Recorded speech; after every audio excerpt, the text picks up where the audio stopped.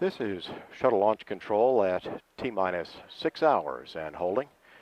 We're now in a planned built-in hold with 22 minutes, 45 seconds remaining. We're not working any issues in the countdown this morning. The mission management team met at 4:45 a.m. and the status of Space Shuttle Discovery was discussed, as well as the launch weather forecast. No issues being tracked on Space Shuttle Discovery, and the weather forecast now calls for only a 40% chance of no-go weather, primarily due to the same concerns we've had for the last couple of days, and that is anvil cloud tops blowing off toward the Cape from inland thunderstorms. And generally the assessment was that most of the thunderstorms forming today should be more toward the southern part of the state, but there was still some possibility that some thunderstorms could develop in the central Florida area.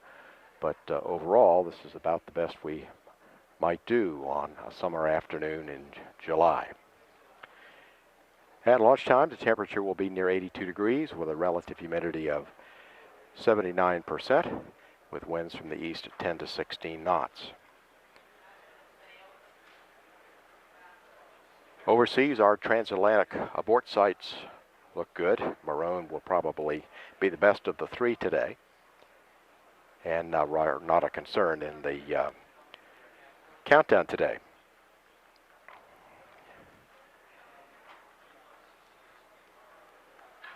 The fuel cells have been turned on and checked out.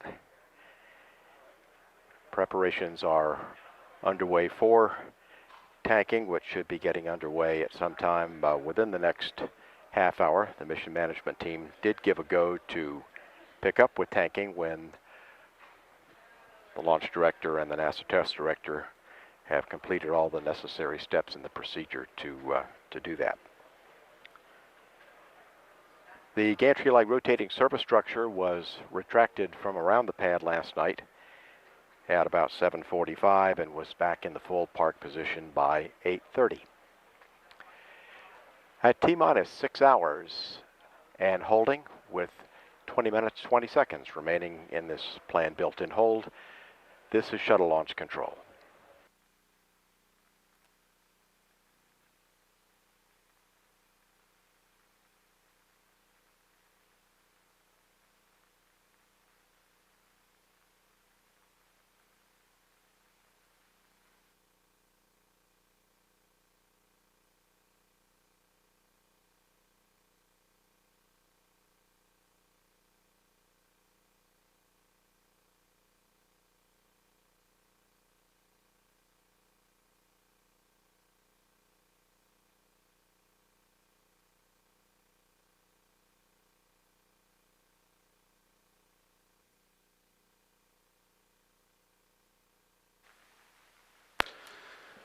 And that concludes the tape that gave us a good historical overview of each of the astronauts that are flying today.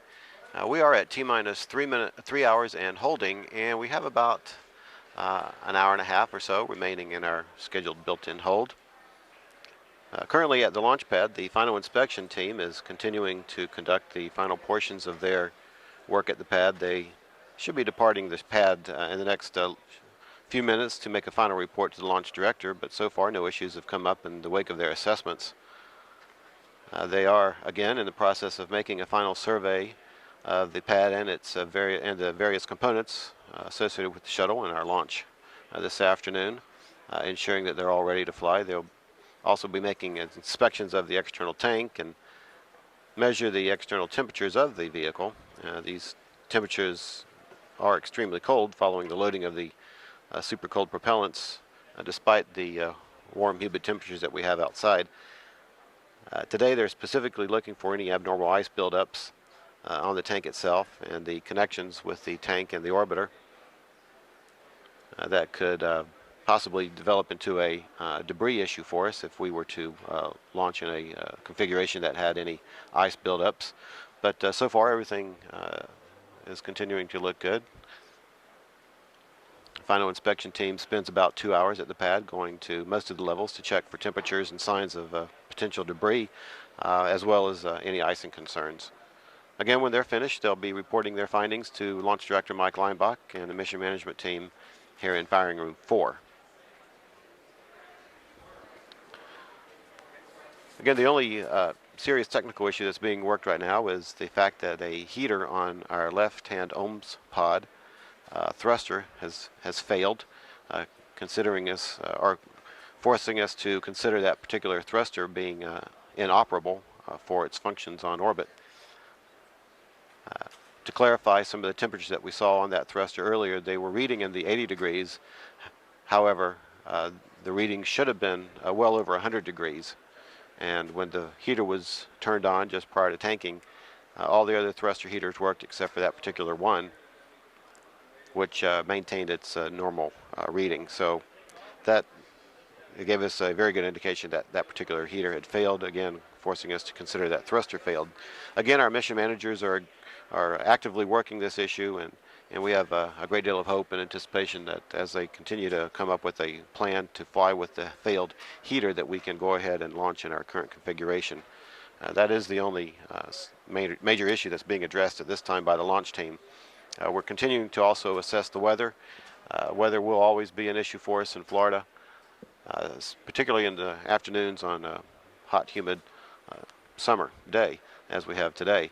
Right now, our forecasters are indicating that we are currently observed go, but we've got still several more hours before launch time, so we'll be watching very closely as the clouds build, as the storms form, wherever they form, and making sure that they stay out of our launch area. We have another tape at this point that that was taken last night of the rotating service structure as it was moved into launch configuration. So we'll roll that tape right now.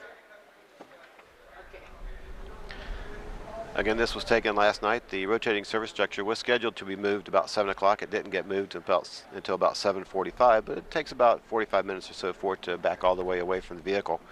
The service structure, what we call the RSS, provides access to and protects the orbiter during change-out and servicing of payloads at the launch pad. It's supported by a rotating bridge which pivots on a vertical axis. The RSS rotates 120 degrees, and the track itself crosses over the flame trench on a permanent bridge. The service structure, the rotating service structure, is about 102 feet long, 50 feet wide, and 130 feet high. And again, it provides access to the vehicle, allows us to open the payload bay doors at the pad using the payload changeout room, which is an environmentally controlled portion of the service structure.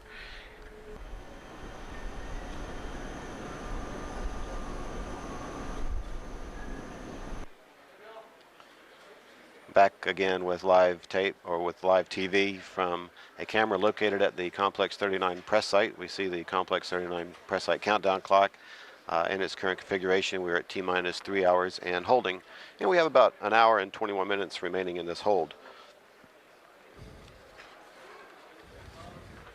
At T-minus 3 hours and holding, this is shuttle launch control.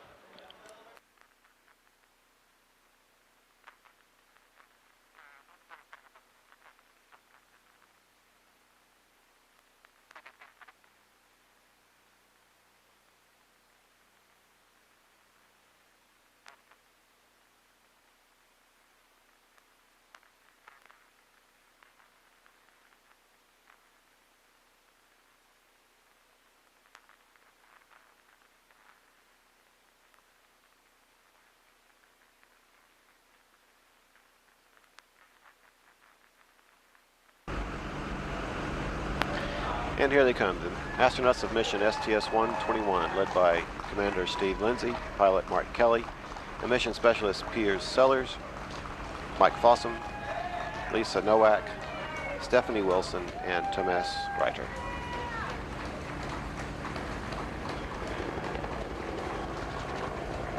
Again, the crew are getting in their astronaut van. This will carry them to launch pad 39B, where Space Shuttle Discovery awaits them. We expect the crew to arrive at the launch pad white room in about 25 minutes. Riding along with them in the Astrovan are members of the flight crew office, security officers, other astronauts who will be performing various activities today, including weather assessment functions for our launch attempt. Astronaut Mike Bloomfield will be piloting the shuttle training aircraft, which will be used for weather reconnaissance prior to and during today's launch. The astronauts will have a security escort, which will take them, again, about this 20 to 25 minute trip out to the launch pad. We have blocked off all traffic en route so they have a clear path without having any unnecessary delays.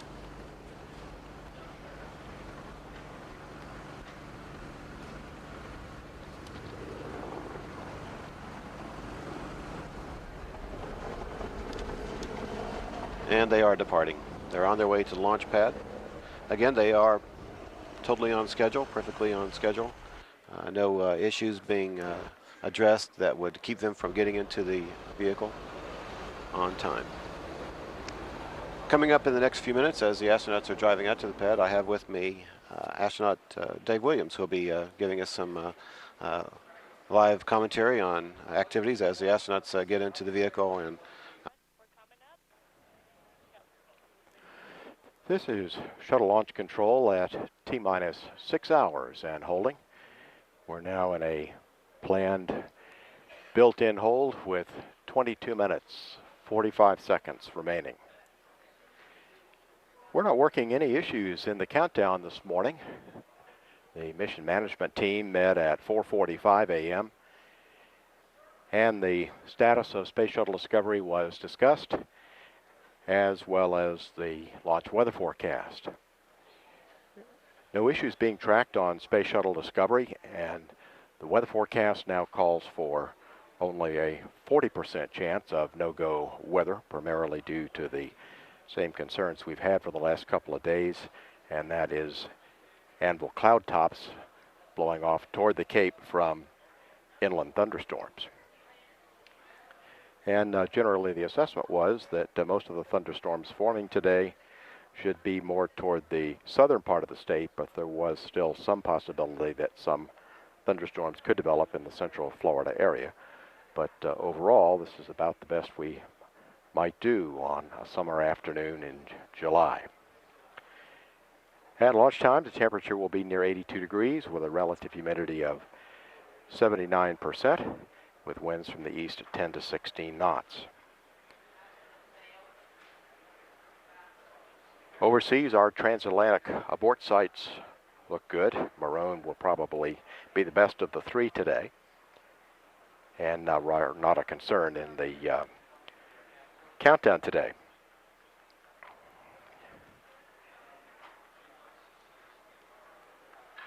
The fuel cells have been turned on and checked out.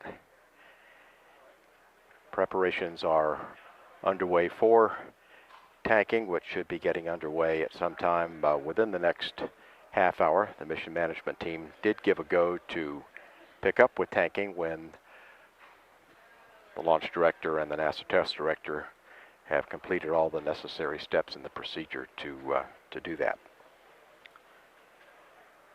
The gantry-like rotating surface structure was retracted from around the pad last night at about 7:45 and was back in the full park position by 8:30. At T-minus 6 hours and holding with 20 minutes, 20 seconds remaining in this planned built-in hold, this is shuttle launch control.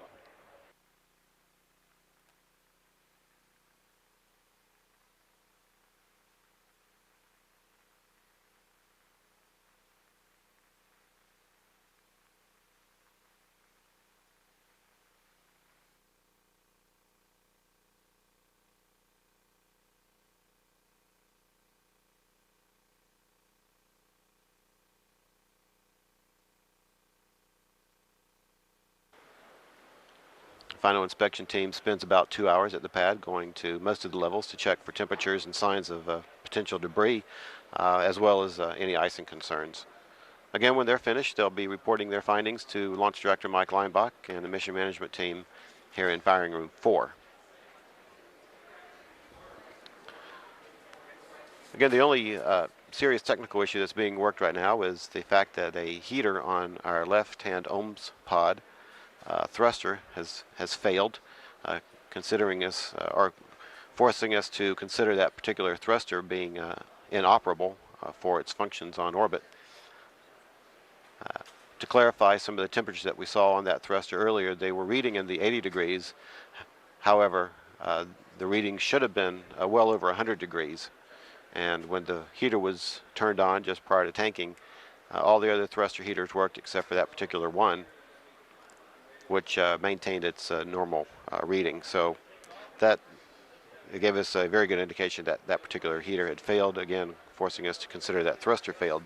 Again, our mission managers are actively working this issue, and we have a great deal of hope and anticipation that as they continue to come up with a plan to fly with the failed heater, that we can go ahead and launch in our current configuration. That is the only major issue that's being addressed at this time by the launch team. We're continuing to also assess the weather. Weather will always be an issue for us in Florida, particularly in the afternoons on a hot, humid summer day, as we have today. Right now, our forecasters are indicating that we are currently observed go, but we've got still several more hours before launch time, so we'll be watching very closely as the clouds build, as the storms form, wherever they form, and making sure that they stay out of our launch area.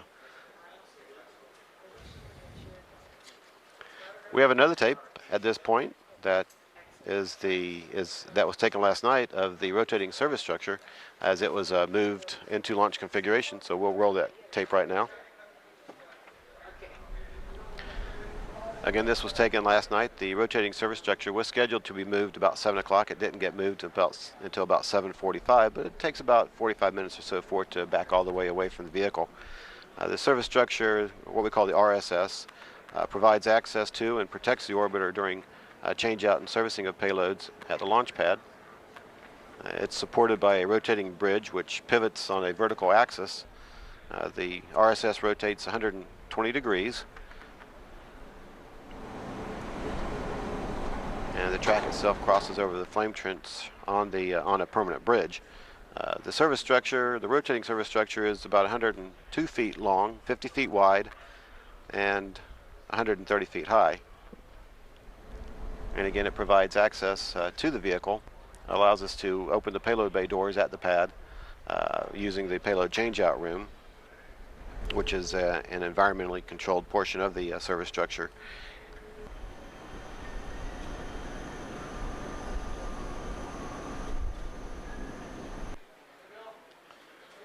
Back again with live tape, or with live TV, from a camera located at the Complex 39 press site. We see the Complex 39 press site countdown clock in its current configuration. We're at T-minus 3 hours and holding, and we have about an hour and 21 minutes remaining in this hold. At T-minus 3 hours and holding, this is shuttle launch control.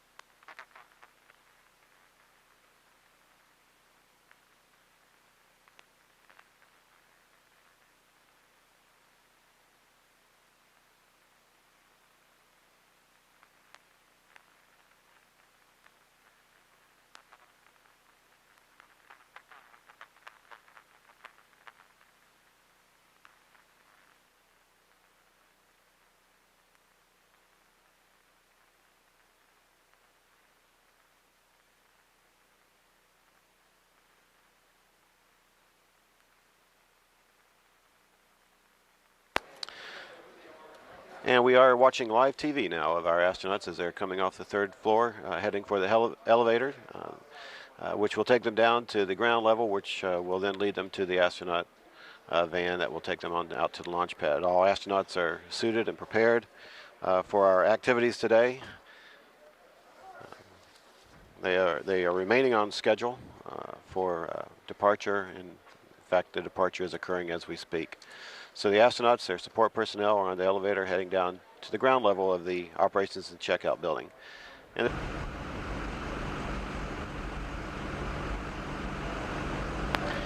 here they come, the astronauts of mission STS-121, led by Commander Steve Lindsey, pilot Mark Kelly, and mission specialist Piers Sellers, Mike Fossum, Lisa Nowak, Stephanie Wilson, and Thomas Reiter.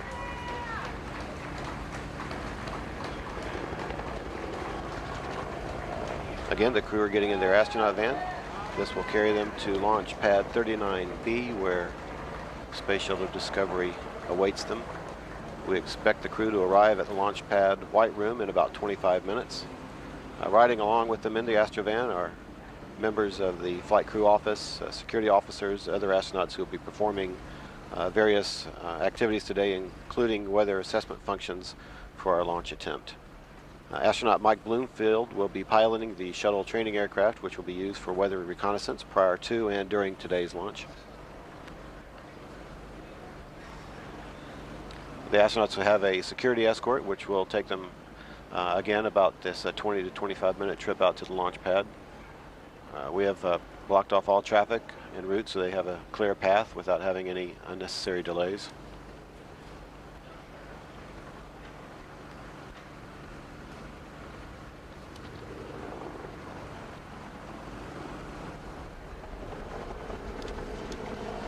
And they are departing. They're on their way to the launch pad. Again, they are totally on schedule, perfectly on schedule. No issues being addressed that would keep them from getting into the vehicle on time. Coming up in the next few minutes, as the astronauts are driving out to the pad, I have with me astronaut Dave Williams, who will be giving us some live commentary on activities as the astronauts get into the vehicle and begin that process to close the crew hatch. So that will be coming up in just a few minutes. We'll watch the astronauts as they drive out to the van. We'll have some cameras that will be monitoring their path out from various locations around the Space Center, and we'll keep that in mind as they head out to the vehicle. At T-minus 2 hours, 50 minutes and counting, this is Shuttle Launch Control.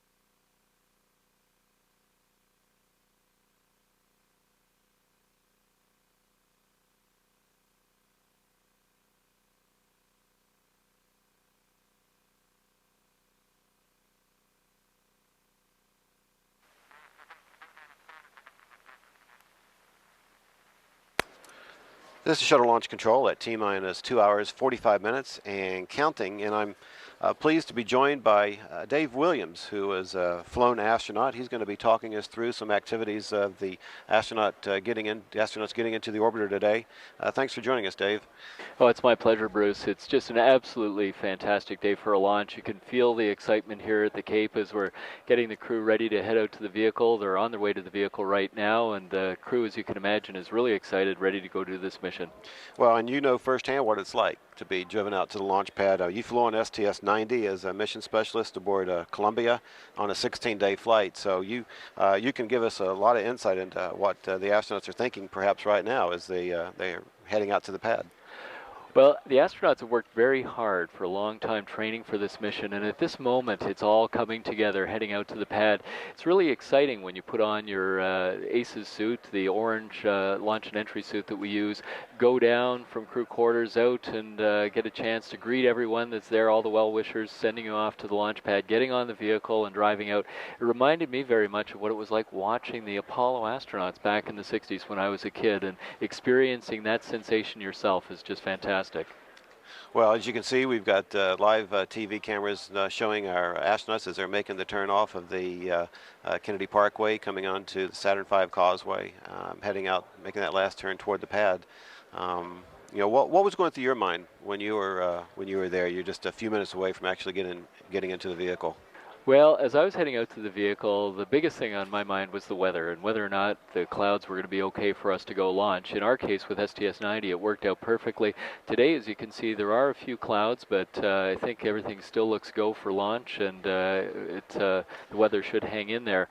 The van itself, we get a lot of conversation going amongst the crew, you know, as we're heading out to the pad, and it's just this tremendous feeling of excitement getting ready to get on the vehicle and go do what you've trained so hard to do. Exactly, and of course, you know, the van has some history behind it as well. I'm not sure if it's the exact same van that's taken the crews out to the pad, but this particular one has taken a lot of them out there, and I guess it's probably the same one that you rode in. It is the same van that I rode in, and there's no question there's a tremendous sense of history. When you're sitting in the seat on the van, you feel that you're one of the generation of space explorers that will be going forward, and in this case helping to build the International Space Station, getting us ready to implement the vision for exploration, heading back to the moon. Well, that's another exciting aspect of this flight, of course. You know, this is setting the stage for future flights. We're going to go back to the station. We're going to spend about a week or more there, and then come on back home. But of course, this is the first of 2 or 3 missions that we're hoping to fly this year. Tell us a little bit about, maybe now that we're looking at the van as it's going past the turn basin here at the press site. You've got a number of astronauts. You got all your astronauts in this particular van, but you got other personnel that are in there as well, right? Tell us a little bit about who else might be riding along. Yeah, we've got the whole crew inside the van. We've stopped now, and typically what happens is we rendezvous with the head of the Flight Crew Operations Directorate and drop off the head of FCOD and things. They're there, of course, to give us their best wishes as we go forward and do the mission. You can see the tremendous interest at the press site covering this flight. It's a very important flight for us, and of course we're all looking forward to it succeeding today. The weather looks great, and there we go. The van's heading off now towards pad 39. Right, and even on a Saturday, we've got a parking lot full of cars. We've got some tents set up down there where we actually have some invited guests. We've got an employee viewing location that we made special invites to some employees who can bring their families out here, that we are on a Saturday, that they can watch the launch with their parents or their spouses. And a lot of these folks don't ever get a chance to come out and watch a launch at Kennedy Space Center because we are a restricted facility.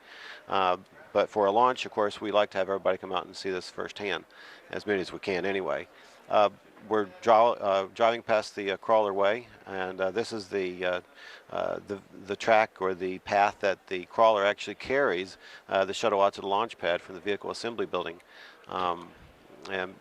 pretty huge facility here, Dave. 144,000 acres is KSC, and we've got cameras everywhere, of course, to track special events like this with astronauts going out to the pad. It's a tremendous facility. Every time we come down to Kennedy Space Center as an astronaut, we get excited because this is where it all happens. We launch the space shuttle from. At this point, the crew will be looking at the orbiter ahead of them as they're driving out the road to the pad, and yesterday they were able to go out there with their families, and night viewing is a very special moment because you see the orbiter under the power of those xenon arc lamps. You can see it from miles and miles away, and it's just absolutely spectacular standing at the base of the orbiter looking up at this vehicle thinking that tomorrow I'm going to be going into space on board this space shuttle. It's amazing. That's got to be an awesome thought, especially for most of the crew members who've never flown before. And we've got a couple like Commander Lindsey and Pilot Kelly who've flown before, but I don't think the others have flown before. So first-time flyers for the rest of these guys, and it's going to be pretty exciting for them. I'm sure that they're thoroughly trained, of course. We know that they've been training for a very long time. So but when they were first named as a crew, what was it, about 2 years ago, 3 years ago? Yeah, it's been a couple of years they've been training for this mission. Of course, they've been working very hard as a crew doing this. But one of the unique things about being a first-time flyer is you've never experienced this before. So everything at this point is quite new. We go through a lot of the ascent phase of flight in simulators and things like this, but riding out in the van and things, you have that tremendous sense that today we're going to go do this, and it's just a great feeling of excitement. Once they get into the vehicle, lift off and make it into space, it's a tremendous feeling just to be floating around, in those first few minutes on orbit as an astronaut, being weightless, looking out the window at an absolutely incredible view. And it's a credible view. It's from an incredible vehicle, and we've got a lot of activities that are still going on here in the firing room as the astronauts drive by. We can actually turn around and look out the windows and see the crew head out to the launch pad, but the console operators in here in firing room 4 are very busy with all of their activities, with all of their monitoring of all of the systems. And I know that we've got a single issue with a thruster heater, which sounds like it's going to work out for us, but right now we're not working into any other issues. No other problems are being discussed. You mentioned the weather. We had gone red there momentarily for some cumulus clouds and for some anvil clouds, but we're back in line right now. Those threats have gone away, and so everything continues to look good for a launch today at 3:49. Astronauts are taking the fork in the road. If they had continued on, they would have gone out to Pad A. They're driving out to Pad B, which is where Discovery is right now. The other thing that's interesting, you can see on the top of the van, those two large air conditioning units. Of course, you have all the crew members in their ACES suits, these big space suits that we wear when we're in the space shuttle, climbing up the ascent phase of flight into space.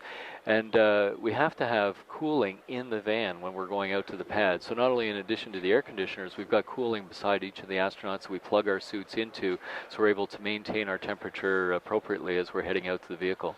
So they're in their suits. They don't have their helmets on at this time, do they?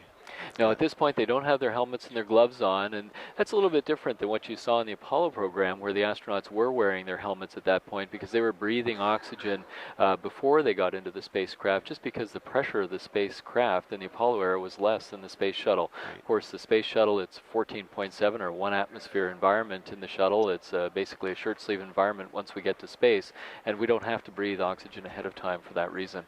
Good. So they're fairly comfortable. They're in their suits, which, as has been described, and you would know firsthand since you've worn them a number of times, that they may not be the most comfortable suits, but it's despite their bulkiness, at least they can maintain some normalcy, if you will, as they are riding out on this 20-25 minute trip out to the pad. Yeah, I found, Bruce, the mobility of the suit is actually very good, and despite the fact that it looks somewhat bulky, you're able to move quite easily. The biggest issue with the suit is, of course, here it's warm, it's summertime in Florida, and unless we provide some cooling for the astronaut, then of course they're going to start to accumulate heat. So what we want to be able to do is make sure the interior of the van is very well cooled, and then have them give them the capability of plugging into their cooling system. Great view of them heading out. Of course, they'll all be looking out of the front of the van to see the orbiter, and tremendous sense of excitement building for them as they're getting closer to the vehicle. Exactly. This is a camera from the launch pad itself. It's tracking them. It allows our console monitors and the NASA test director and the orbiter test directors to make sure that everything is going well, because we do have a fueled vehicle. The blast danger area is in effect right now, so only critical personnel are allowed through the pad gates, which they're approaching right now. We're talking with Dave Williams, who is a flown astronaut. He flew on mission STS-90 back in 1998 on a 16-day flight. And he's scheduled also to fly on another mission coming up in mid next year, and maybe as early as May of next year on STS-118. So Dave, it's again, I'm glad to have you here. You're going to talk us through the astronauts as they through the activities as the astronauts get out of the van, climb into the orbiter itself. Well, thanks very much, Bruce. I can't tell you how excited I am to be here. As you know, it's Canada Day today, and I can't think of a better way to celebrate Canada Day than launching a space shuttle into space with, of course, Canadian technology on board with the robotic arm and the orbiter boom sensor system. Great view of the crew vehicle as it's pulling up to the pad, and of course we'll soon see the crew getting out of the vehicle, heading over to the elevator to take them up to the 195-foot level to get on board the shuttle. It's the excitement begins to build. You know, you're waiting for the elevator to come down, and it's just a real thrill to be able to get up there and see the vehicle that you're about to get on to go into space in. Now sometimes, and we may see this today, the astronauts might take a little detour. Instead of getting right on the elevator, maybe they'll walk out and step back a little bit and look at it, look at the vehicle from the ground level. So we'll watch for that. If not, they may choose to go directly into the elevator, but they are climbing out now. We've got security personnel who are leading the way. White room closeout crews are already in the white room right now, making sure that everything is switched and configured properly. So it looks like they are going to go directly into the elevator. Yeah, it's nice to take your time at this point and look at the vehicle. You can see one of the crew members looking up there. It's hard to tell on the monitor who that is, but it's nice to take your time, savor the moment, and especially when you're up on the 195-foot level before you actually strap into the vehicle. The view from there is spectacular, looking out at Kennedy Space Center and looking at the orbiter right beside you that's going to take you out into space. Now their bags that they're carrying that's their helmet and gloves? Yes, that's correct. They've got their helmets and gloves with them, and their suit has gone through a pressure integrity check. We verified that the suits are all working properly back in crew quarters before the crew got on the transfer vehicle, and I think they're pretty excited to be there. You can see them looking at the vehicle, just thrilled to be part of this mission. Absolutely, and because we are on schedule, because we got a little bit of time, they can take a minute or so to walk around and take a glance up at the vehicle as it sits on the pad, which is going to be their home combined with the station for the next 12 or 13 days. You can imagine the view of the vehicle, you know, from the perspective they're at. It's pretty spectacular looking at the vehicle from 3 miles back, but when you're standing that close and looking up at the vehicle, plus the sense that you realize this is the vehicle that you're going to be using to take you into space, it just gives you this tremendous feeling, and I'm sure they're very excited to be able to get on the board. We got a great shot of the white room there attached to the side of the space shuttle, and the crew, of course, will be going up to the 195-foot level to get on board the vehicle. Good, and that should be coming up in the next few minutes, and we do have TV cameras in our white room. We have TV cameras on the 195-foot level to watch them make their way across the platform. They should be doing that in the next few minutes.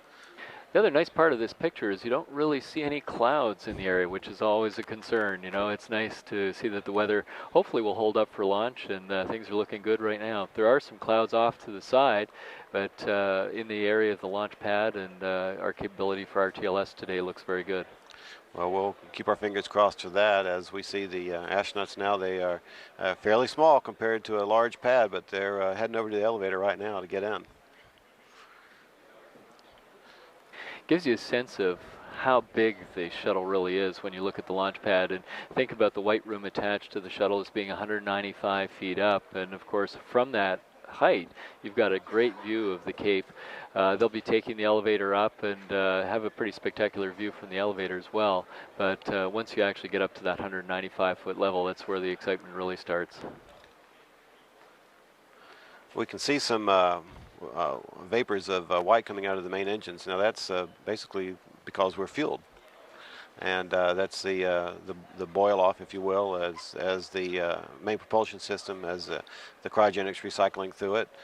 This is a good view from the launch pad fixed service structure looking down at the orbiter. As we can see that everything has been fueled. We are ready to go. We're about 2.5 hours, T-minus 2 hours, 31 minutes and counting. So we've got another couple of more holds to wait. Well, here we go. The astronauts are 195-foot level. Yeah, great shot of the crew as they come out of the elevator and putting their helmet bags down, saying hi to the whole team of folks that are going to be strapping them into the vehicle. Pretty exciting moment for all of them. Have some White Room closeout personnel with them. They're well trained. There's about 7 or 8 of them up there that will be assisting them getting into the vehicle. And there'll be some actually in the orbiter itself that will be assisting them getting into their seats. That's right.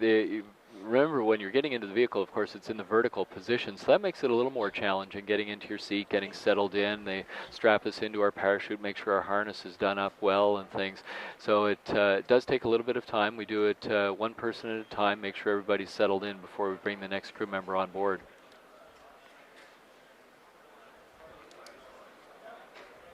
Give or take a few seconds. We'll get that nailed down here about an hour and a half from launch, but everything is still go for launch. We're working a couple of weather issues as we speak. We saw that we had some lightning in the area. We had some annual cloud concerns, so we're going to be monitoring that. Our shuttle weather officer will be closely keeping track of that and staying in touch with our launch director, Mike Leinbach, as we make final decisions to proceed on. Right now, everything is on schedule, and astronauts are getting into the vehicle.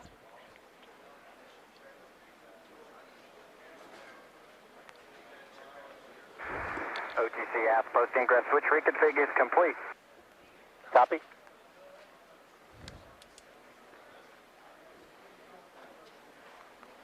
OTC aft constant warning alarm volume will now be adjusted using parameter 99. ISO copy. ISO copy. JCMQC, that takes us 566 through 574. And we're seeing a few more clouds around us here in the launch pad. ISO copy. ISO copies.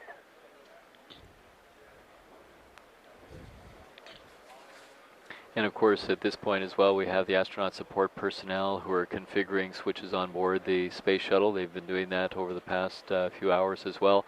But these are the pre-ingress switch reconfigs that we're going through as the crew members are getting on board the vehicle.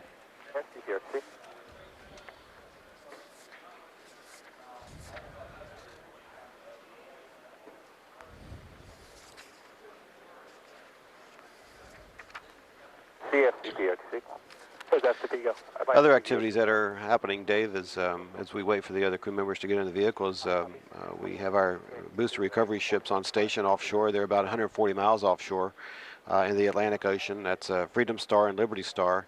And they're going through a typical search of the impact area just to make sure that it's all clear of any non-authorized vessels. And of course, the Coast Guard's assisting with that. We want to keep all unauthorized vessels out of the area. At about 30 minutes before launch, the booster recovery ships are located about 7 miles from where the predicted impact points of the boosters will be occurring. Also at this time, the ground launch sequencer computer program is being started at the integration console here in the firing room, and engineers will begin to set up the specific tables in the launch processing system that the ground launch sequencer will use as its guideline for allowing our launch countdown to continue. Here's a nice view of the flight deck looking straight aft at the seat that Lisa Nowak, our mission specialist number 2, will be sitting at. You can see the seat that Mike Fossum will be sitting in is just over to the left, right behind Mark Kelly, who you can see in the lower left-hand corner of the screen. All those circuit breakers and the overhead panel and all the various switches are things, of course, we spend hours training on in the various shuttle simulators. And the bigger challenge when you're during the ascent phase of flight is making sure that with your helmet on, if you have to activate or move any one of those switches, that we're on the right switch. So we use a lot of cockpit crew coordination amongst the crew members on the flight deck to make sure that everything is being done appropriately.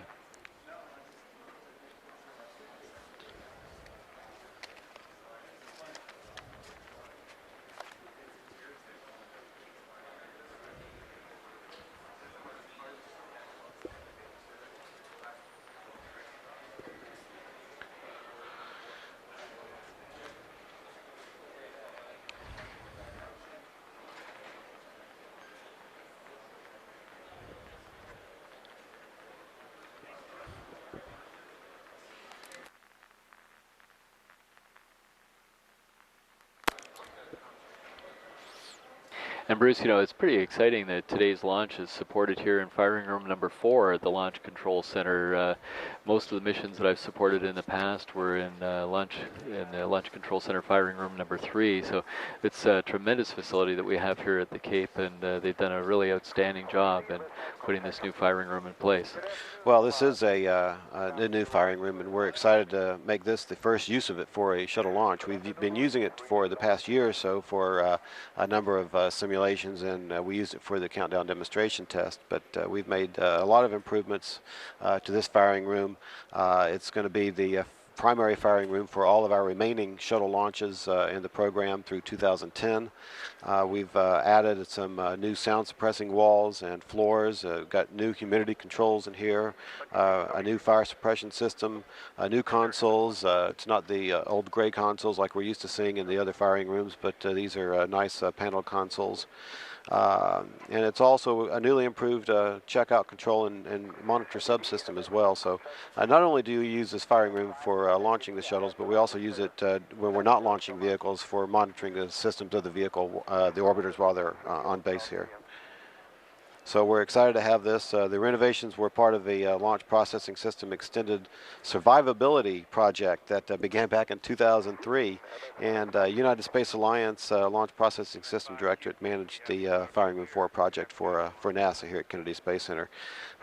While we have the shots of the firing room, I would like to say that we've got about 200 people that are in here, including NASA Launch Director, our Space Shuttle Program Management staff, test conductors, the shuttle launch engineers and support engineers, as well as other folks. So we had a good tour of the facility with some of the media last week. I got some good some stories on that. But this is going to be really the groundbreaking, the ribbon cutting for this firing room at its use today.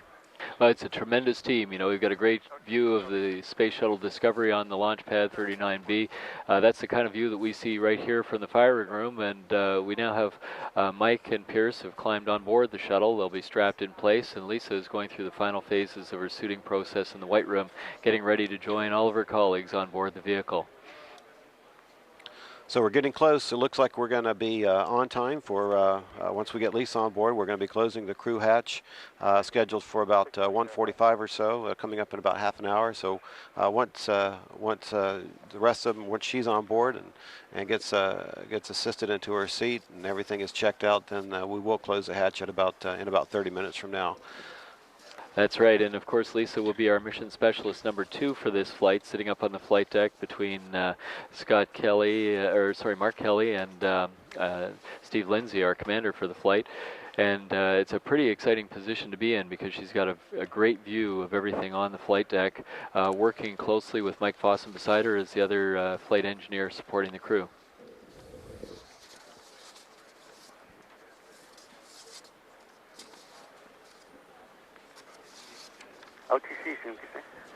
Lisa, of course, joined the astronaut office in 1996, and I was able to train with Lisa for STS-118. She was on our crew for a period of time before she switched over to STS-121. So we're, of course, very excited that she's going to be able to go fly in space on this flight.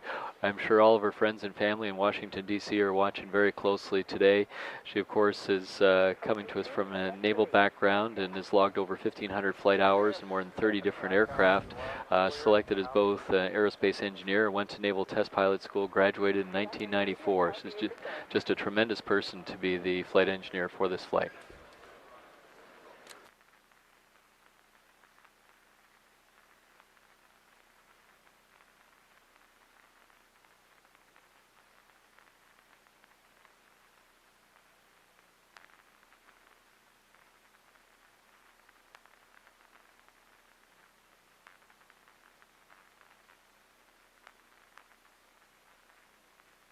Deck of the space shuttle, you can see Mike being strapped into position in the MS-1 seat. Mark Kelly is there off to your left as pilot. Commander Steve Lindsey off to the right-hand side of the screen, and the seat right in the center of the picture is where Lisa will be joining the team on the flight deck for the ascent phase of flight today. MS-3, this is NTD, and I have you loud and clear. Good afternoon, Stephanie. Good afternoon. I have you the same.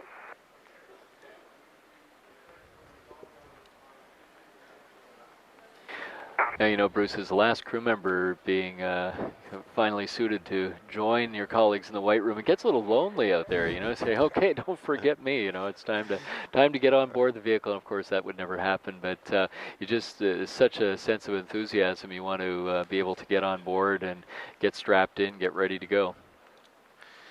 And that's what we're hoping for today, that we can be ready to go. Of course, the astronauts have remained on schedule all morning. They've been awake since about 5 o'clock this morning or so. Had a breakfast and then had some opportunities to, I guess, what did they do between breakfast and the time that we saw them about 10 o'clock this morning? Well, the big activity this morning is, of course, the weather briefing and getting a chance to talk about the weather here at the Cape, talk about the weather at the TAL sites, make sure that the weather is go to support the launch. And then once the crew goes through the weather briefing and things, they grab a quick bite before they get suited in the crew quarters, heading out to the pad, which we saw earlier this morning.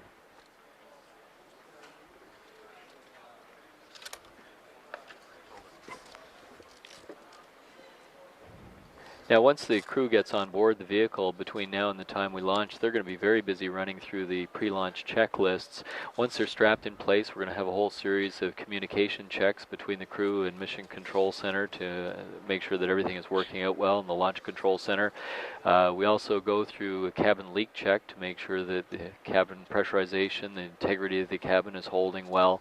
And basically, we'll continue along to the point where we come out of the T-minus 9-minute hold and things get really quite busy, getting our APUs started and attaching the essential buses to the fuel cells, enabling the power to go to the various buses on board the orbiter.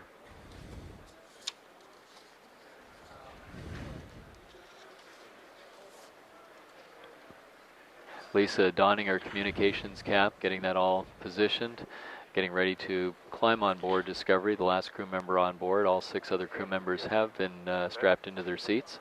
And Lisa is the mission specialist number 2, or flight engineer is the last person to be strapped into the seat. The final orbiter structure configuration for launch.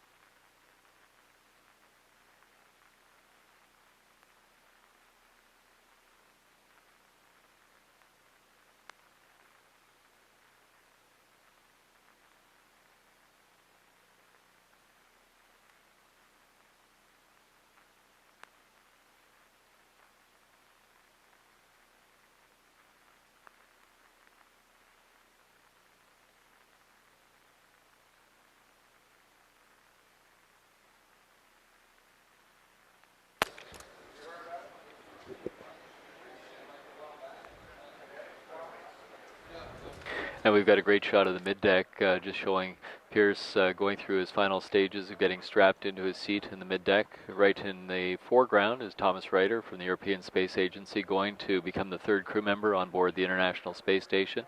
And off in the background is Stephanie Wilson, who's seated in seat number 5.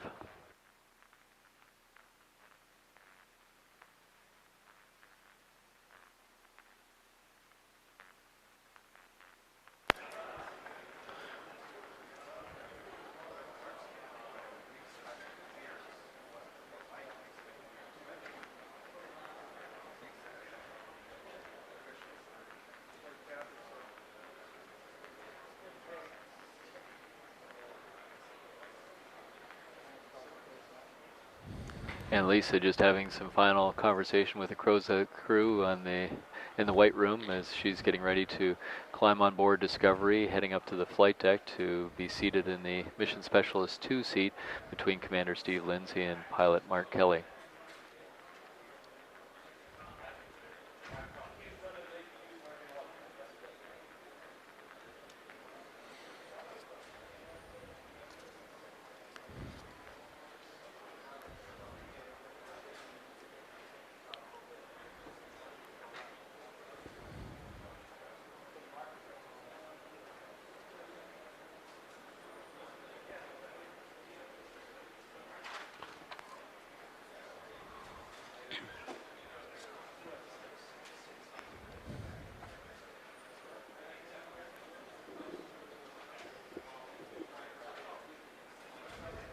And it's a sunny afternoon here in Florida Kennedy Space Center, but we are tracking some clouds in the area, tracking them on satellite and radar images, and of course we'll be following the weather very carefully right up until the time the launch window opens at 3:49 this afternoon. Right, and we make the launch director actually makes those calls based on the recommendations from the shuttle weather officer before we come out of the hold at T-minus 9 minutes, and we'll be addressing it, of course, from now until that time, about 2.5 hours from launch from this point.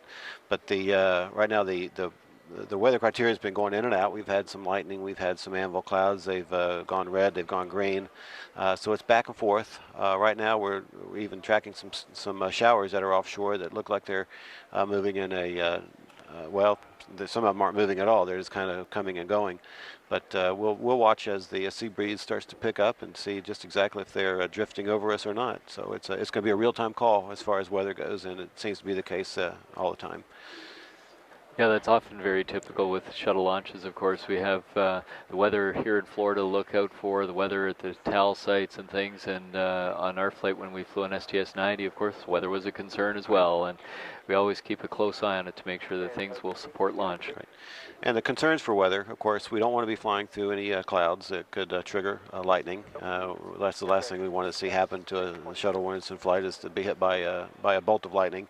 That occurred during an early Apollo mission. Apollo 12 got struck by lightning, and of course it didn't do any sustaining damage, but it was a risk that was totally unnecessary. So we've learned a lot of lessons over the years that we've been flying into space. If we can avoid it, we will. We won't endanger the vehicle or the crew unnecessarily. Also, we don't want to fly through clouds that have rain, potentially even hail. It could damage the orbiter's fragile thermal protection system, which is very critical for re-entry and landing. So a number of things, as well as the visibility of the shuttle landing facility. We have to be able to see the runway if we're going to be having to make a return to launch site abort, which we've never had to do. Yet the requirement is there in case we have to. And that would apply also for our landing facilities overseas. We have to have at least one of those 3 landing facilities with good weather for us to proceed with launch. We've got a history of having to having had good weather at Kennedy Space Center, but all 3 TAL sites were unavailable to us because of weather, and we had to scrub that day. That's a little hard to swallow sometimes, but you know that it's a necessary requirement, and certainly if you ever need it, which fortunately we have not ever had to use. But the weather is always a dynamic concern. We monitor it as best we can, but and we'll continue to do that over the next 2.5 hours as we proceed toward our liftoff time at 3:49.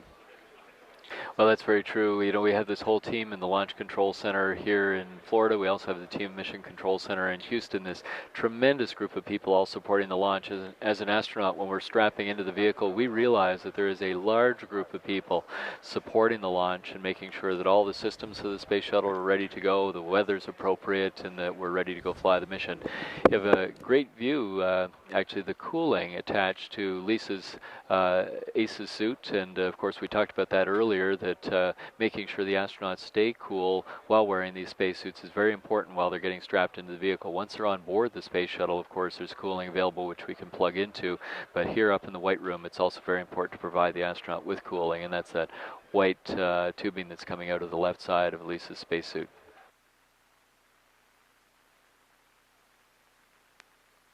Actually looked like there were a couple of mosquitoes up there on the White Room as well. You could see some of the closeout crew going after the mosquitoes. Well, in Florida, in the summertime, even 200 feet above the surface level, you're going to have mosquitoes that make their way up there. They're blown up there. It's an open air environment at this point. We've got some controls, and I guess we got positive pressure in there to try to keep as much of that out as we can. But if they happen to cling onto a suit as the astronauts are walking in, then you do end up swatting them every now and then. As you mentioned, yeah, we do use positive pressure to keep them out of the vehicle and keep them away, but it's always interesting to think that they can get that far up. You know, we think more of them being down a little bit lower. Mosquitoes are a way of life in Florida. I'm a 3rd-generation Floridian, so I'm well aware of that. But it looks like everything continues on schedule, we're expecting to see Lisa Nowak get into the vehicle. She's the last of the 7 crew members. The others are being strapped in or have been strapped in, and once she gets in, we'll be on schedule to close the hatch. I copy you loud and clear. How many? Hatch closure is scheduled for 1:43, I think, this afternoon. And once, of course, the crew's on board and the hatch gets closed, they're going to be very busy going through their pre-launch checklists, making sure that the vehicle is ready to go fly in space, doing cabin pressure integrity checks, and a whole series of other activities. So they'll be kept quite busy.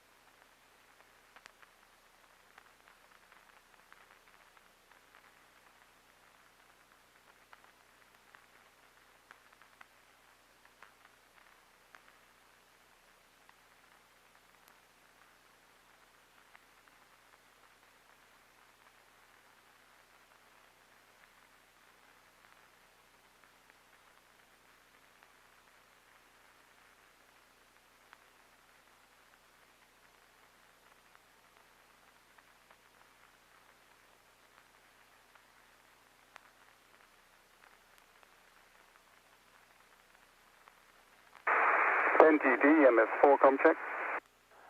MS4, this is NTD. I have you loud and clear. Afternoon, Piers. JKF, loud and clear also.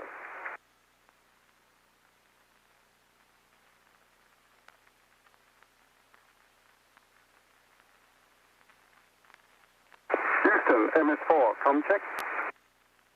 MS4 Houston, I have you loud and clear. Good afternoon, Piers. And we got another great shot of the middeck, showing all the crew members on the middeck are strapped into position. They have their helmets on. Starting in the foreground, we have Thomas Reiter, the European Space Agency.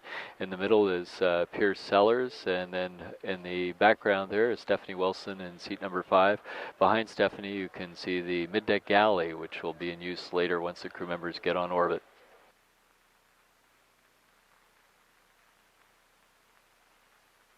You can see straps hanging down from the front lockers on the middeck that the crew members use to adjust their final position during that critical strap-in process, making sure that they're in the appropriate position, getting all of their checklists positioned on their knee. You can see right now Pierce's knee board is being put on, and once we're finally finished and we have our MS2, Lisa Nowak, on board, the closeout crew will be closing the hatch at currently scheduled for 1:43 this afternoon here at Kennedy Space Center.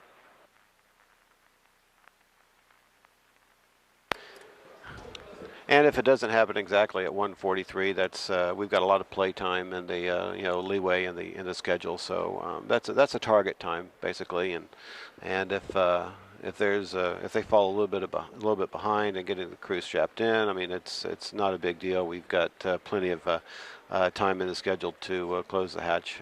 We've closed it quite a bit later than that prior to launch before, and been very successful getting off the ground and getting everybody off the pad.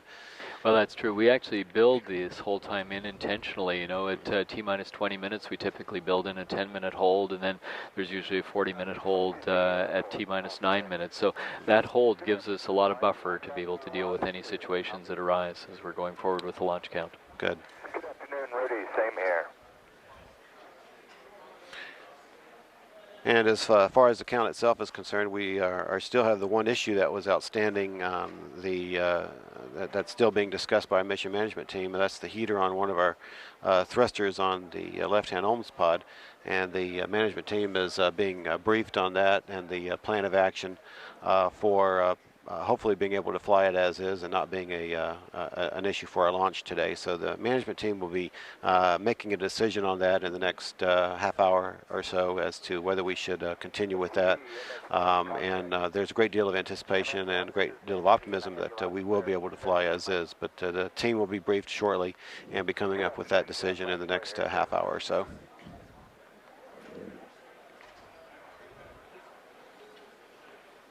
Meanwhile, we're still looking at the weather, and as always, the weather is a dynamic issue for launch from Kennedy Space Center, especially in the summer afternoons, as the sea breeze sets up and we get thunderstorms that are blossoming from any location, really. We'll look to see what drifts over us or what forms over us, but as of right now, it looks like we're continuing on schedule. Those real-time calls will be made as we get down into our next holds. We have 2 holds remaining in the count.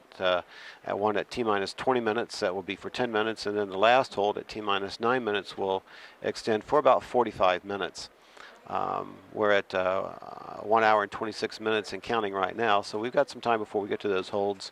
The final decision for coming out of the hold at T-minus 9 minutes will be as a result of the polls that are taken by our launch director and our our mission managers here in the firing room, making sure that everybody is satisfied and ready to proceed. So part of that polling process will be the shuttle weather officer, and Kathy Winters, who is our shuttle weather officer for today, will be giving a real-time assessment of where we stand and advising the launch director, Mike Leinbach, as to if our criteria have been violated or not. And that will be something that we'll be looking very closely at to see if that's a real situation that we have to deal with. Right now, again, we're going to proceed with activities to put ourselves in a posture to launch on time at 3:49 p.m. and everything is pointing in that direction right now. Yeah, I think everybody's very excited about launching Discovery today. This mission, of course, very, very exciting for the International Space Station and enabling us to send a 3rd crew member up to space. You can see a few clouds off to the east, but most of the clouds that we're looking at are off to the west. And of course, we have astronaut Mike Bloomfield, who's airborne right now, giving us a weather advisory and his opinion as to whether or not this will be an issue for us for an RTLS situation. Yeah, let me get GLS first. GLS OTC.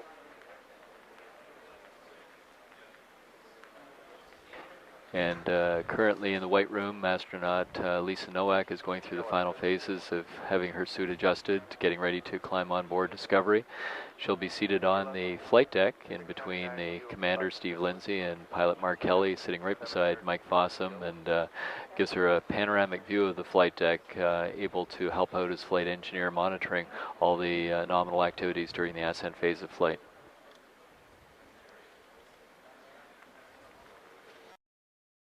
Now, the mission itself, we're going to be, once we launch today, we will be rendezvousing with the International Space Station on flight day 3, and then we'll stay docked for several days, and we've got a number of spacewalk activities that we're going to be doing, as well as transferring about 5,000 pounds of equipment and supplies over to the station from Leonardo, our multi-purpose logistics module.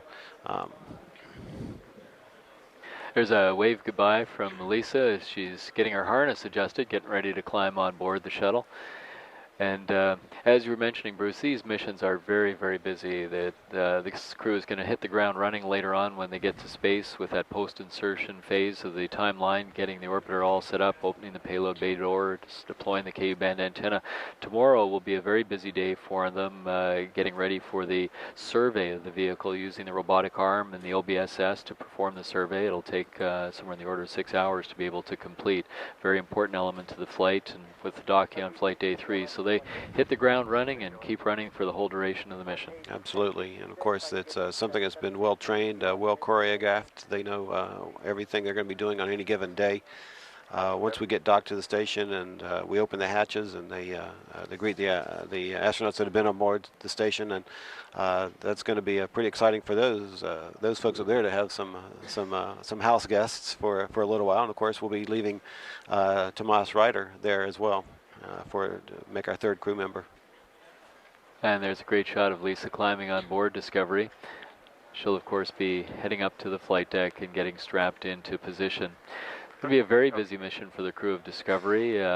We've got 2 spacewalks that Piers and Mike Fossum are going to be doing. We're scheduled for 3 spacewalks. We'll see whether or not we'll be able to perform all 3. And it should be very exciting watching them getting ready for those spacewalks and doing all the robotic activities. And if all goes as planned, we get off the ground today.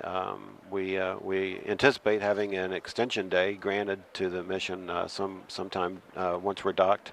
That'll allow us for that 3rd spacewalk, as you say, and that being the case, then we would see a landing back here in about 12 or 13 days.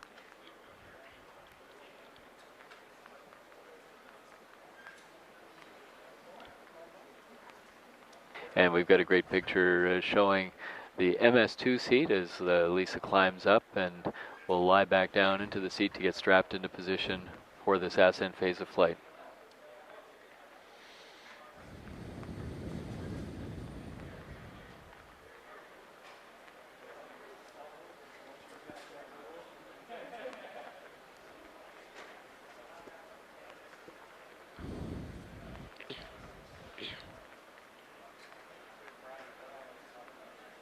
And you recall down on the mid-deck we have straps that we can use to hold on to help adjust our positions. Here on the flight deck we don't have those straps available, so the MS2 reaches up and grabs onto the commander's seat and the pilot seat, as you can see Lisa doing right now, so she can position herself to be strapped in place. When Mike was getting strapped in, he of course would reach up and grab onto Mark Kelly's seat to help maneuver himself around to be strapped in for ascent.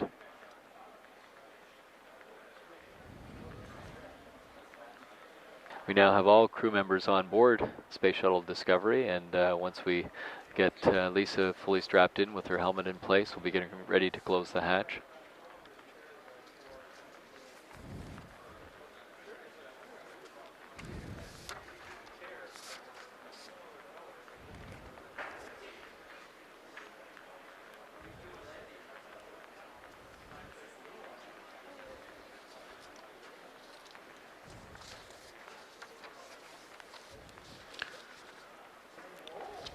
Well, we are at T-minus 1 hour and 20 minutes and counting, and again everything is continuing to go well. All 7 astronauts are in the vehicle at this time, and final strap-in activities are going on for the astronauts who were the last to enter. Also at the Shuttle Landing Facility, which is about 5 miles away, we have a convoy of vehicles that are lined up there to prepare for the potential for a return to launch site abort landing. Also, astronaut Mike Bloomfield is flying in the shuttle training aircraft, and he'll remain airborne through the launch today as he gives us his assessment of weather as the flying a weather reconnaissance flight, basically in the shuttle training aircraft. So right now everything's proceeding as planned. Our count is continuing, and we're looking for a good launch of Discovery at 3:49 p.m. today.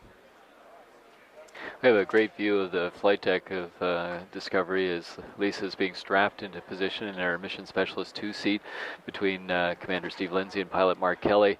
Just off to the right-hand side in the aft flight deck is where we operate all the robotics from, and we've got 2 monitors that we use for all the camera views from the robotic arms, and of course Lisa will be performing a number of the robotic operations during this mission.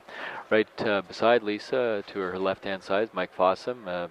Mike and Lisa are the 2 flight engineers on the flight deck of Discovery.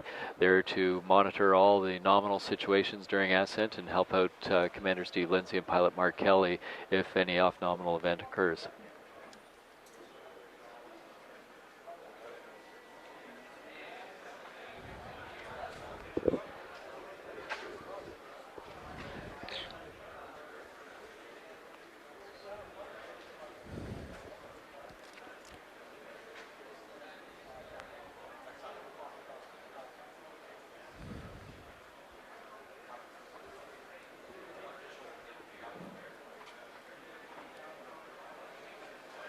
Also, Bruce, from the position that we're looking at on the flight deck, you can see that Lisa and Mike have a pretty good view of those overhead panels and are able to help Steve and Mark out monitoring what's going on and making sure that if they have to throw any switches that they're on the right switch. You can imagine with that helmet in place, particularly with your visor down, being able to look up at some of those switches can be quite a challenge. So it makes it much easier having the two flight engineers in the aft flight deck being able to help out with those things. Right. Well, we're almost there. I mean, she's the last one to have her helmet placed on. That's just a matter of time now. We're going to be closing the hatch perhaps a little bit later than we first anticipated, for no particular reason at all. Just taking the extra time it's required to get them, get all the astronauts comfortably strapped in their seats. We have a limit of how much time the astronauts are in their seats, and we won't be even approaching that today. But on some missions that we've had in the past, where we've had windows that extend for 2.5 hours or so, that the end of that window is based on the fact that we've had the astronauts on board for almost 5 hours. In this case, it won't be quite that long, but still 2.5 to 3 hours is quite a long time to be sitting on your back. So. We're going to make them as comfortable as possible for these next couple of hours that they await their ride into orbit. I think it's been a very smooth strap-in process. We're just finishing off getting Lisa all positioned, and of course she'll don her gloves and helmet as the other crew members, and then do her comm check as well to make sure that her communications apparatus is working appropriately. Good.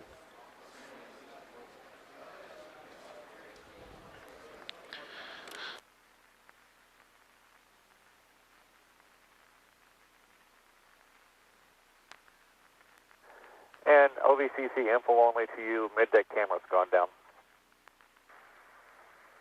Copy that, I'll ask.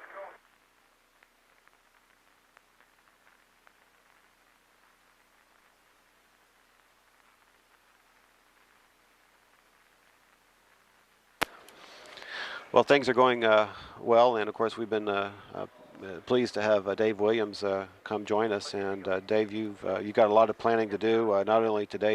You got some more activities going on before we launch, but you've got another mission that you're planning for, 118, coming up next year. So, really, thank you for coming and giving us insight as a astronaut who knows what it's like to be strapped into the orbiter and then fly into space, and spend some time with us this morning talking it through from a first-hand basis. So, it's been a real pleasure having you here. So thank you very much. Well, Bruce, thanks very much. It's been a real thrill for me being able to watch the crew strapping into the vehicle. It's a very exciting time for them. They'll be going through their pre-launch checklist over the next couple of hours, keeping pretty busy, and we're all very optimistic that we'll get a chance to launch STS-121 today. Looking forward to continuing our activities on board the International Space Station, helping us get station complete and continuing on with our activities and the vision for exploration. Absolutely. Thank you very much. Thanks, Bruce. Thanks.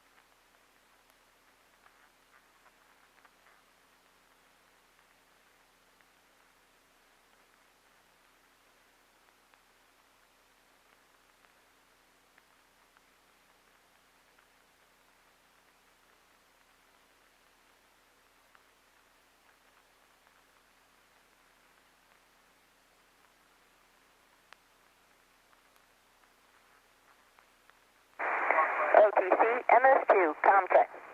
Good afternoon, Lisa. I copy you loud and clear. How me? I got you loud and clear, Eddie.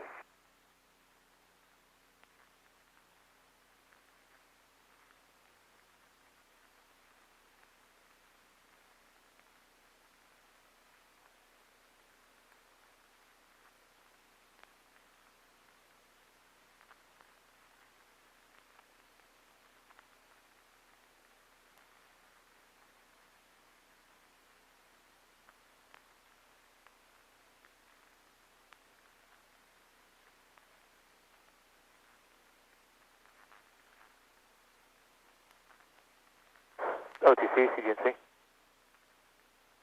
Go ahead. Step 715, complete.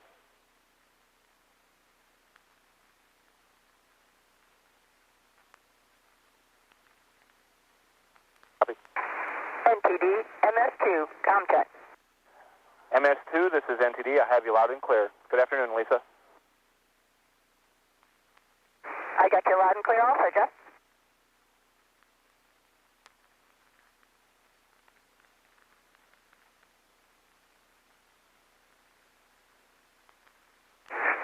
Houston, MS2, com check. MS2 Houston, I have you loud and clear. Good afternoon, Lisa. Clear also, Steve.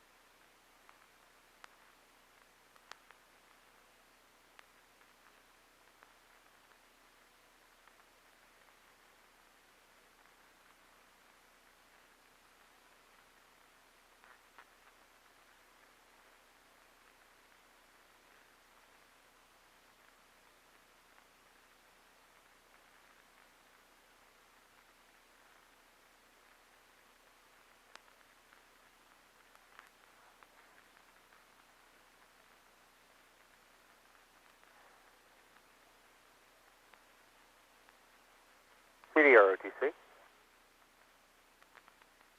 CDR, go. Yeah, CDR, can you verify that each member of the flight crew is ready to proceed with LCC astrocom checks? And I can confirm that we're ready to proceed with astrocom checks. Thank you. Attention to the net, all systems. Any conversation on OIS 212 during the astrocom checks will be heard by the crew. Channels should remain silent except for emergency calls. In Discovery OTC, during the astrocom checks, adjust the appropriate volume controls, air-to-ground 1, 2, ICOM A, B, or air-to-air for your comfort. Please do not change the audio panel switch configuration. Discovery copies.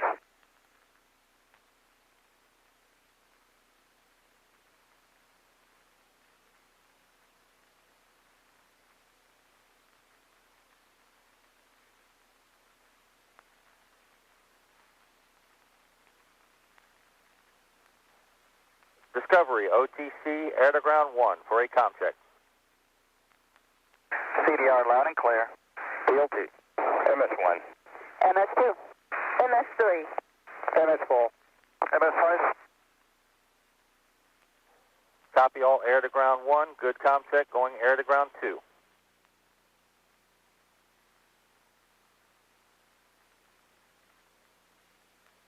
Discovery OTC, air-to-ground 2.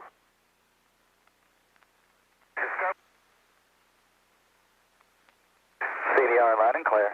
DLT. MS1. MS2. MS3. MS4. MS5.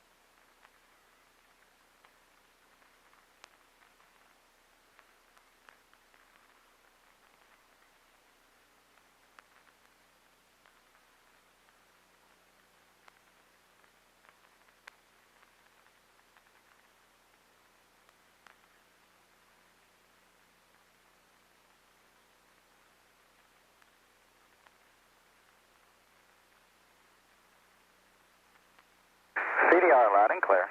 CLT. MS1. MS2. MS3. MS4. MS5. UHF copied all loud and clear, returning to air to ground 1 at this time.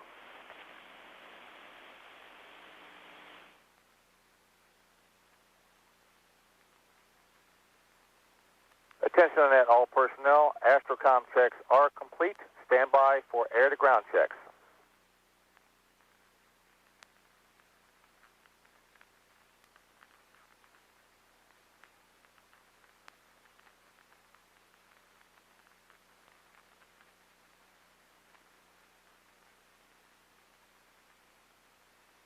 Discovery Houston, CDR and PLT configure for air to ground 1 comm check. Copy and work.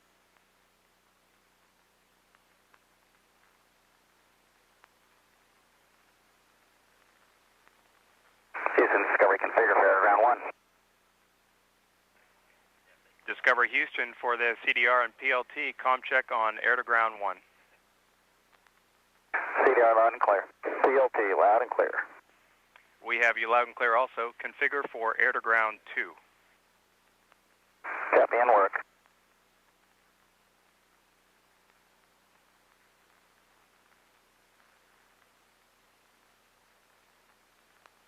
And Houston, Discovery configure for air to ground 2. Discovery Houston for the CDR and PLT comm check on air to ground 2. CDR loud and clear. PLT loud and clear. We have you loud and clear also. Configure for air to air. Copy and work.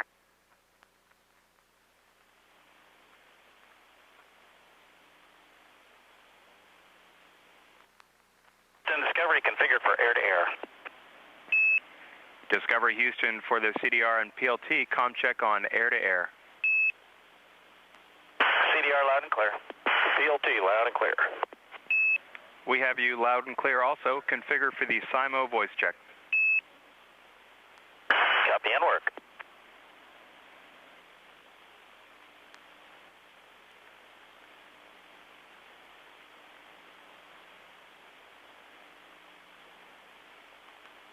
And Houston, Discovery configured for the SIMO voice check. Discovery Houston for the entire crew. How do you hear? CDR loud and clear. CLT. MS1. MS2. MS3. MS4. MS5. Discovery Houston, we read you all loud and clear. This completes the air-to-ground voice checks.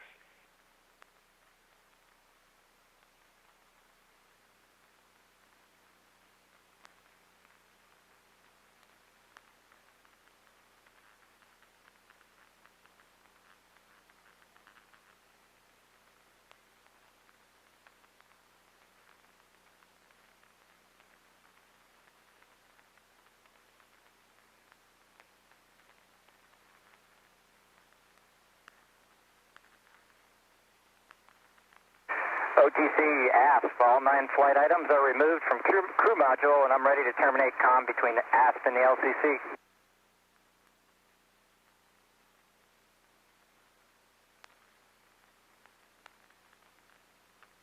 Asp OTC, I copy 626. All non-flight items have been removed, and you are go to terminate.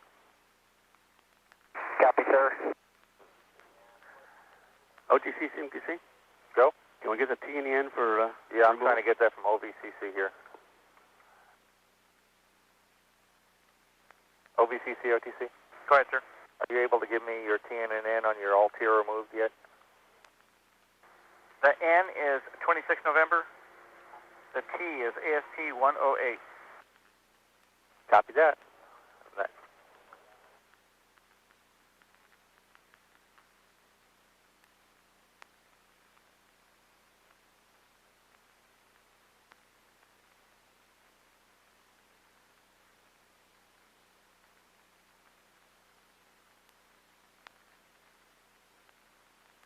Attention on all orbiter systems. Astrocom voice checks are complete. OIS channel 212 is available for normal use. 657 CMTC. Copy.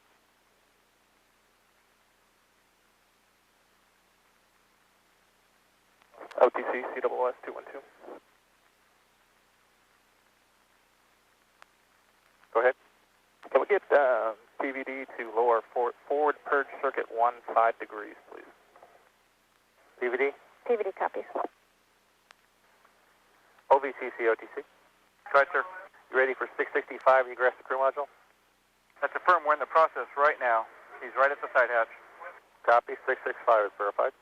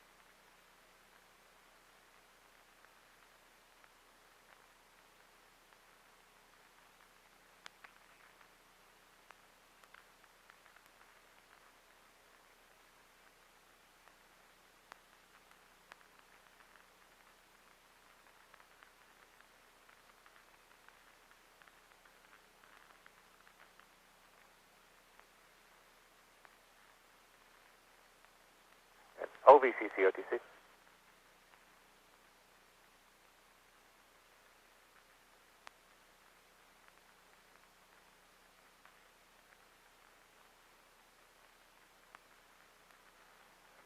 CMQC, OTC. Go ahead. Asking again on 825, the structural verification. As soon as he closes it and lets me know, I can do that. Okay.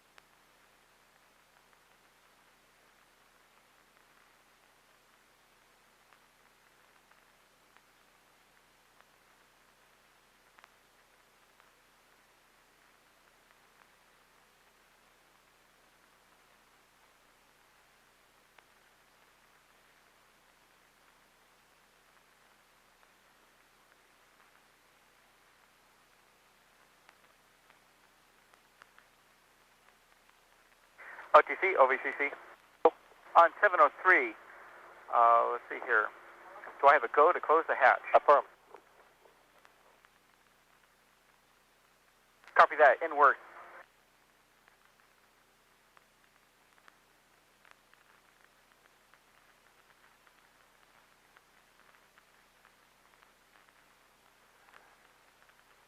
CGNC, OTC.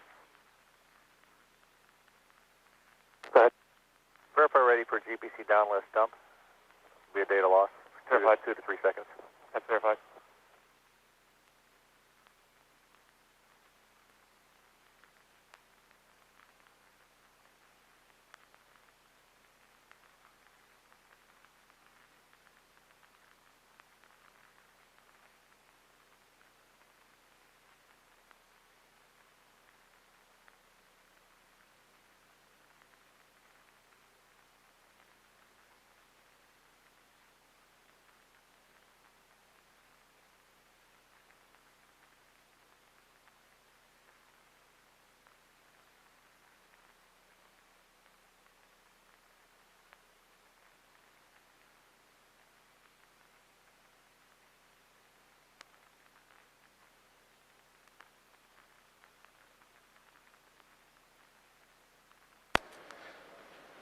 This is Shuttle Launch Control at T-minus 49 minutes and counting. Having just passed the T-minus 50-minute mark, everything continues to go as scheduled with preparing the Space Shuttle Discovery for launch today at 3:49 p.m. We have gone through a number of activities already today, including getting all the 7 crew members on board, and they are in fact in their assigned seats, and we're making preparations now to have the crew hatch locked and sealed. It is closed, and next step will be to actually lock and seal it. Communications checks between the crew are being performed, and our standard cabin pre-flight checks are continuing to indicate that nothing is out of the ordinary with the vehicle itself. Pre-flight alignments of the inertial measurement units is underway, and these IMU alignments are scheduled to be completed during the T-minus 20-minute hold.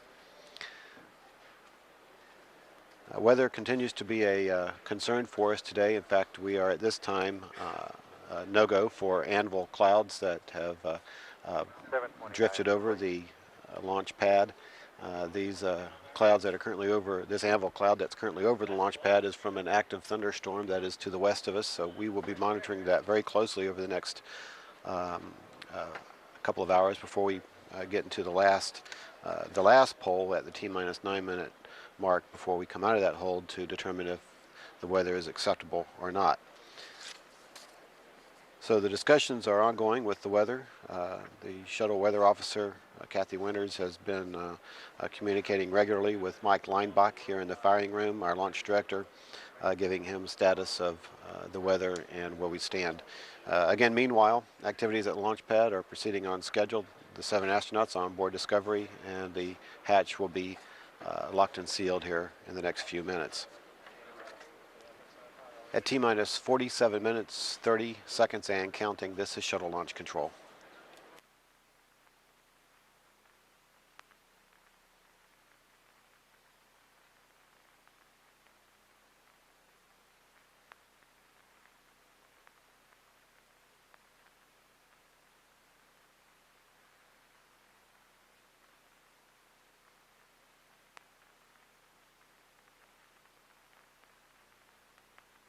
T0S OTC.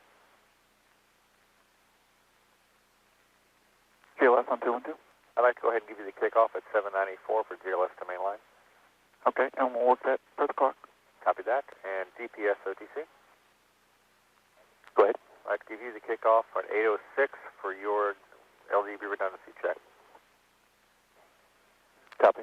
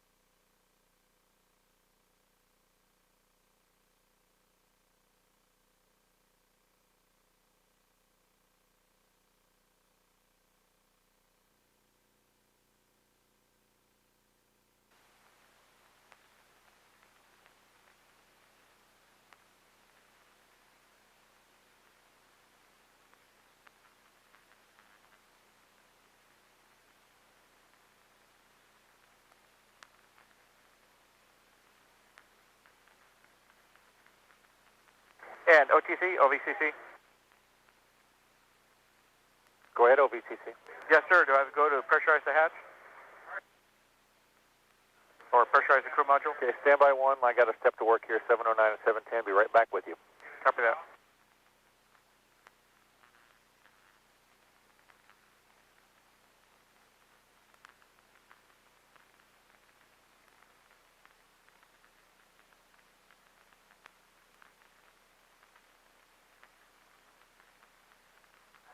CDR, OTC.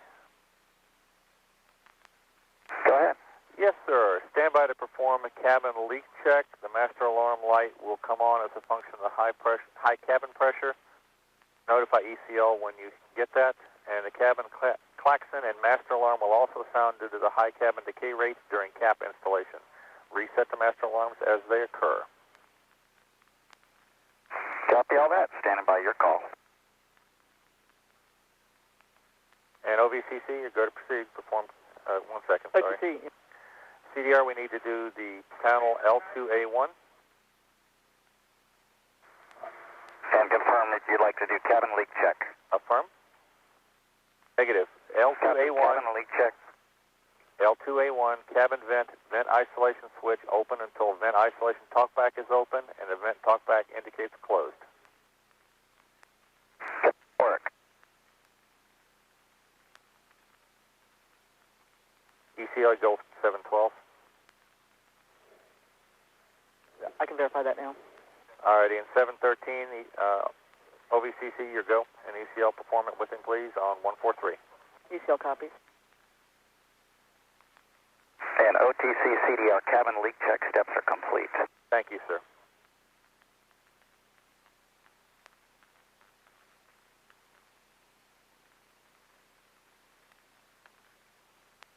OTC, CGLS on 212. Go ahead, GLS.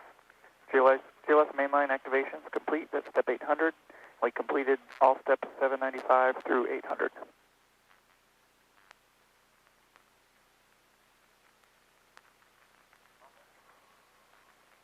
And you got your fill-ins called in? There were no fill-ins.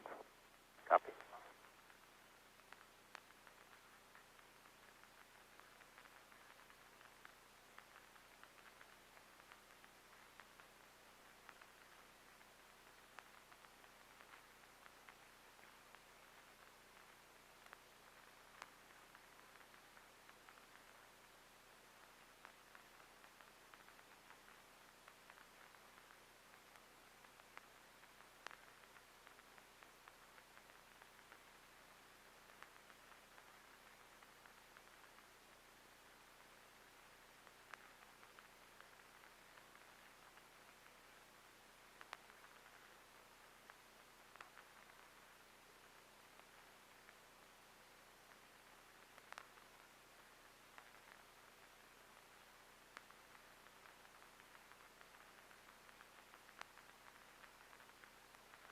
CCME OTC.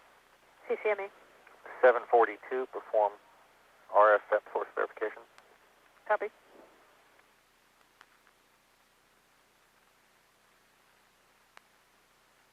You want someone down 146 for that? OTC. Affirm.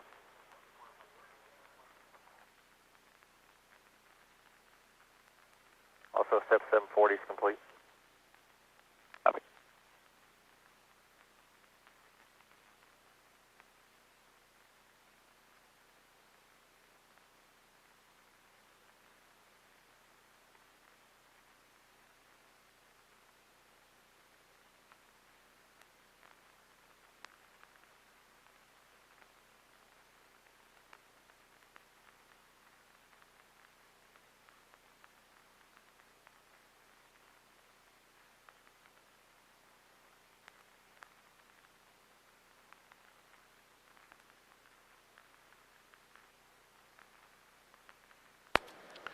This is Shuttle Launch Control at T-minus 40 minutes and counting in our launch countdown today.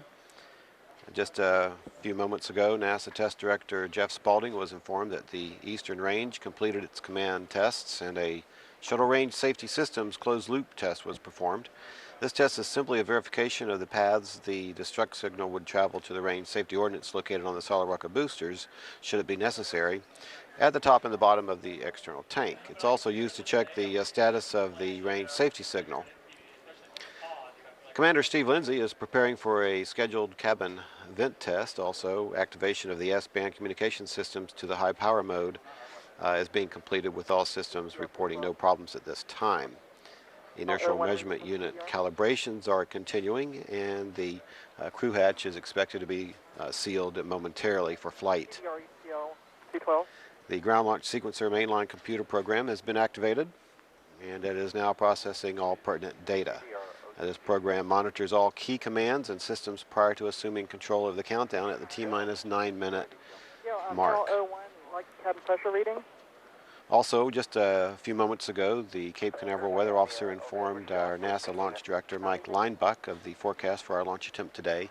And as has been the case for most of the day, we are currently in a no-go situation because of anvil clouds from an active thunderstorm. Those anvil clouds are currently within the restricted zone of the Kennedy Space Center's Launch Pad 39B.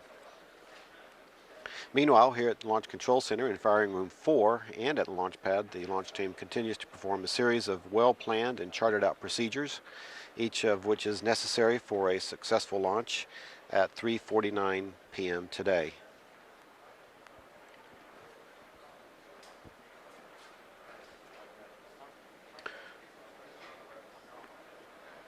Over the next few minutes, again, our white room closeout operations will be concluded, and the final crew module pressurization and leak checks will be performed.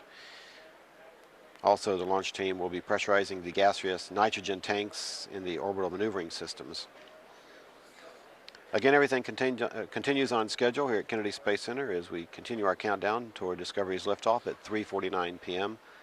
on this mission back to the International Space Station. At T-minus 37 minutes, 27 seconds and counting, this is Shuttle Launch Control.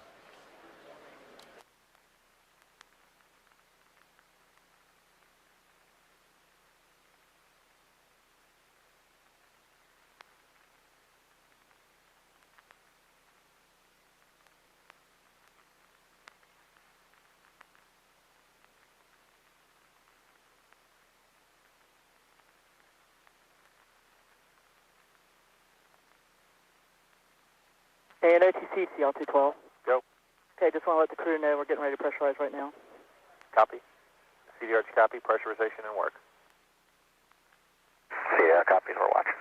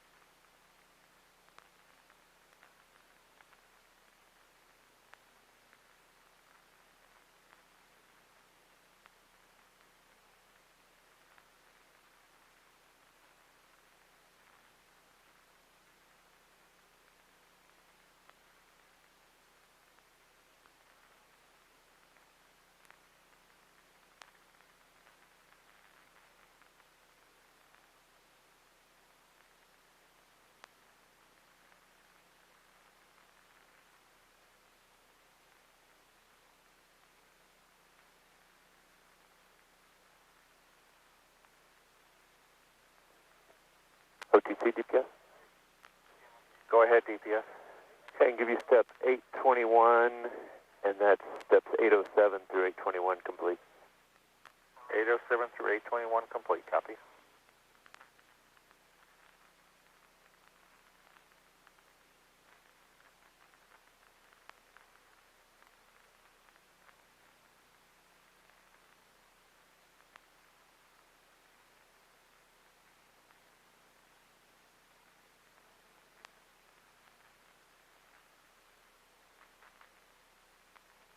OTC, we just got our first master alarm for the pressure.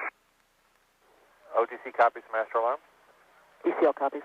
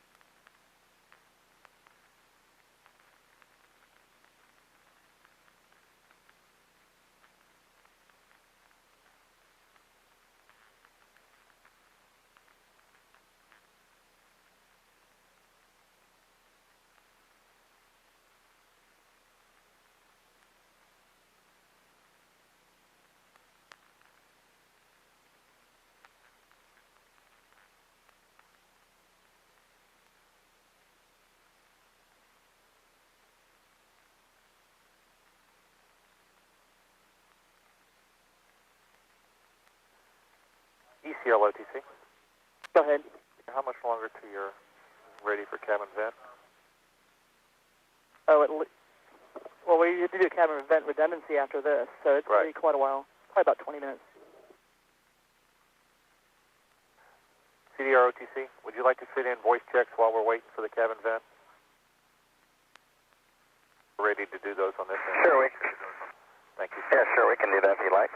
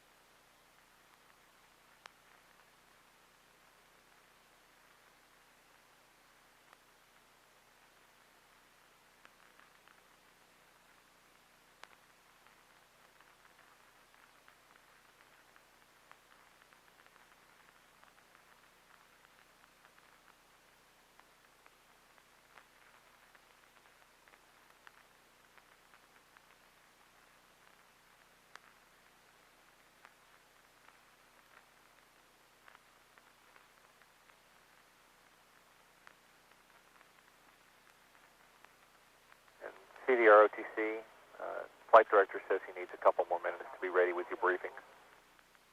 This time I'll voice check. Okay, copy that. Copy, no problem.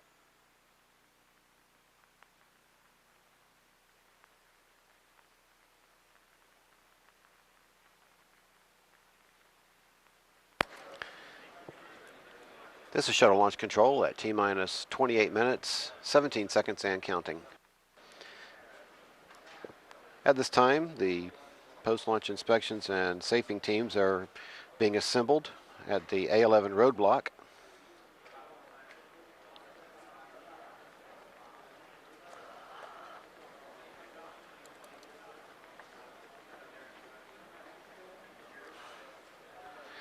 This roadblock is located southeast of the vehicle assembly building, and it's about 3.5 miles from the shuttle Discovery at pad 39B.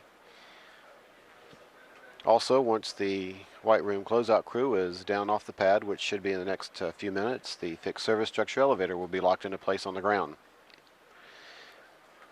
And in the unlikely event the crew has to make a quick escape from the vehicle and leave the pad, a set of slide wire baskets are available for them at the same level as the crew access arm. Are you okay to go to sequence here and pick up with the past BFS transfer preparations for your checklist? You bet. Copy, 841 in work. And just confirm you want us to do past BFS transfer prep steps. That's affirmed. I'd like you to proceed with that if you would, please. Okay, copy and work. Also at this time in the countdown, the orbital maneuvering system gaseous nitrogen tanks are being pressurized, and gaseous nitrogen is used to operate the valves in the reaction control system to permit hypergolic propellants to flow into the orbital maneuvering system's engines. Go ahead. Yeah, I'd like to get a kickoff as you make pre-flight by for step 865. Your go. EPD copy. The pre-flight checks of the orbiter's master events controller is being completed at this time. This is a software package that relays commands. Past BFS transfer prep steps are complete. Thank you, sir. If you would proceed then and do the OHMS GN2 pressurization for your checklist. Copy and work.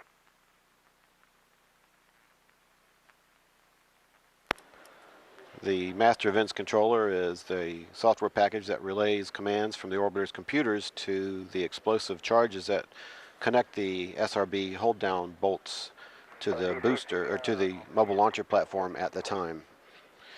Copy, 852 through 854. It also controls the separations of the solid rocket boosters from the external tank during ascent. PLT, OTC. PLT go. Perform water spray boiler GN2 activation. PLT in work.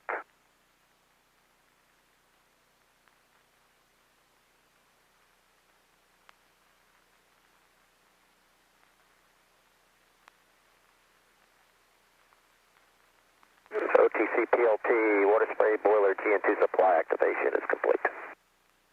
Copy that. 856 through 858 complete.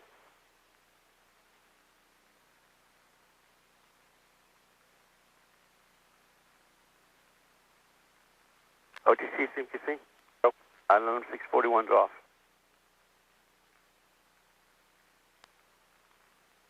Copy.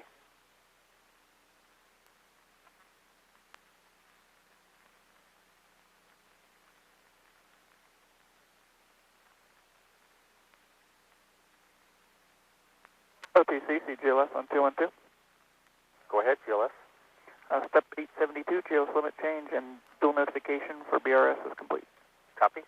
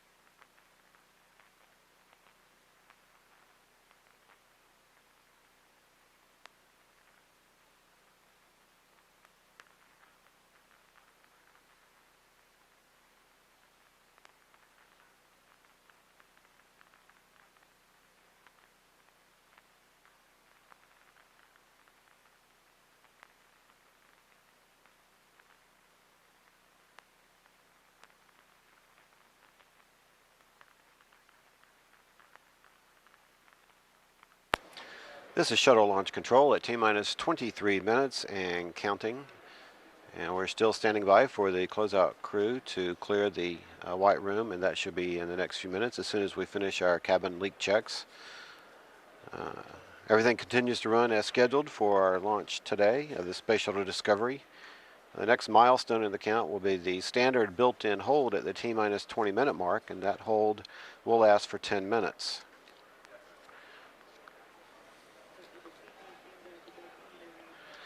Continuing to monitor our weather situation as we will for the next hour and 20 minutes or so, and as we approach the launch time at 3:49 p.m. Eastern Time. The last indications were that we still had an anvil cloud that was still giving us a red indication or a no-go indication. We're monitoring that very closely, as we are also monitoring the electrical charges within those clouds and the lightning strikes that have been associated with them over the past hour or so. So we'll continue to monitor the weather as we enter this hold in about a minute and 45 seconds.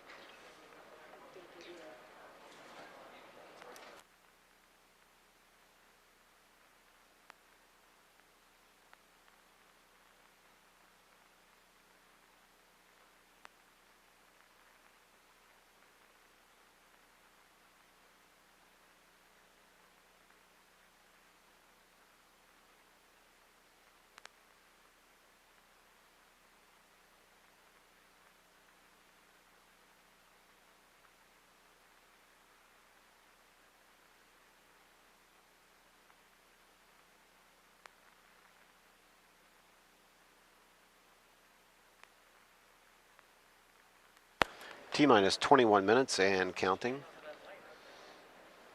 The Director of Payload Management and Operations here at Kennedy Space Center is polling the principal payload managers, and they are all reporting that they are ready to support launch today. TC, CL212. Go. Okay, we just want to let the crew know we're getting ready to remove the probe so they may get on Claxton. CDR copy. CDR copies.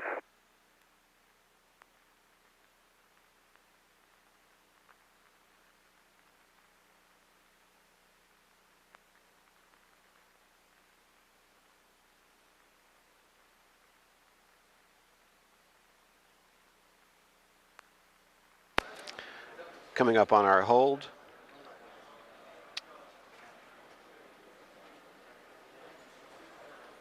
And we're at T-minus 20 minutes and holding. Again, this is a 10-minute scheduled built-in hold. Clock's at 20 and holding, duration of hold 10 minutes.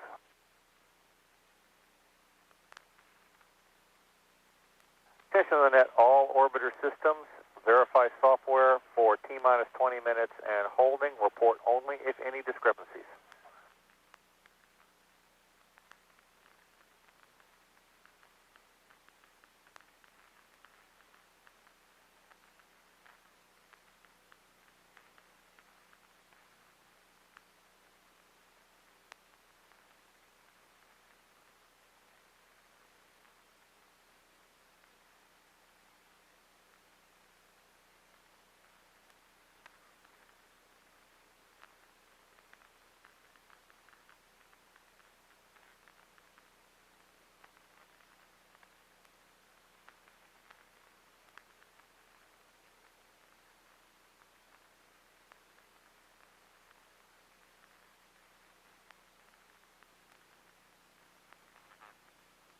GLS OTC.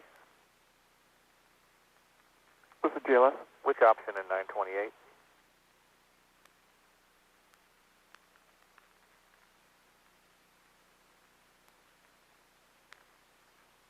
And we're taking the first option, not EDO space app. Thank you.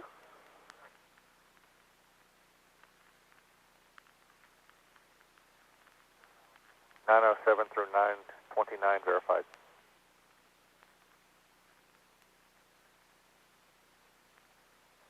OTC, CGNC. Go. Step 962, DEU2 is back at C12.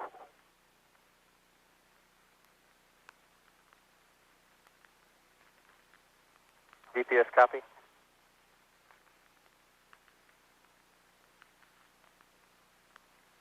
CDPS OTC. GPS copy. Thank you.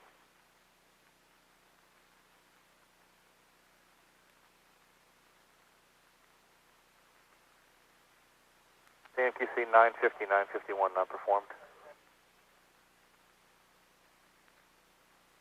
Copy 950, 951.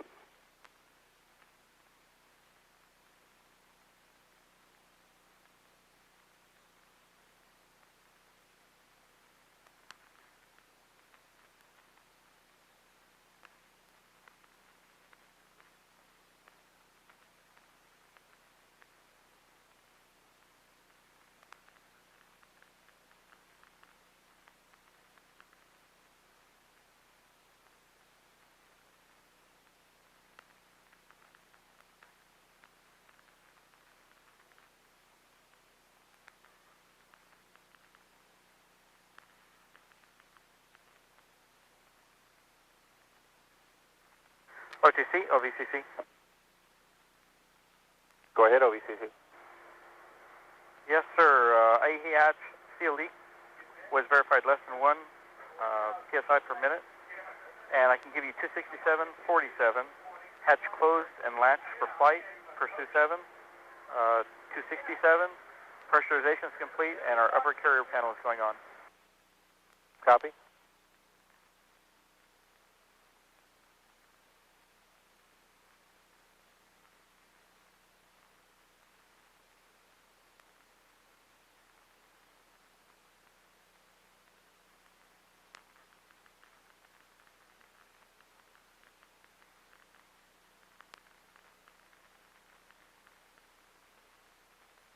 FCO, NTD on 212.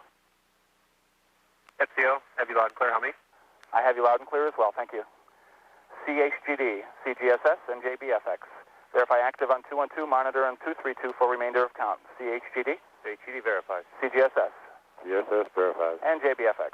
JBFX verified. Copy, thank you.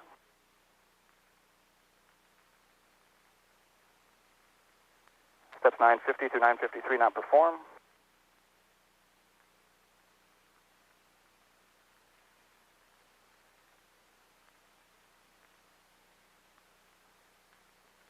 OTC, CPD. Go, EPD.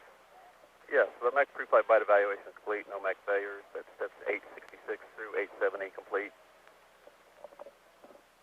Copy 866, 878.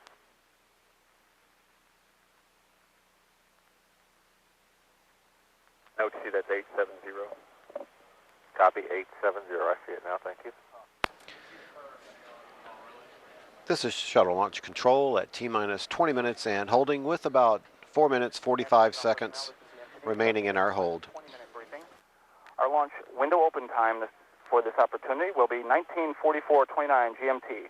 Our window close time is 19:53:14, and our window open lock strain back hold time is 5 minutes and 0 seconds based on performance.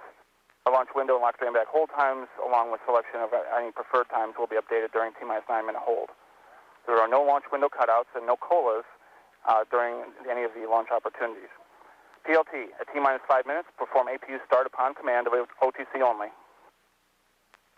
PLT copies. CDR, our pad egress system is nominal, and our evac helipad is 9. CDR copies. Fire room launch team, after T-minus 20 minutes, any problems or trends requiring a countdown clock hold will be reported to the NTD on 212 together with a recommendation. For any manual holds after T-minus 5, the countdown clock will continue until T-minus 31, unless the recommendation to hold at the next milestone is necessary. After T-minus 31 seconds, only cutoff is available and will result in a recycle to T-minus 20. For a cutoff, the pro words CGLS give cutoff will be used. Our GLS milestones are as listed, and that concludes our T-minus 20-minute briefing.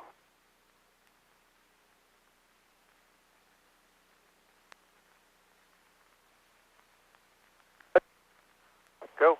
Okay, our initial cabin leak check is complete. That's 801, and we're ready for 803.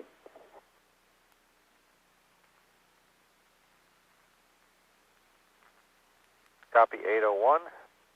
They do 802 here.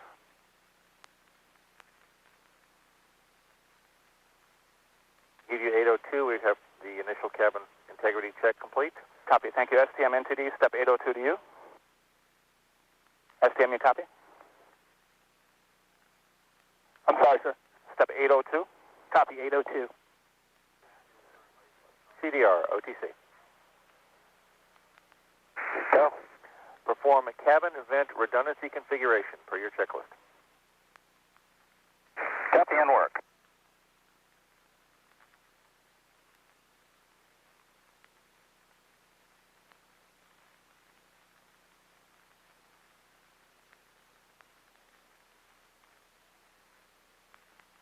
OTC, CDR, cabin vent redundancy config steps complete. Copy, thank you. 803 through 805 complete. Security console entity. Step 873.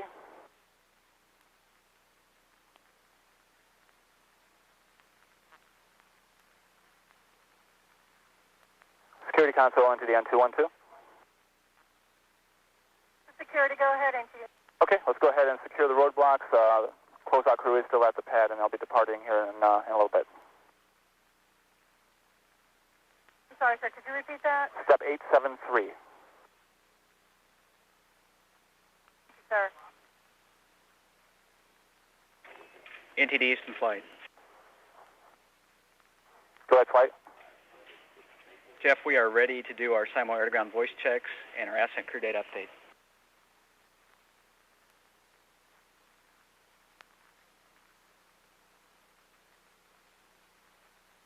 We're about a minute from ops transition here. Can we hold off on this until we get down to 9?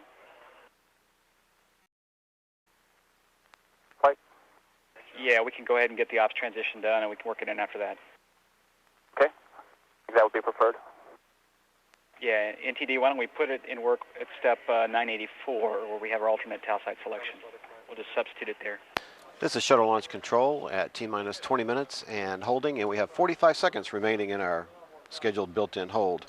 We just heard from the mission management team chairman John Shannon that he has accepted the plan to manage the failed heater on one of our OMS thrusters that occurred earlier today, and it is no longer a constraint to launch.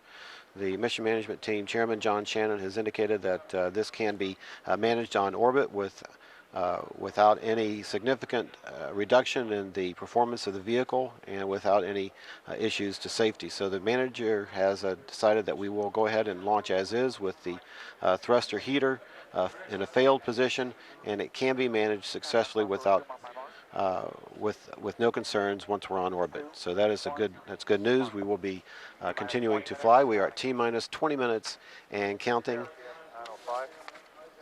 Just RPS 95 complete. And from this point until the T-minus 31 second mark, any of the any of the scores of the console operators in the firing room can ask that the count be held if a problem is detected on the system they're monitoring. A purge of the 3 onboard cryogenic fuel cells will soon be underway. These fuel cells are small power plants that use liquid hydrogen and liquid oxygen to produce the electricity the shuttle will need in space.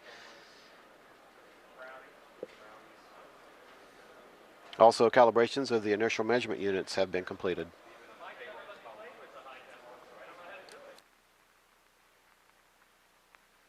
ATC CL212. Go.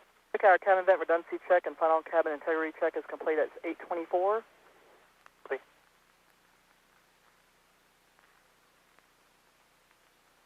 Stand by on the rest of it until we finish the pass-off transition. Okay, copy.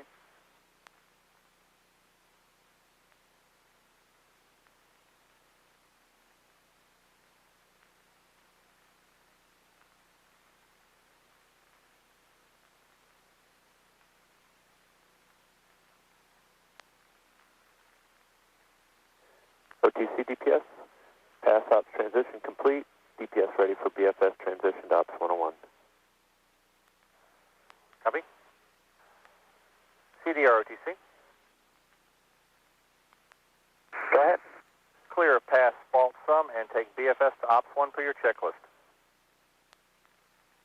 Copy and work.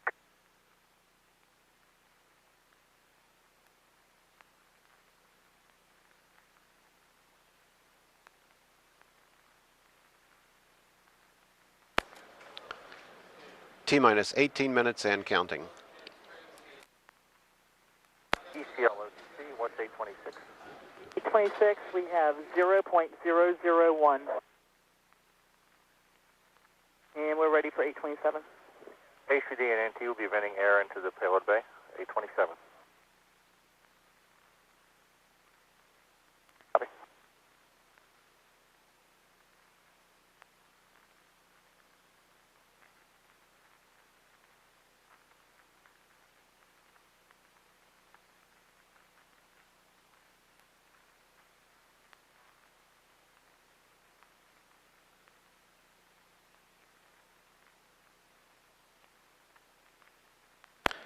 The pilot of Discovery, Mark Kelly, will begin soon configuring the horizontal situation displays on his side of the module for launch.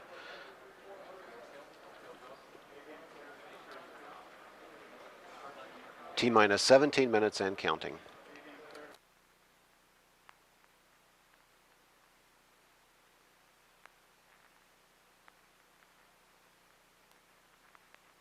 OTC CDR, the clearance to pass Spec 99 and BFS to Ops 1 steps are complete.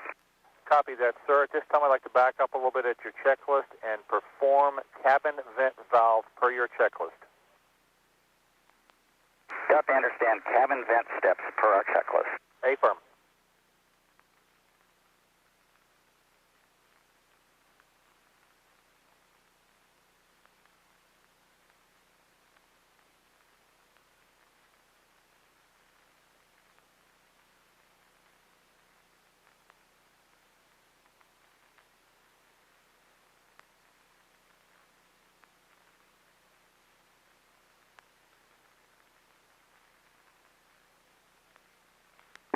OTC CDR cabin vent steps are complete. Thank you, sir. ECL 833. I can verify.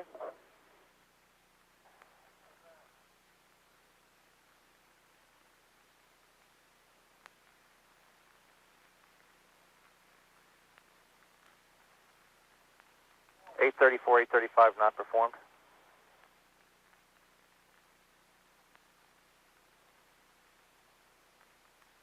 $836 not performed.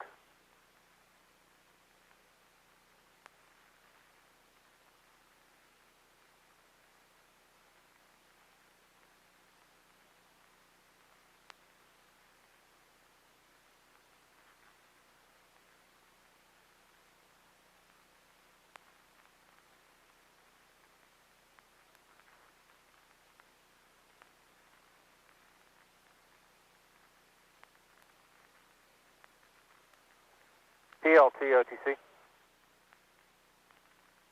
PLT go. Perform horizontal sit config. In work.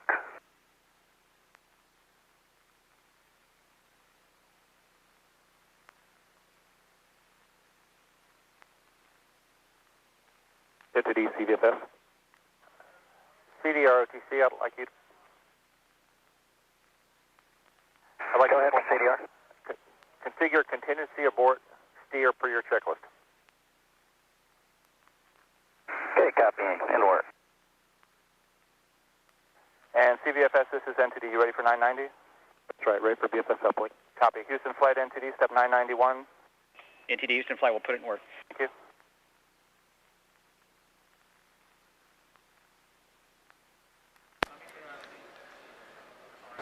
T-minus 14 minutes and counting. The orbiter test conductor in the firing room here, his name is Rudy Tinch, has asked pilot Mark Kelly to report the recorded quantities of reaction control system propellants and the forward reaction control system, and in the twin aft orbital maneuvering system pods. Also, the booster test conductor will start the gaseous nitrogen purge of the aft skirts on the solid rocket boosters. Coming up momentarily, we expect to have a fuel cell purge completed.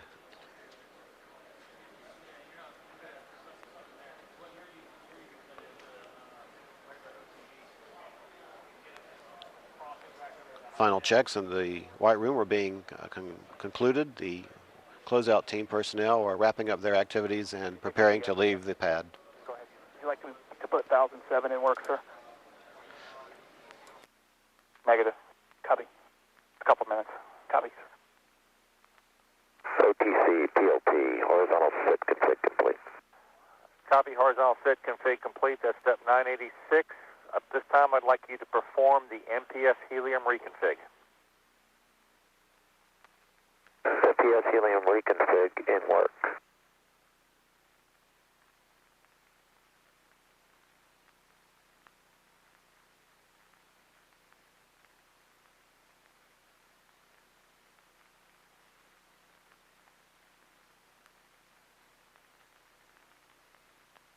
OTC, PLT, MPS helium reconfig complete. OTC copies. That's 994 through 996 complete. EPD OTC. EPD. 1011, fuel cell loads please with FCP.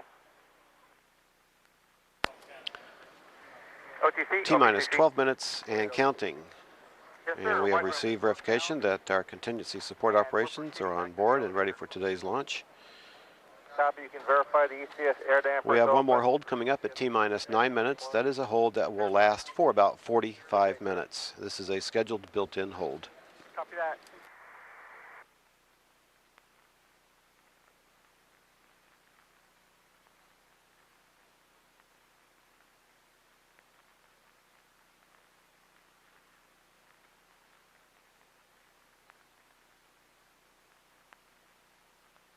OVCC OTC.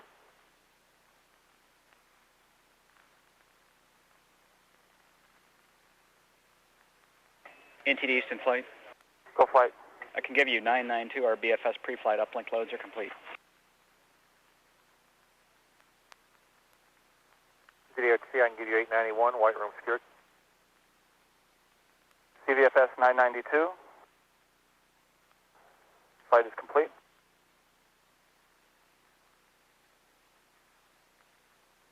Security console NTD. Security. Step 848, report when all non-essential personnel have cleared the launch danger area. I copy that, sir. We'll put that in work and advise. Countdown clock will hold at 9 minutes in 1 minute 30 seconds.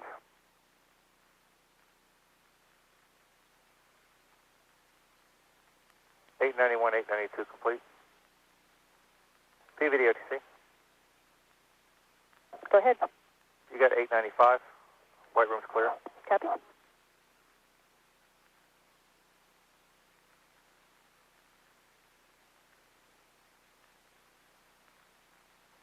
Entity safety. Safety.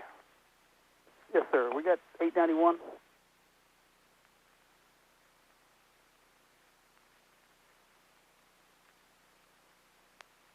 Yeah, I'm getting up there. Okay, safety console, yes. Step 891, white room secured, and personnel are getting ready to clear the roadblock. They're headed down to the pad surface at this time. Copy. Pack, yeah, Pack console NTD, that's for you as well. Pack copies. And OTC 892 is back to you. And he's clearing. Fire console NTD, step 893, closeout crews departing the pad. And fire console copies. STM NTD. STM. Step 894, provide video tracking, please, as the folks depart the pad. Copy.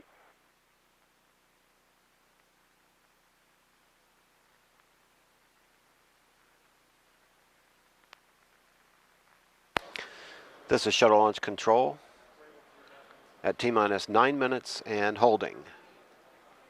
This is a scheduled hold that will last for about 45 minutes. 9 minutes and holding. It's an opportunity for the entire launch team to get back on the same page if there has been any reason to fall behind. So far, everything is on schedule. The closeout crew is leaving the pad at this time, so the white room is clear. And everything remains on course for launch of the Space Shuttle Discovery at 3:49 p.m. There are no technical concerns that the team is addressing at this time. However, the weather remains to be a topic of discussion for anvil cloud rule violations as well as lightning. At this time, we will transition to the Johnson Space Center in Houston, Texas for a brief update by Public Affairs Officer Rob Navius from Mission Control. Copy. And OTC and T. This is Mission Control Houston at T-minus 9 minutes and holding. Flight controllers belonging to the Ascent team have been on console since about 7:30 this morning, monitoring Discovery systems in preparation for the first shuttle launch in 11 months. The Ascent team is led by Flight Director Steve Stitch, who's presiding over his first launch, with the assistance of astronaut Steve Frick, who is the spacecraft communicator, or Capcom. Frick will be talking directly to the crew during Discovery's 8.5-minute ride to orbit. He is joined on console by astronaut Tony Antonelli, who is monitoring weather conditions at the Kennedy Space Center. Frick and Antonelli are in direct contact with astronaut Mike Bloomfield, who is flying the shuttle training aircraft around the vicinity of the shuttle landing strip at the Cape. The only issue that has been worked today by the flight control team outside of the weather was the loss of a heater on one of the 6 small thruster jets at the aft end of Discovery, L5L, that fires out of the port side of the orbiter. The heater did not activate this morning. All of the other jet heaters are operating normally. Flight controllers plan to manage the jet once Discovery reaches orbit by monitoring its temperature, which needs to be at 90 degrees Fahrenheit to be utilized. John Shannon, the Deputy Shuttle Program Manager and Chair of the Mission Management Team, was briefed by engineers and mission operations personnel and removed any constraint to launch due to the thruster heater. The plan calls for us to deselect the thruster, essentially placing it in a standby condition and pressing ahead with normal mission operations on the remaining 5 vernier jets. That would include the inspection of Discovery's thermal protection system, the rendezvous pitch maneuver by Discovery for space station crew photography of the shuttle, and rendezvous and docking. If the jet warms up during the flight, it could be selected for use pending approval by the flight director. It is considered highly unlikely that the jet will actually leak on orbit, causing us to close a manifold that would disable all 6 vernier jets. At the time of Discovery's launch, the International Space Station will be orbiting over the Atlantic Ocean, southeast of St. John's, Newfoundland. Discovery's launch is timed to match the moment when the Earth's rotation carries Launch Pad 39B into the corridor or plane of the station's orbit. Down the hall from the shuttle flight control room, another team of flight controllers is on duty in the International Space Station flight control room, led by Flight Director Brian Smith, as they watch over the activities of the Expedition 13 crew. Commander Pavel Vinogradov and NASA flight engineer Jeff Williams are in their 94th day in space since their launch March 30th in a Soyuz rocket from the Baikonur Cosmodrome in Kazakhstan. They arrived on the station April 1st to begin their half year on the complex. Shuttle flight controllers here in Houston are also watching weather conditions at the overseas abort sites in Spain and France, which would be used in the event of an engine failure early in Discovery's climb to orbit. Morón, Spain is currently considered the prime transoceanic abort site today for Discovery and its crew. At launch, Discovery will be sent aloft on the collective power of its 3 liquid-fueled main engines and its twin solid rocket boosters, combining for a total of 7 million pounds of thrust. About 30 seconds into the flight following the roll maneuver, Discovery's computers will throttle the main engines down to 67% of rated performance in a profile called low Q. This is designed to lessen the aerodynamic forces on the shuttle's external fuel tank and the orbiter's aero surfaces. The engines will remain in that lower throttle setting for 10 seconds longer than is normally the case, and Discovery's nose will be pitched up about 1.5 degrees higher than its usual angle during ascent, further reducing the stress on the pressurization lines and the ice frost ramps on the tank as the vehicle and the astronauts reach supersonic speed. Shortly after solid rocket booster separation, Discovery's orbital maneuvering system engines will ignite, providing an assist for the shuttle as it heads uphill. And a little less than 6 minutes into the flight, the onboard computers will command the shuttle's main engines to swivel, allowing Discovery to roll to a heads-up position above its modified external fuel tank, allowing Discovery to gain more favorable communications with the tracking and data relay satellite system. About 8.5 minutes after launch, Discovery's main engines will be commanded to shut off, and the shuttle will separate from that fuel tank, allowing Discovery to settle into an elliptical orbit around 135 statute miles above the Earth at its apogee.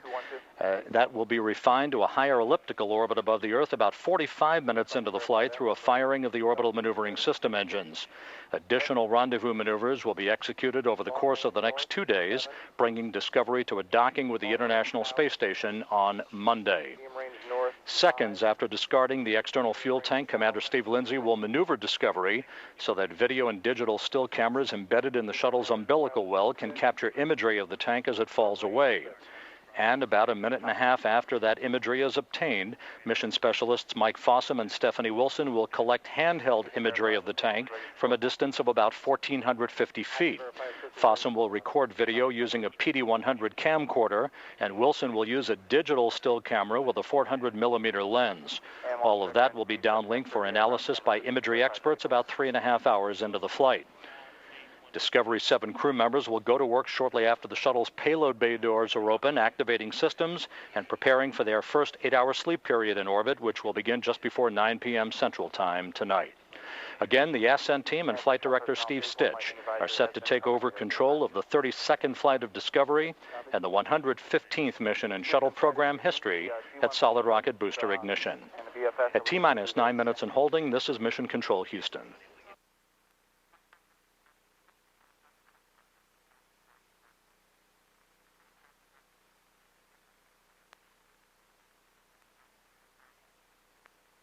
CDRTC, can you report cabin press complete? Yeah, OTC CDR cabin press is complete. Copy, sir. At this time, I'd like you to close cabin vent valves. Copy, close cabin vent valve steps in work. Verified per the DCMQC, and we're working 887, 888 complete.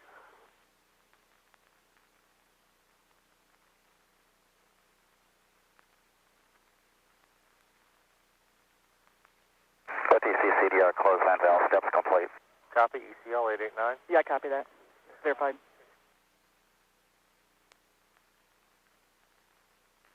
Go ahead.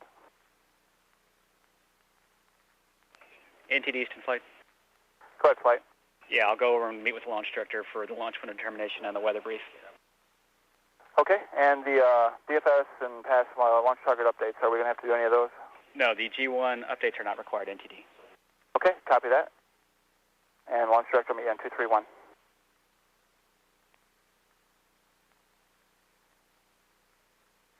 OTC CNQC? No, we have no constraints at this time. Copy.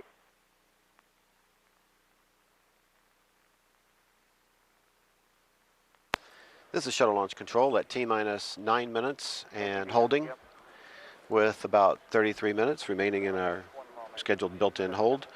We have been given some weather updates recently. We're looking at continued concerns for thunderstorms within 20 miles of the Shuttle Landing Facility and associated anvil clouds that could be potential for lightning concerns. So we'll be monitoring that very closely over the next 40 minutes as we approach our launch time.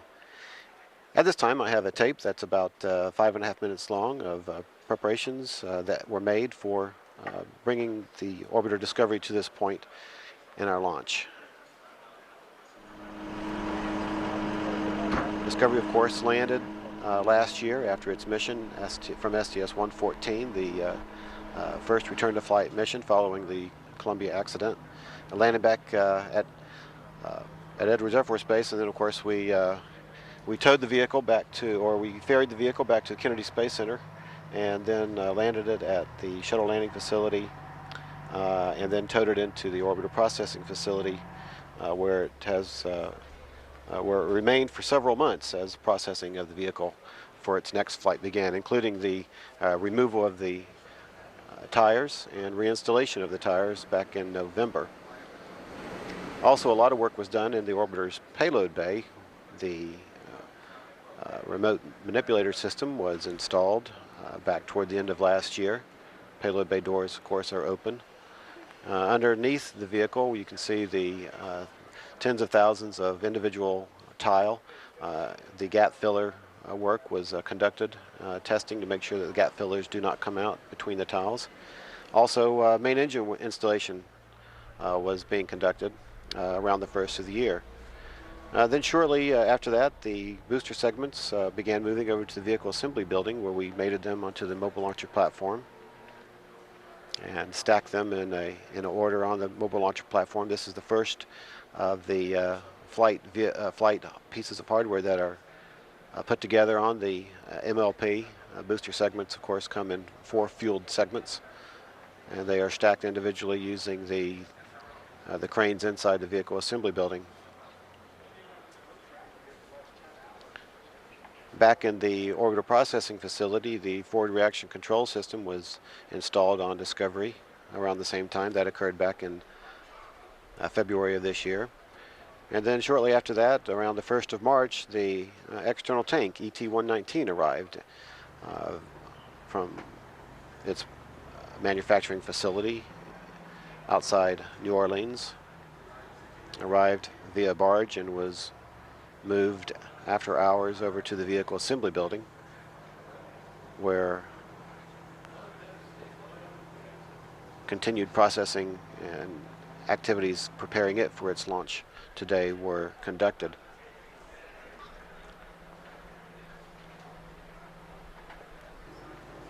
Inside the vehicle assembly building, we had some additional hatch foaming that was required after the change out of the engine cutoff sensors at the very base of the external tank.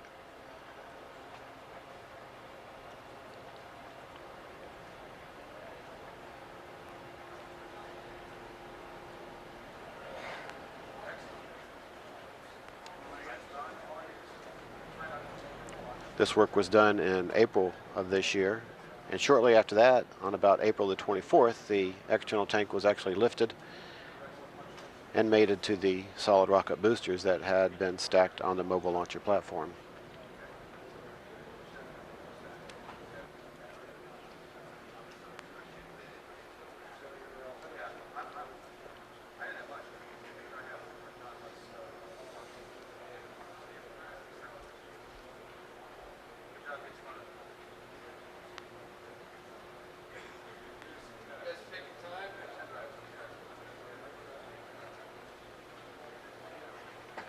Meanwhile, at about the same time in late April, the payload bay doors were closed on Discovery in the orbiter processing facility. This was done as one of the last activities prior to rolling Discovery out of the OPF over to the vehicle assembly building.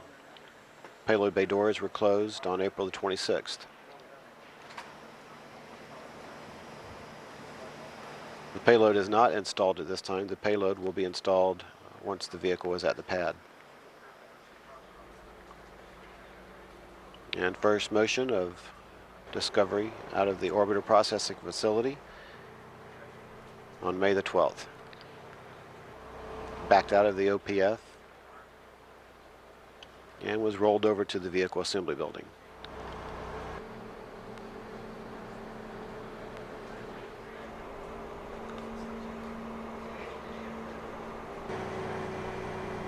Major milestone indicating that the vehicle, the orbiter itself, is prepared for launch and for flight.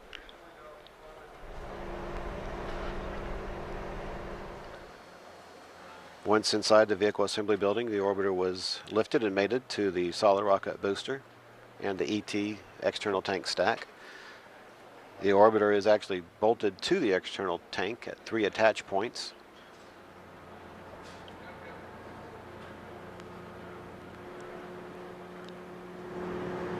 After that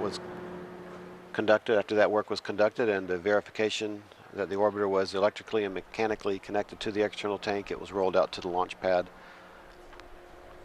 in late May.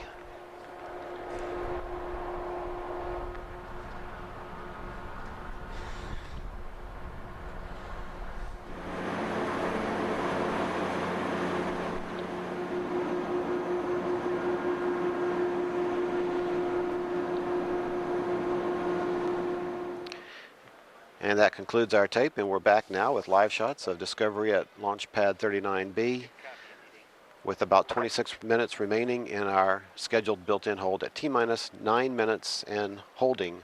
This is Shuttle Launch Control.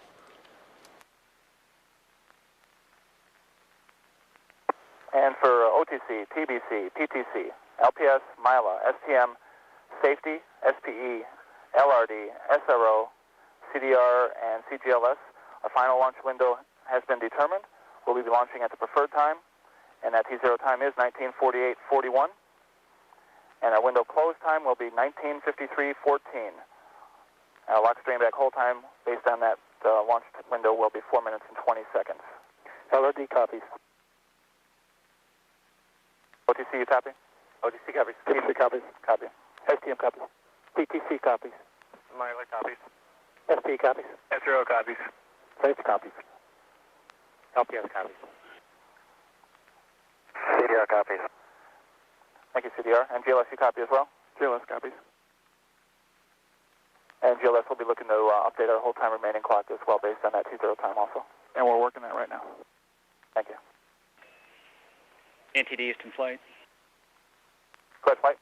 I'd like to put our air-to-ground voice techs in work and our ascent data, crew data updates. This is a good time. Let's go ahead and work it. Okay, we'll put it in work.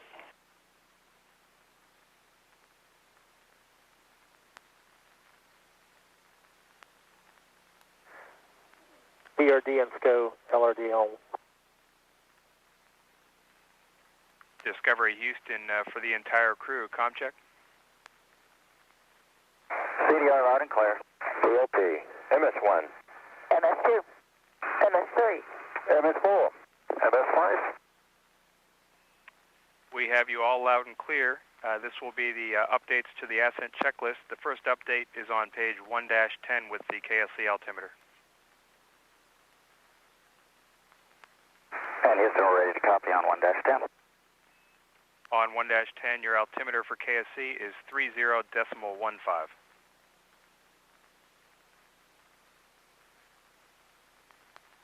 Copy, 30.15. That's a good readback. Your next update is on the ascent procedures page, flipbook 2-4 and 5.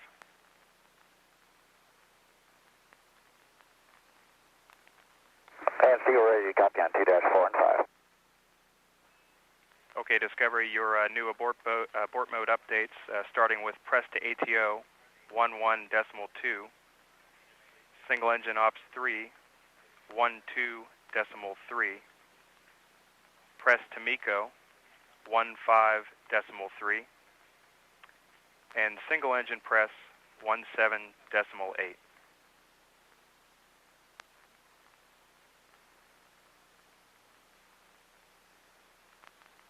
Okay, Houston, press to ATO 11.2, single engine ops 3, 12.3, press to MECO 15.3, single engine press 17.8. That's a good readback. Now on the top of page 2-5 for the throttle bucket updates. The new Machs will be at 67%, 0.74 Mach, and throttle back up to 104 at 1.46 Mach.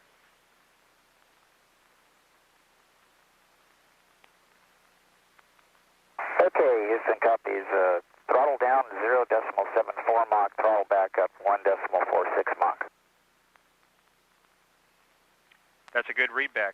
The next update is on the same page, just below it at 3 minutes MET, just below the check evap out T steps in the start blocks. It'll be if no com and 3 engine and 1 stuck in the bucket, TAL select at a VI of 11.2.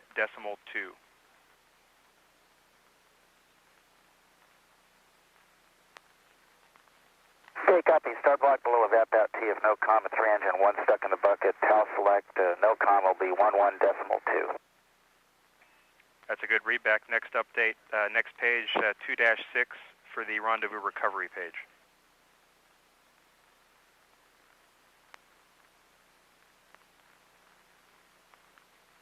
And ready to copy on 2-6. Down at the bottom for your new planar window 1, nominal ohms 2 HT, it is 172.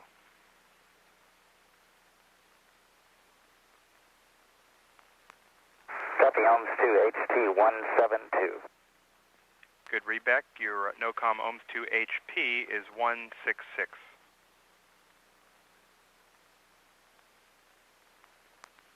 Copy, NOCOM HP of 166. Good readback. The planar window 2 data is NA, and the next update is on the next page, 2-7 for the new ohms assist numbers at the bottom of the page.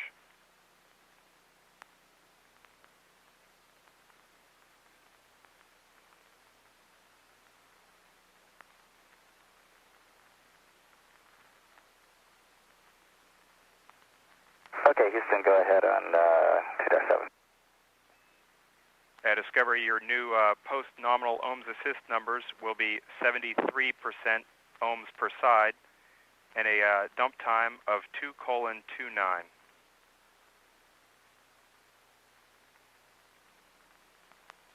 Okay, copy, 73% and a dump time of 2:29. That's a good readback. And the last update will be the Block 1 trajectory message back on page 8-7.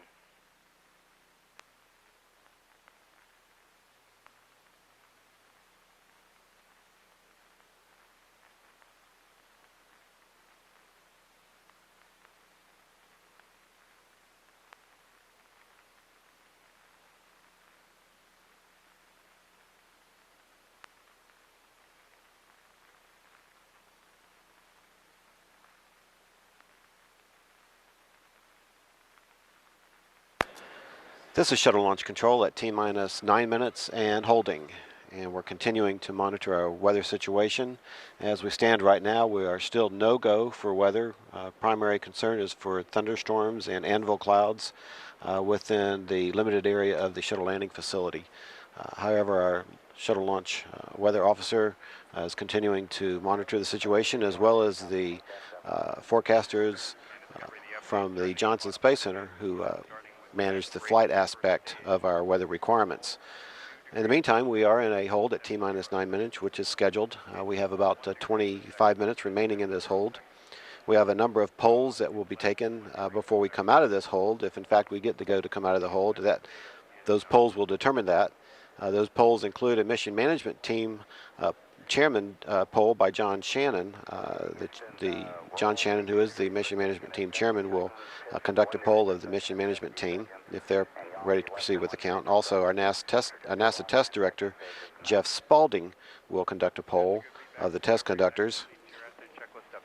And our launch director, Mike Leinbach, will conduct a poll of the various aspects, including engineering and the Cape Weather Officer, to determine if we're ready to come out of the hold.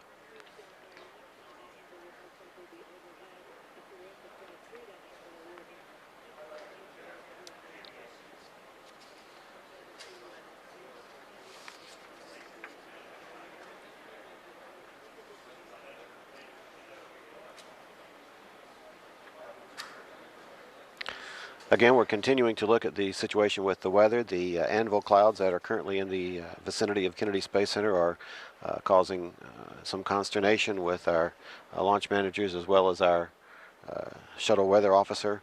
But that is being discussed at this time, and we'll have a determination on that before we come out of this hold at T-minus 9 minutes. Once we come out of the hold at T-9, we have a number of milestones that will be conducted. At T-minus 7 minutes and 20 seconds, the orbiter access arm will be retracted. And then at about T-minus 5 minutes, Discovery's pilot Mark Kelly will be given the go to start the orbiter's 3 auxiliary power units. We'll have a gimbal check of the orbiter's aerial surfaces at T-minus 4 minutes, and the main engine gimbal test will follow just a few moments later. Technically, everything continues to go well with our countdown today. We are continuing to monitor our weather situation, and the weather officers as well as the launch directors are in conference right now discussing the likelihood of our being able to come out of our count on time. At T-minus 9 minutes and holding, this is shuttle launch control. Evaluating the weather locally, both from the launch perspective and the RTLS perspective, it appears we may be able to use one of our caveats in our launch rules to be go, although it's not cleared up yet. We're still red from the range weather perspective. The timing issue with the last lightning stroke that came out of that cell about 30 miles west of us. We'll need to clear that one up based on the timing and no additional strokes. So we have to look at the anvil that's being blown off that one, and if we end up flying through that anvil, that's a clear no-go. So we're looking at launch weather, and of course flight is looking at the RTLS constraints very hard at this time. So I would encourage you to keep pressing all at the count. And do you have any open constraints from your perspective? No, we have no open constraints. We were a little behind on some of our crew module activities, but we have since caught up, closed our cruise back at AB11, and from a work perspective, we're right back on where we should be. We're ready to go here. Okay, copy that. It's going to be close, but we're going to give it a shot.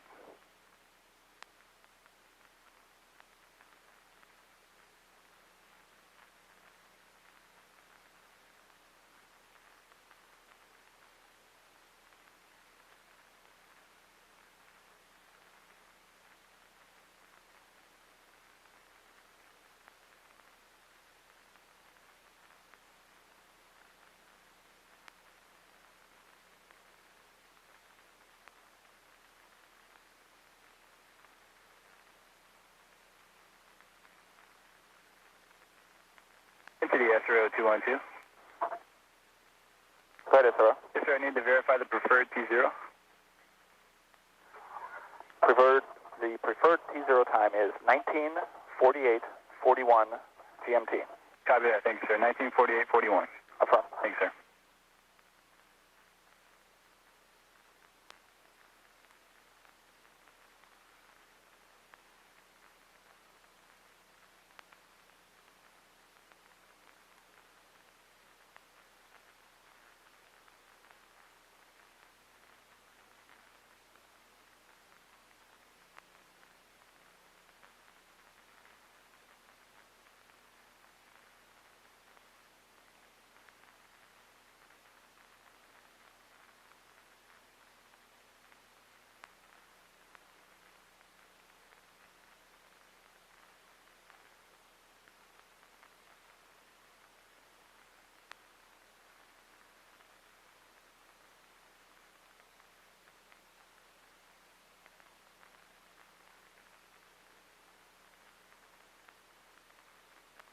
And Houston Flight Entity.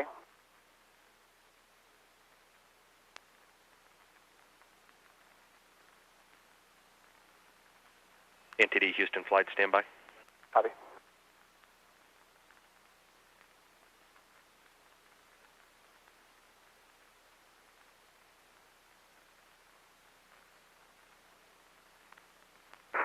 OTC PLT.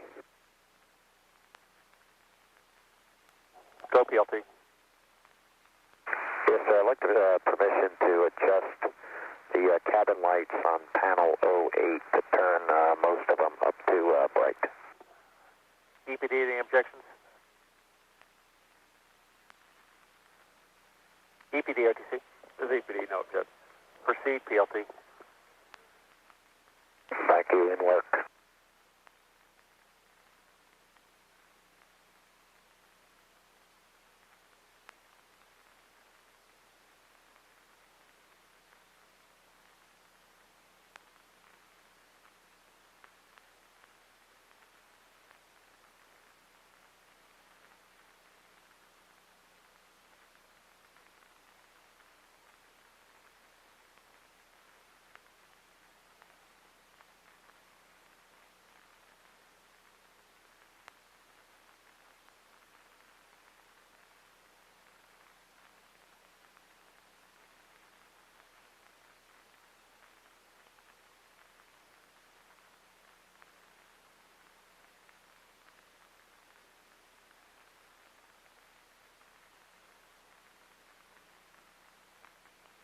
OTC PLT, just to let you know, we just adjusted one switch, and it's the one that says numeric. Copy.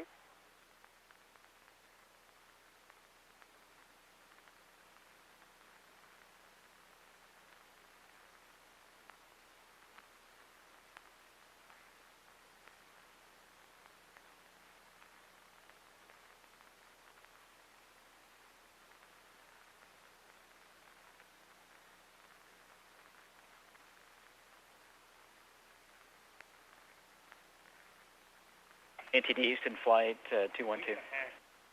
Go ahead, Flight. Yeah, you called while I was having a weather briefing? Yeah, we just wanted to double check to see if there were going to be any further updates for the crew. No other crew updates. And the only thing we're working is RTLS weather. Okay, very good.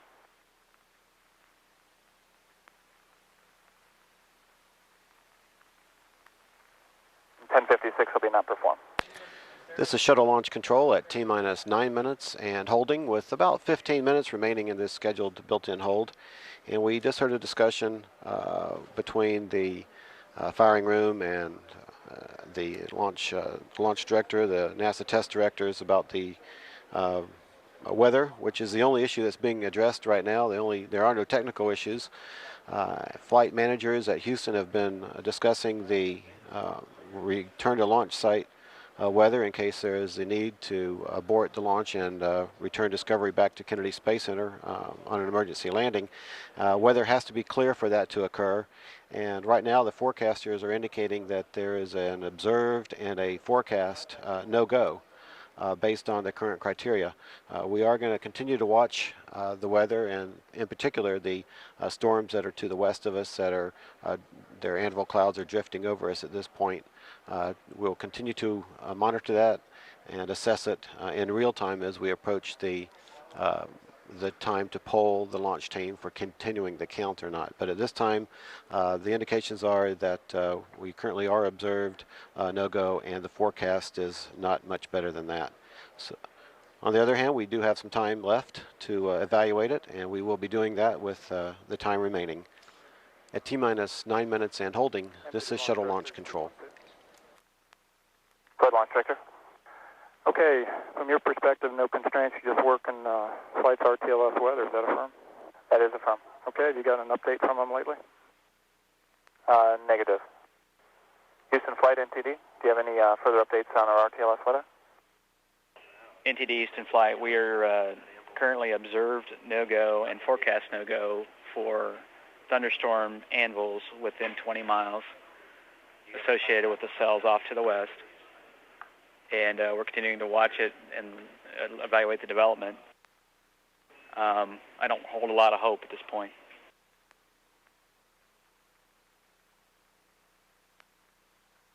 Okay, we copy.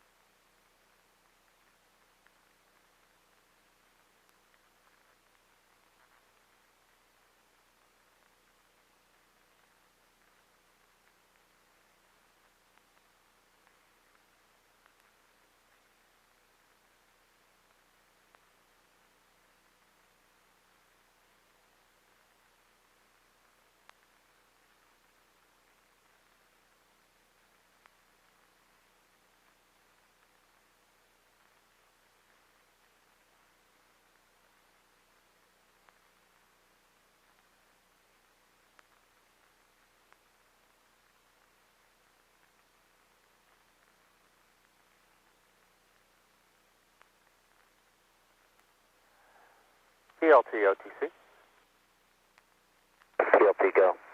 Clear hardware caution and warning memory. Verify no unexpected errors. PLT in work.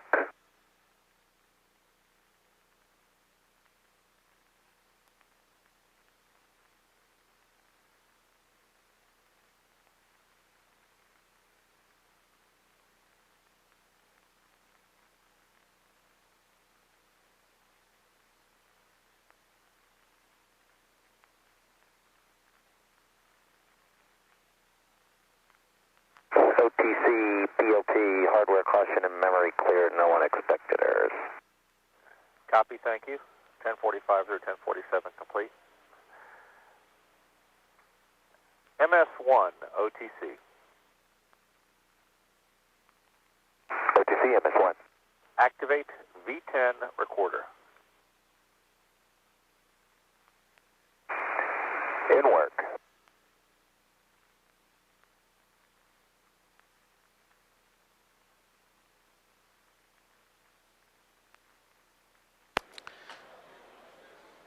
This is Shuttle Launch Control at T-minus 9 minutes and holding, with about 10.5 minutes remaining in our scheduled built-in hold. Mission Management Team Chairman John Shannon has pulled members of the Mission Management Team, and they are ready to proceed. This does not include consideration for the weather forecast. That will be done by the Launch Director, Mike Lombach, when he conducts his poll momentarily.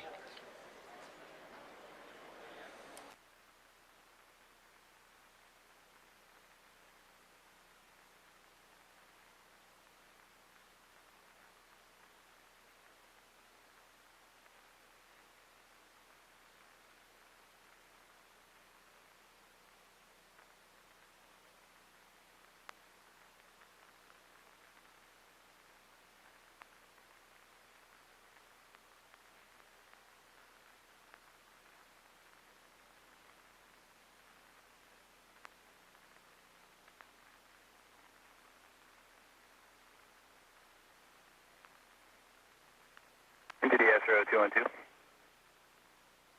Right, SRO. Yes, sir. What are the intentions at T9? Well, we're going to proceed on to T-minus 9 minutes and work to it and continue, and we'll wait to see the rest of the window. SRO copies all, thanks.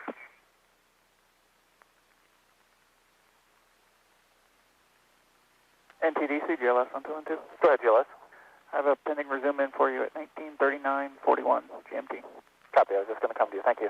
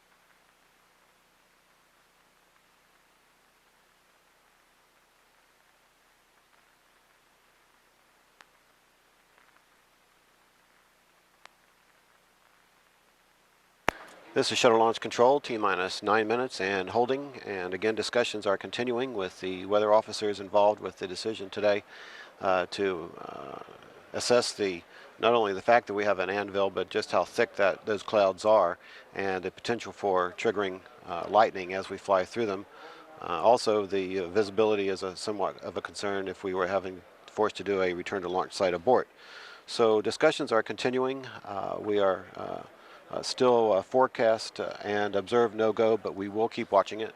There are a couple of options that we have. We could hold the clock at T-minus 9 minutes for the full extent of the remaining of window, which is 5 minutes longer, or we could come out of the hold at T-minus 9 and hold again if necessary at T-minus 5 minutes. Those decisions will be forthcoming. And NTD ISO. Go ISO. Yes, sir. We'd like to possibly hold off on the recorder activation until we're close to our window. I'd like us to go ahead and do it now. We are pretty close to the window. We're getting ready to do the launch status check, and I don't want to hold up work from that point forward. Is there a technical reason you want to hold?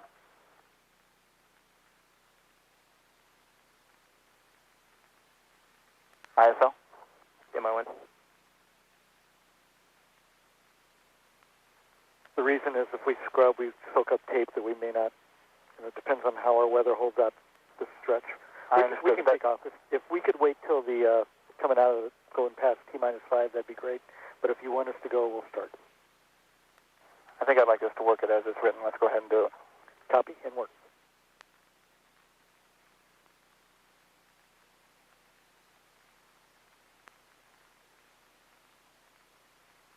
Attention all personnel, this is the NTD conducting the launch status check. Verify ready to resume count and go for launch. OTC? Go. TBC? Tank and booster, go. TTC? TTC is go. LTS? Go. Houston flight? Houston flight is no go. Mila? Mila, go. STM? STM is go. Safety console? Safe is go. SPE? SPE is go. LRD? LRD is go. SRO? SRO is no go for weather. And CDR? CDR is go. Copy that. And launch director NTD, launch team is ready to proceed with the exception of Houston flight and SRO, both for weather at this time. Okay, copy all that. Let me do my poll at this time. Chief Engineer, Launch Director, verify no constraints to launch. Engineering team is go. Copy. KC Safety Mission Assurance. We're go. Thank you. Payload Launch Manager. Mike, NASA and Boeing Space Station team is go. Copy that. Thank you. Range weather.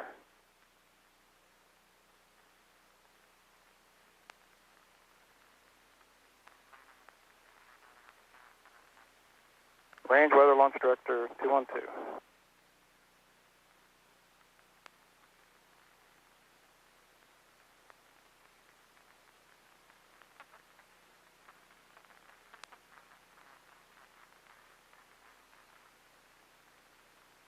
Copy. And range weather Launch Director, go, no go for launch.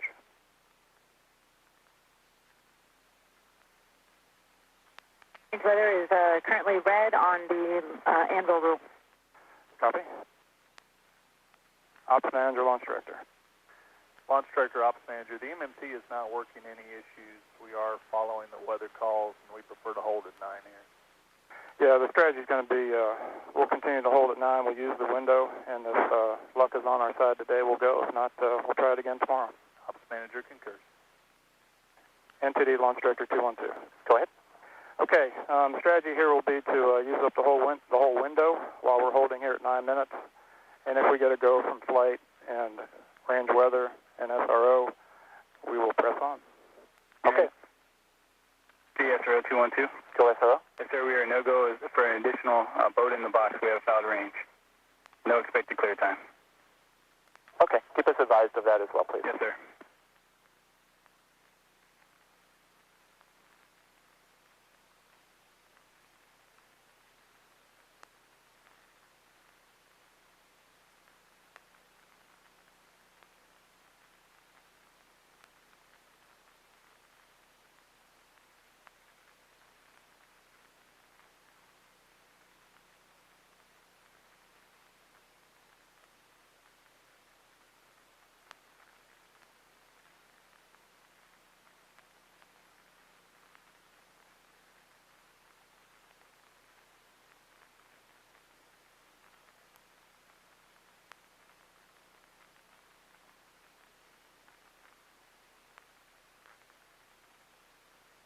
This is Shuttle Launch Control at T-minus 9 minutes and holding.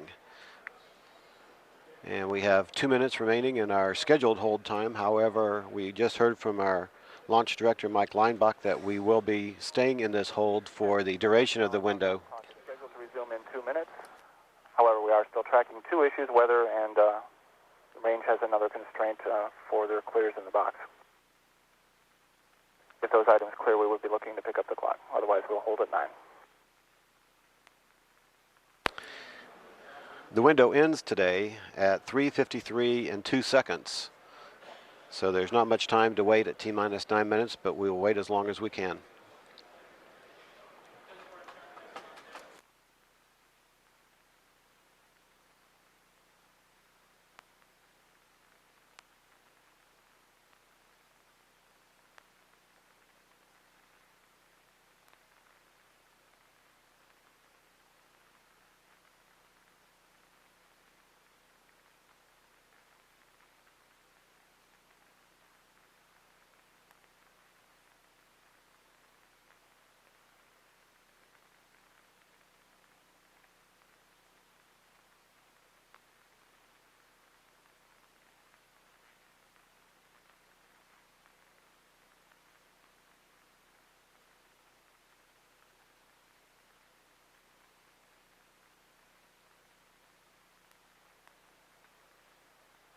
And GLS NTD, let's go ahead and cancel pending resume. GLS copies, that's complete. NTD, CISL. YSL. Yes, sir, I can give you step 1064. Recorder activation is complete. Okay, thank you.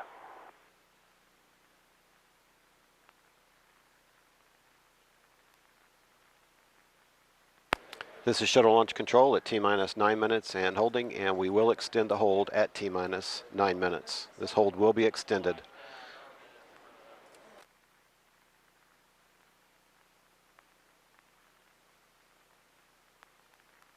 Attention all personnel, we have extended the hold here at 9 minutes for a resolution on weather and the range constraint.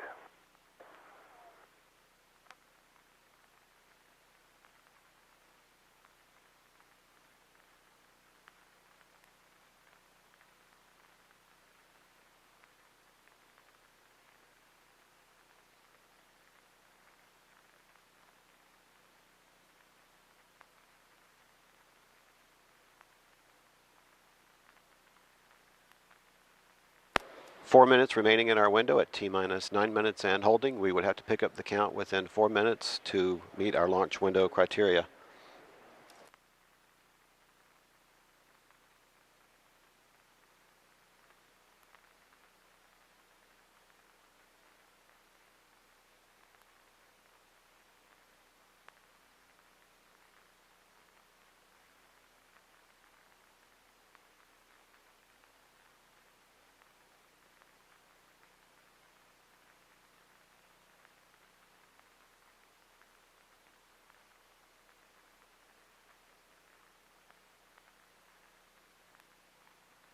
NTD Launch Director 212.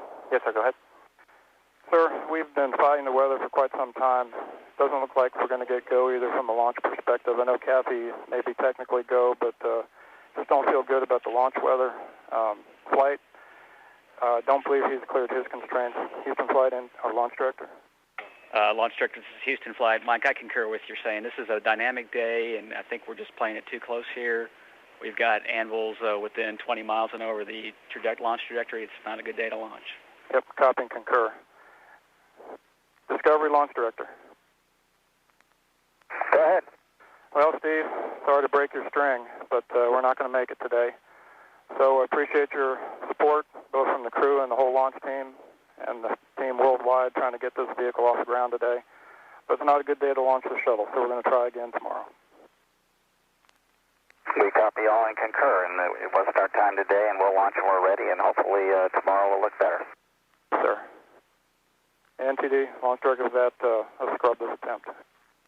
Okay, sir, I copy that. And attention all personnel, we are going to go ahead and scrub for today. And let's see, OTC, TBC, PTC, any folks have any other work we need to do prior to us breaking out here? OTC negative. And TBC fix off check. PTC negative. Okay, and that's for all testing. This is Shuttle Launch Control, T-minus 9 minutes and holding, and as we heard from our Launch Director, Mike Leinbach, we have scrubbed our launch attempt for today. The primary concern was for anvil clouds within 20 miles of the Shuttle Landing Facility. We will plan for a 24-hour turnaround, which would open our launch window tomorrow, our preferred launch time tomorrow at 3:26 p.m. Again, the preferred launch time for Sunday, July the 2nd, 3:26 p.m. Eastern Time from Kennedy Space Center. And NTD SP, we have an LPSRS hold. GLS safing is in progress. I copy that, and for all personnel, cutoff has occurred. All personnel turn to the recycle control sequence. Sequence 18. We will continue to carry live shots of the vehicle at the pad, as well as activities in the White Room as we make plans to send the closeout crew back out to the orbiter to open the hatch and to allow the astronauts to come back out. They will make their way back to their crew quarters this afternoon, go into a 24-hour scheduled turnaround themselves.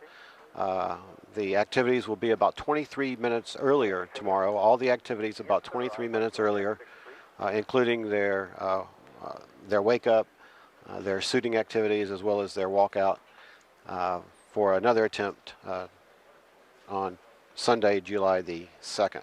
Again, the reason for our postponement of our scrub for the launch today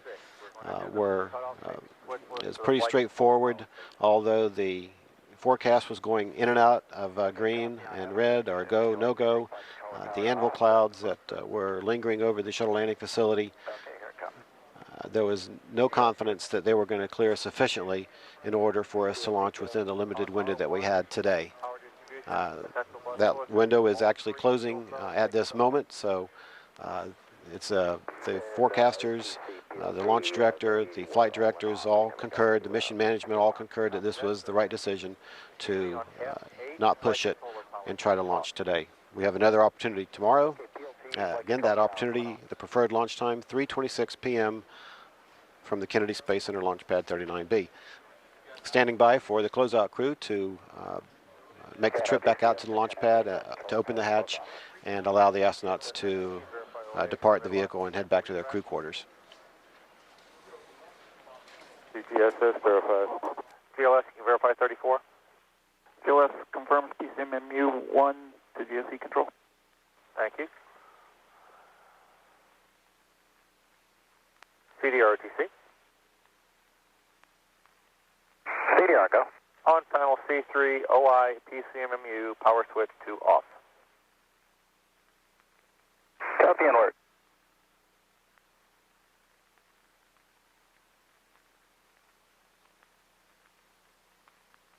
OTC, CDR, buckling power is off. ISL 40. ISL can verify 40. NTD, we're at 41. Okay, I copy that. And GLS, I know you already verified you're ready for G9. That's firm. Houston Flight, verify you're ready for G9 as well.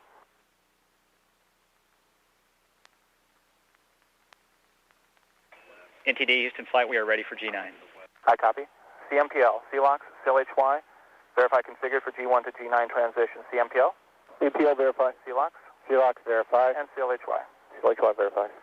Copy that. Attention all console operators, discontinue all LDB commands and reads during pass ops transition. And OTC, I'll give you go step 46 for pass transition at G9. Thank you. DPS, take us to G9. DPS copies.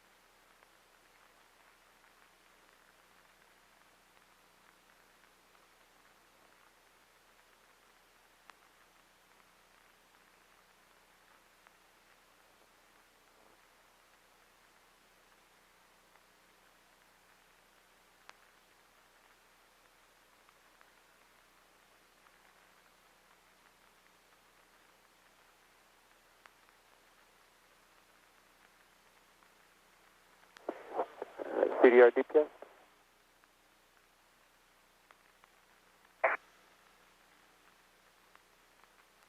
Say again for CDR. This is CDR, this is DPS on panel C2, left CRT select switch 3.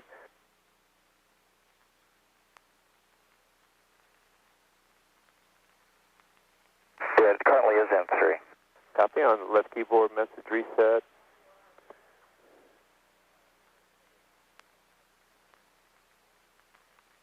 And that's complete.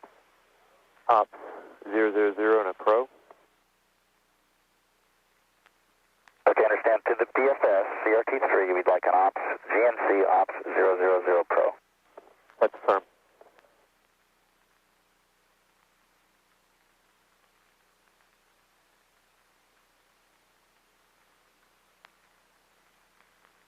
And that's complete. Copy. Panel 06. GPC mode 5 switch to standby. Okay, taking mode 5 switch to standby.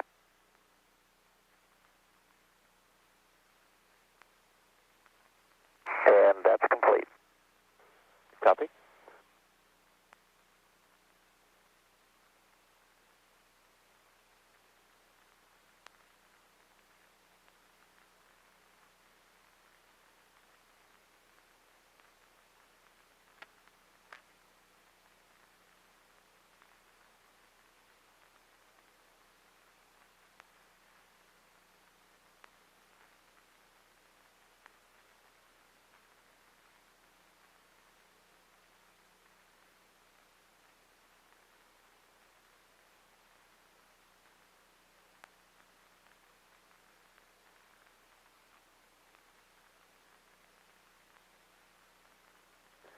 OTC DPS. DPS is configured to GNC9, downlist format is 44. That's step 57. Copy that. NTDHC. Go ahead. I can give you 50A, pass ops transition to G9 complete. Copy that. TBC, a copy, and we're downlist 44. TBC, copy. Okay, and let's see. We'll not perform the post-cutoff safety checks as we did not get the APU start. So 18-60 will be not performed. Also 18-61 through 18-74 will all be not performed as well per the notes. And OTC, that's back to you. Copy that. EPD, OTC. EPD. Needs you to do step 75, ground power connects.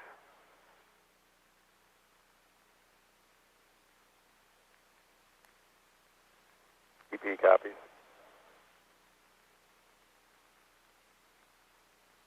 76 is not performed. TLT, OTC.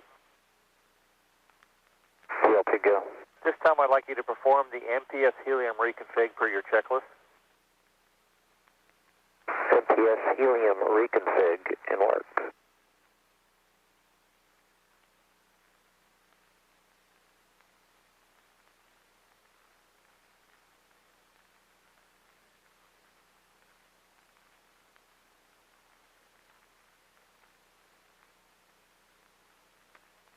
OTC, PLT, MPS helium reconfig complete. Copy. And let's see, 18 step 79 through 84 will be not performed.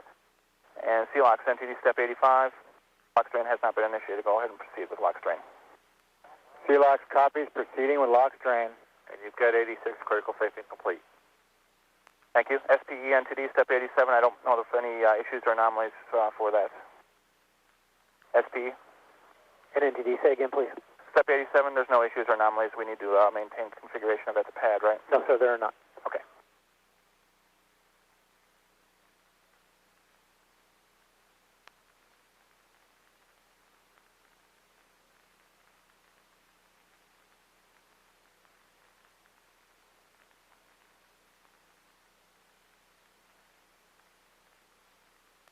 And TBC, is that not performed steps 91 through 93? Correct. Okay. I know you guys will be working SRBTS powered on. Correct. Okay, just let us know when it's done. Will do.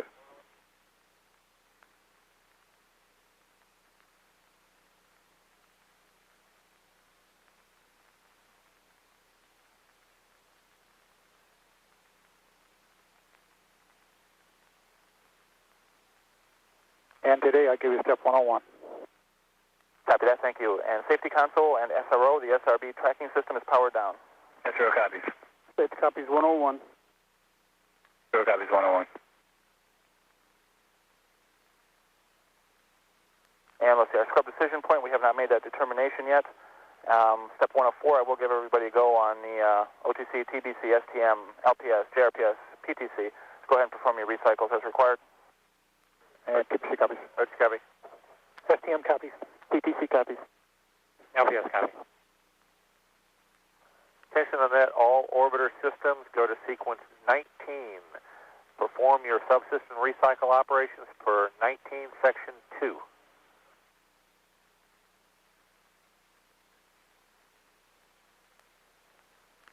And MPS and MPL need you over with TBC. MPS copies. And MPL copies. HCD, OTC. HCD, go. 19-3, can you monitor HCDS for recycle? HCD copies. 1 through 3 complete. This is Shuttle Launch Control, and just to recap events for today, activities that had been threatening actually came into play with weather concerns. We have been dealing with weather for most of the day, and the concerns were specifically with the anvil clouds and the possibility of lightning and electrical charges within these clouds. That proved to be the case. The anvil clouds were coming over the area of the Shuttle Landing Facility as well as the launch pad. Anvil clouds are basically the tops of thunderstorms that have broken away and drifting away, but they still hold and maintain an electrical charge, and therefore there is a potential for lightning. That being a concern to the vehicle in flight, we did call a scrub for today. We held as long as we could until we ran out of window, but we eventually called a scrub based on the fact that we had weather violations to our or violations to our weather rules. The plan now is for a 24-hour turnaround. The launch team is in the process of sending the closeout crew out to the launch pad to assist the astronauts out of the orbiter. Then they will be driven back to their crew quarters. Also, we are in the process of detanking or offloading the liquid oxygen and liquid hydrogen out of the external tank. This will take several hours to be completed, but once we get into a stable mode to do that, we'll be able to actually get the crew off the vehicle. That should be occurring in the next half hour or so. We'll stay on, stay up live with our cameras, and we'll monitor that situation of the crew getting out of the vehicle. We'll have live shots of the white room as the astronauts do disembark the vehicle.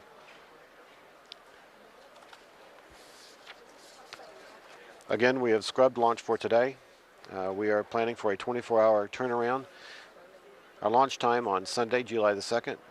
The preferred launch time is 3:26 p.m. Launch commentary will begin at 9:30 a.m. for activities that will be about 23 minutes earlier with the crew activities. So we'll be looking for a crew meal shot at about 10 minutes till 10. Tomorrow morning, we'll be looking at crew walkout at about 11:35. Standing by for the closeout team to enter the pad perimeter and make their way to the top of the pad. Not performed since we never started, correct? Correct. 19-11 not performed. Copy. I wasn't in 30 really, so we'll do something after a while with that, I guess. We're starting in 30, picking up some of the stuff on 132 and some of it here. We'll try to keep you up to date. Copy.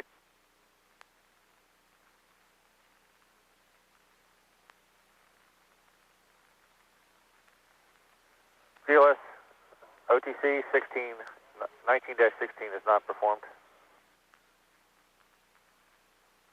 This is GLS, say again? 19-16, we are not making a second attempt today. GLS copies.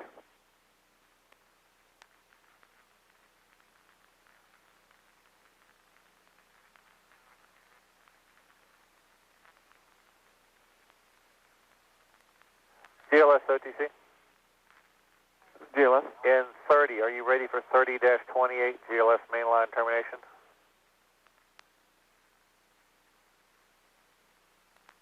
We're working our recycle steps right now. We're not quite ready for that. I'm sorry, GLS, you got walked on. You wanted to wait on that? Stand by one. CMQC 19-13 is not performed.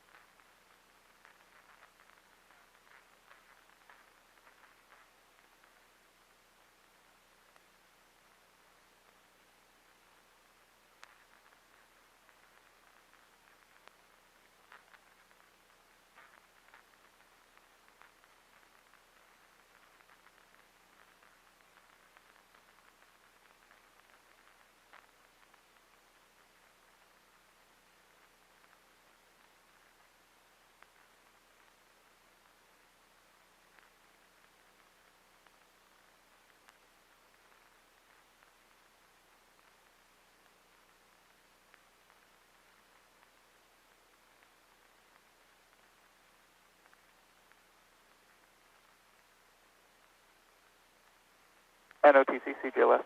Go ahead, GLS. Yeah, we'll go ahead and work the GLS mainline termination. Copy, you can proceed at 30-28 then and call in when you complete. GLS copies.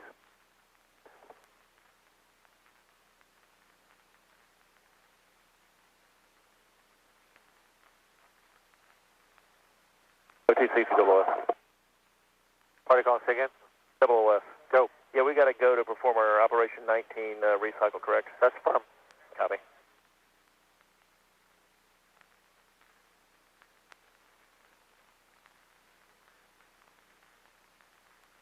And GLS OTC? This is GLS. I'll also give you 30-31. You can go to inhibit dual notification. GLS copies. We'll work that momentarily. DVD OTC. Go ahead. As far as I know, we have no requirement to change flow rates. Is that true? That's correct. So we'll take the not performed on 38 through 40. 29 or what? 19. Sequence 19, step 38 through 40. I got it.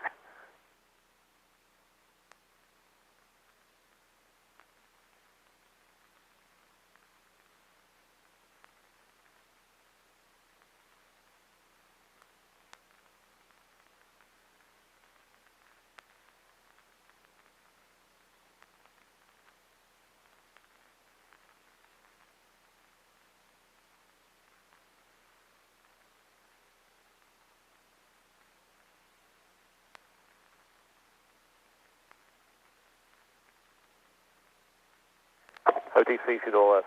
Go ahead, double S. Yeah, I can give you 1932 ohms RCS reconfig complete. Copy 19-32 and 19-9 recycle to 20-minute complete. Correct. So that's 29 through 32? A firm, that's correct.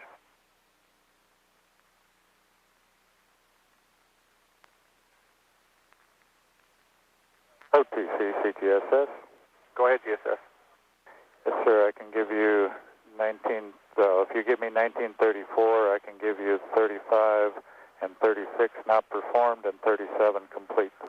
You've got the copy all. You've got 34 complete, 35 not performed, 36 not performed, 37 complete. And there are some steps in 22 that are not performed as well. You'll have to take those on a different channel. Copy that. OTC DPS? Take those to 136 with TBC for the other steps. Copy. That's also 19-4 complete. OTC DPS? Go. Our recycle with T-minus 20 is complete. Sequence 19, steps 44 through 51 complete. 52 not performed. 53 through 55 complete.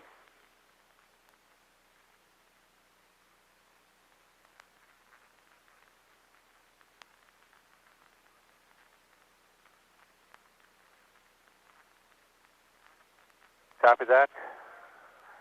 Through complete through 1955, and that also takes 1910 complete. Correct.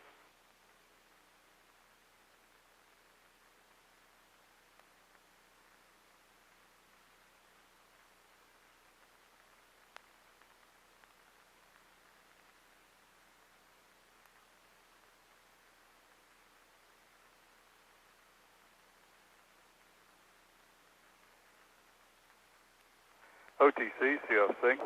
Go ahead, COC. 19-18 through 19-22 are complete.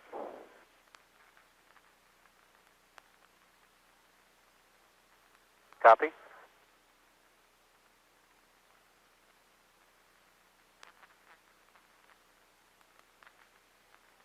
And that's also 19-5. Correct.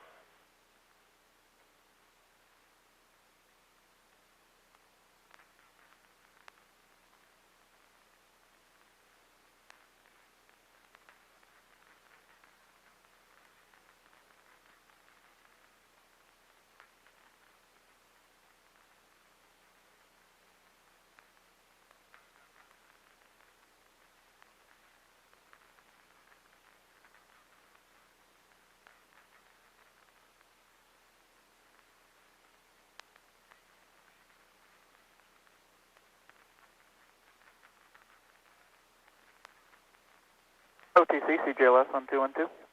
Go ahead, GLS. Got some steps to call in with you? Gradient 30? Yes, and 30. Okay, go ahead. Let's see. Well, let me go ahead and give you these two steps first. Step 41, dual notification is inhibited and systems are in control.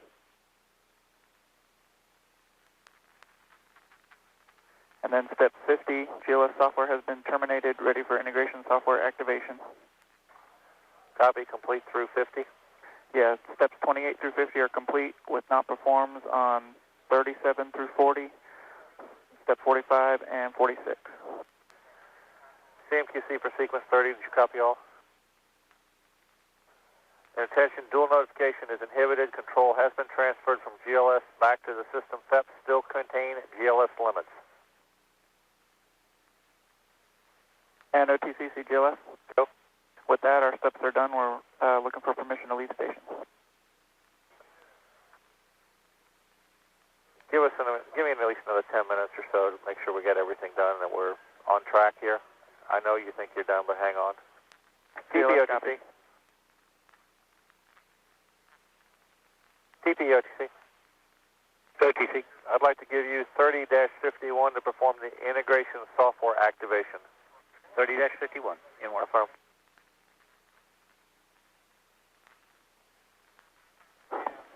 OTC, CPD.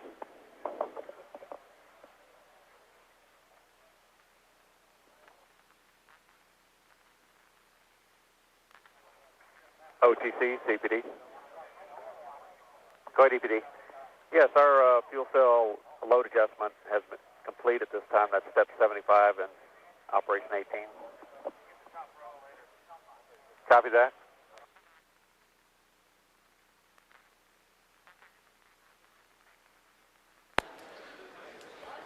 This is Shuttle Launch Control. And again, to recap briefly, we did have a scrub today purely for weather reasons. Coming up in the next couple of minutes, I've got joining me on the console to answer a few questions is our launch director, Mike Leinbach. He will be coming up. We'll be carrying his comments live here on NASA TV. So that will be occurring in the next 5 minutes or so. So Mike Leinbach, our launch director, will be coming over to make a few comments in about 5 minutes or so. Yes, Meanwhile, we're waiting for the closeout crew to be given the clear to continue on out to the launch pad where they can open up the hatch to allow the astronauts aboard Discovery to leave, be driven back to their crew quarters. We are planning for a 24-hour scrub turnaround, meaning that we'll be attempting a launch tomorrow afternoon from Kennedy Space Center. Again, Mike Leinbach, our launch director, will be coming on console with me and answer a few questions about today's scrub and the dynamics of the weather, and that should be coming up in about 5 minutes or so. This is Shuttle Launch Control. CMPL. Looking for your call back for 19-8 that the recycle for OMI S1003 is complete. Yeah, that's complete. Copy.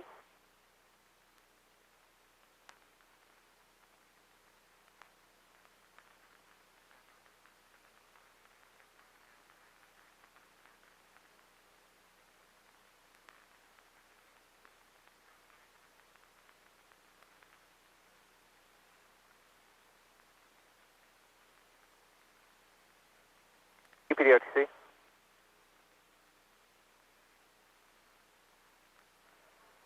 EPD OTC.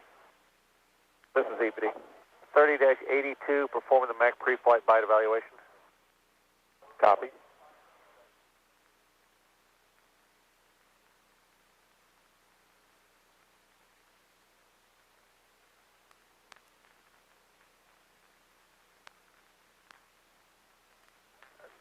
(1915), the recycle for EPD is complete.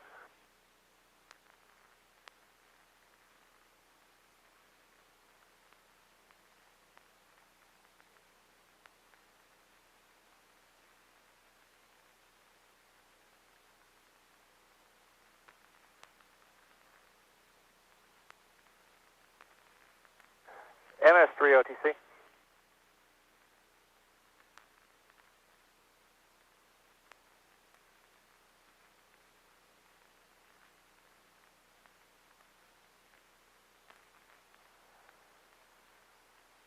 MS3, OTC. Go for MS3. At this time, I need you to verify that the side hatch jettison box safing pin has been reinstalled. Stand by and work.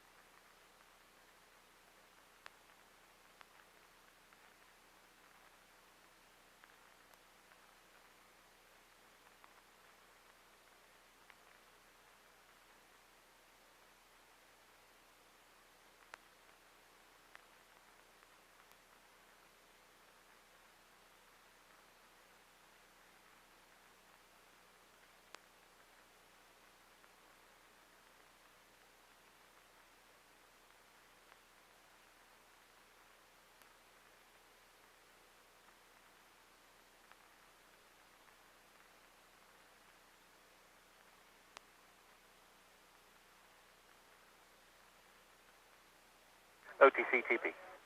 So I can give you 51, 2, 3, and 4. Copy 51 through 54 complete. Affirm. Listen sequence 30.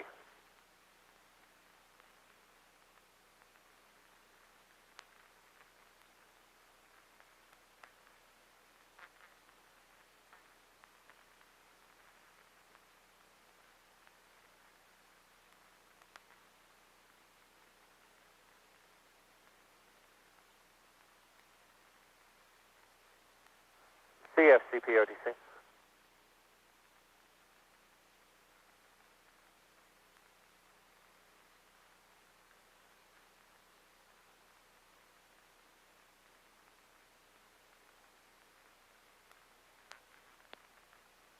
OTC, CFCP. Yeah, looking for 98, the calculated tank A-ullage. OTC, can you repeat that? 30-98, calculated tank A-ullage, please, whenever you can get to it. Copy, that doesn't work. PLT OTC. PLT, go.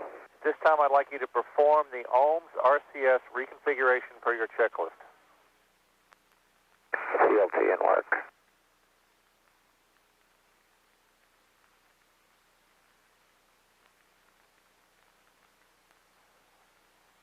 CDR OTC. CDR, go. Could you perform the RCS driver and OHMS safing per your checklist?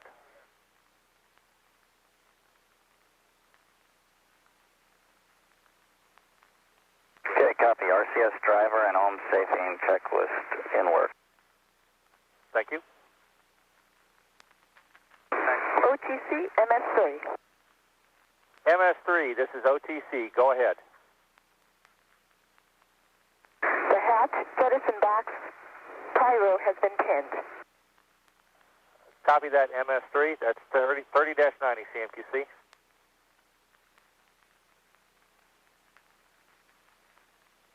OTC, PLT. That's a negative. OTC, PLT.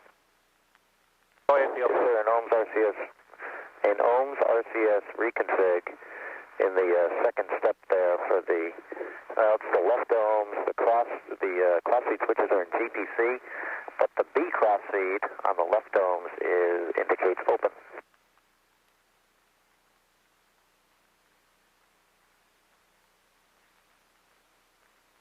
OTC WS. Joe? Yeah, we opened that valve as part of our initial recycle. Copy. PLT, PLT OTC, copy. We understand that. You can proceed with the rest of the checklist. Okay, the rest of the OHMS RCS reconfig is in work. EPD OTC.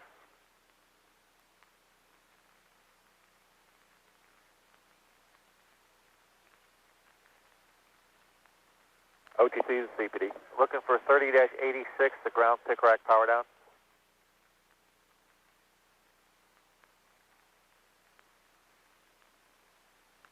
Copy OTC, I'll put that in work. OTC, FCP. Go ahead, FCP. Yeah, for 30 step 98. Tank A quantity now exceeds 65%. Right now we're at 72.6%, and estimated time to 65. Well, we're over that now. So we need to get into continuous drain as soon as we can. Copy.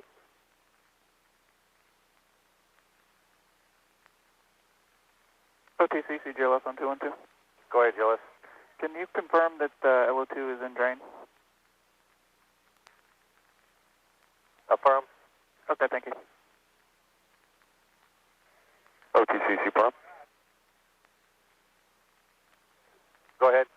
Yeah, could you converse with the NTDs and verify for us that we're not going to start 30 minutes early tomorrow? The earliest start would be 05:30 for starting hanging. No, can't verify that yet. Okay, well, when you can, we'd appreciate that if you could just give us a clue on that.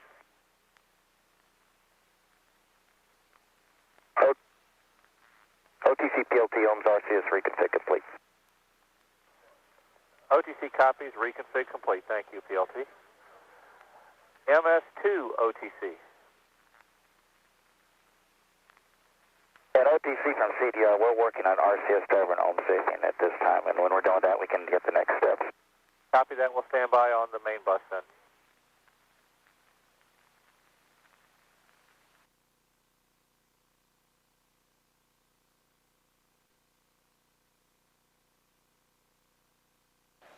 This is Shuttle Launch Control, and we have scrubbed our launch today. I have with me Mike Leinbach, the launch manager for the shuttle and the Kennedy Space Center, of course. And Mike's can you talk to us a little bit about the processes that went on to have us call a scrub today? Sure, Bruce. We were talking weather quite a bit. Really, since we began tanking, we knew we were going to get into a race against some weather. And it turned out that it did get us. The concern today in particular were anvil clouds that were coming off of thunderstorms that were about 30 miles to the west of us. And the concern with anvils is they can still carry an electrical charge. And if we fly through them or close to them, we could trigger lightning to the shuttle. And obviously we have rules, very strict rules in place to prohibit that. And so at one point in the count, maybe about 45 minutes or so before we scrubbed, we thought we might get to the point where we'd be go. But then another one built in, and so it became really clear about 20 minutes before T0 that we weren't going to get there today. It was something we were dealing with pretty much all day long. We were dealing with it all day long. Like I say, maybe 45 minutes out or so, it looked like we might get a hole. But the Houston flight, the flight director at JSC, he was a solid observe no-go and forecast no-go through the whole remainder of the count. And so we play it, for what it's worth, hoping we'd get the hole in the cloud, but we just didn't get it today. Well, we carried it all the way down to the very end of the window, held it as long as we possibly could, but still it didn't clear for us. That's exactly right. We played it to the end, and then we ended up scrubbing, and we're going to try again tomorrow. Okay, tell us about the processes tomorrow. Are we going to be seeing the same kind of weather patterns? Same type of weather patterns tomorrow. In fact, there's a little bit of cloudiness that's building down in the Bahamas that the range weather officer, Kathy Winters, has preliminarily briefed me on. That may increase our chance of cloudiness tomorrow. So we'll be fighting probably a 60% no-go today. Very similar weather patterns. Easterly flow off the ocean at the lower levels, and westerly flow aloft. They'll be blowing the anvils back over. So tomorrow's really setting up to be almost a repeat of today. Okay, well, hopefully we'll have a break in the clouds sufficient enough to allow us to launch. The right decision to make today. I mean, it was tough to be able to have the vehicle working properly, but the weather, which you can't control, kept us on the ground. Can't control the weather, and we have very strict rules, and we abide by them, and it's very disappointing for the whole launch team and everybody else, but we're not going to launch this vehicle unless it's safe to do so, and today it was not. Okay. Well, Mike, thank you very much, and we'll try again tomorrow. Okay. We'll see you tomorrow. Great. Thank you. Yes, sir, I would. Okay, that's in work. 30-120 in work. OS OTC. LOS. 30-117 to you. Perform Ohms RCS system securing. Copy.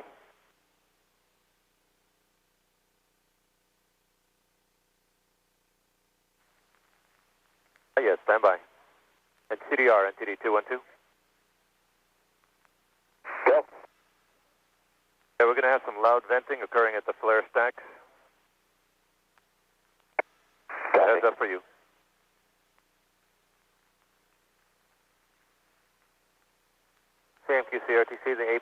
cycle at 19-7576 not performed. And 1977 also.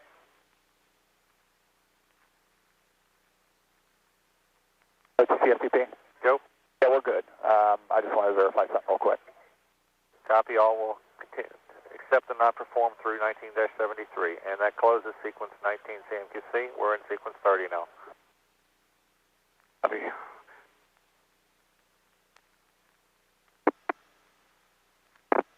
OTC WS. Good WS. Yeah, just after that kickoff for my securing, I heard a hold on. Was that for me or? No, you got to go, sir. Copy.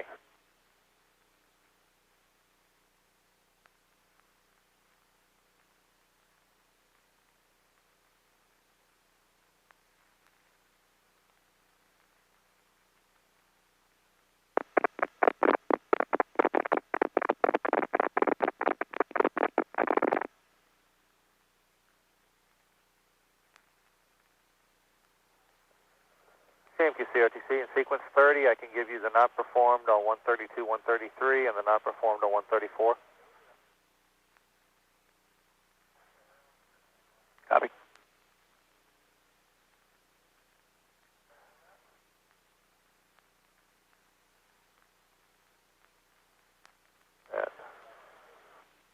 And OTC CDR main bus switch safing is complete. Copy that. That completes us through 30-125. And MS2 OTC, I need to do drag chute safing at this time. I need someone on 015, please.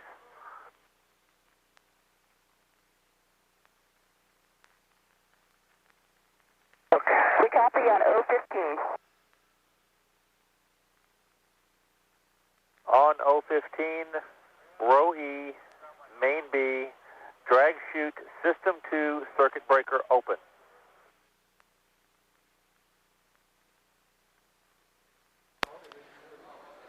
This is Shuttle Launch Control.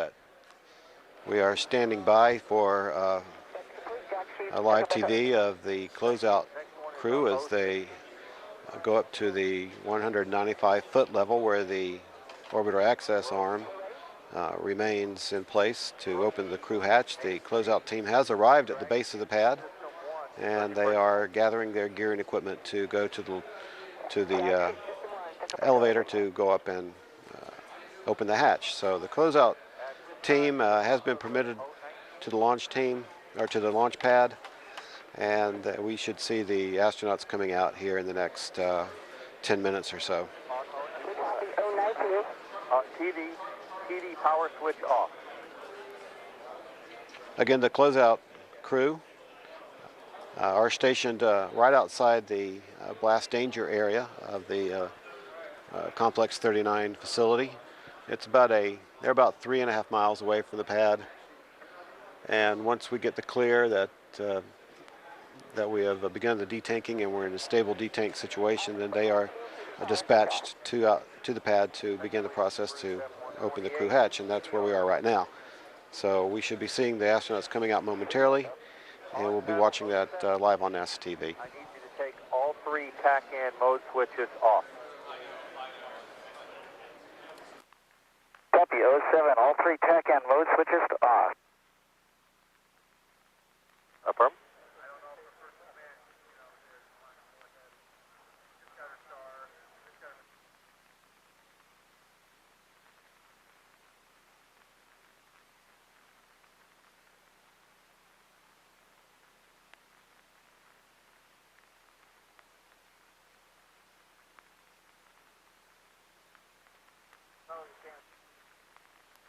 At OTC CDR, all TACANs are off. Copy. On panel 08, please. Radar altimeter. Go ahead. Radar altimeter 1 and 2, both switches off.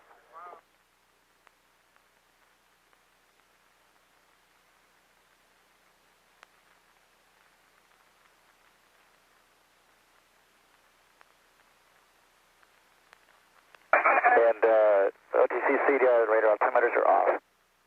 minutes 129 and 130 complete. Thank you. JRPS OTC. PLT go. Standby 1 PLT. JRPS OTC 212. JRPS. Stop instrumentation LOS display recorders 131. And I can give you that complete.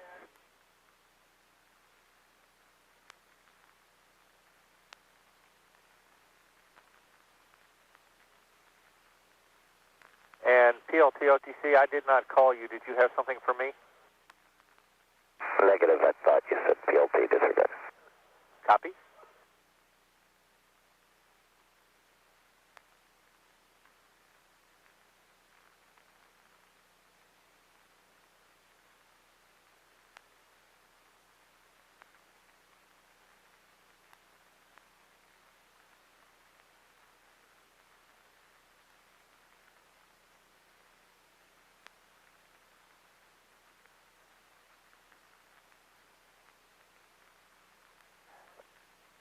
CDPS OTC.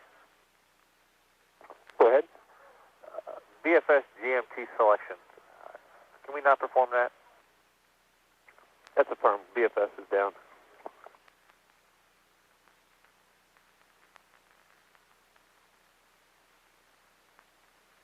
DVD OTC. Go ahead. 30-147. Vent doors 1 and 2 on leeward side open. Copy.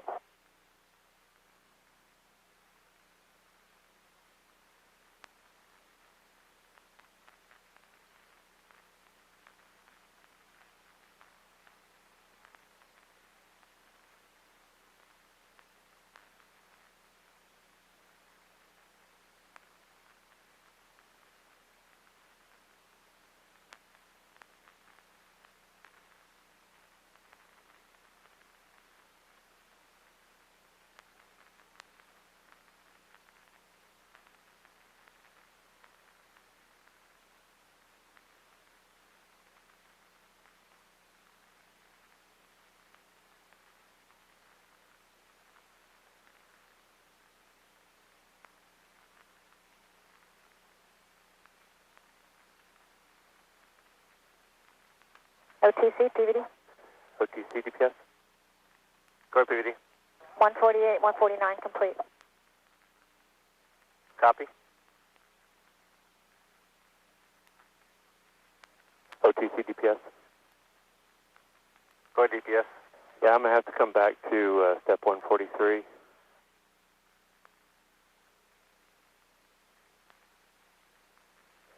I do need to do that. I do have BFS up.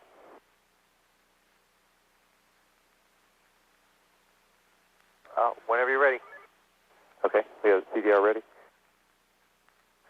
CDR OTC. CDR go. CDR, we are going to do the BFS GMT selection. If you stand by here for just a minute, DPS will be calling you to do that. Standing by. DPS, proceed. Copy, thank you. And CDR on panel C2. Yeah, go ahead. Left CRT select switch 3. And it is.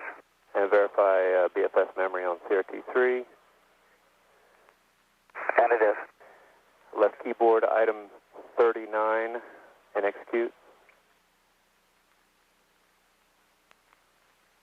Okay, item 39 to the BFS. Here it comes.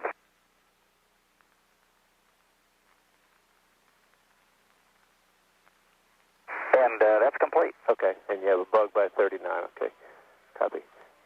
That's from. And on panel C2, the left CRT, select switch 1.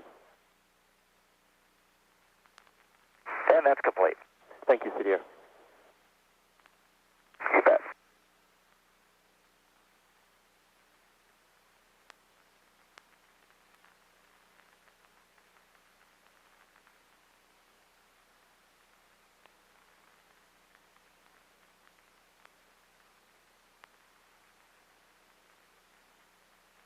And NTD, OVCC 212.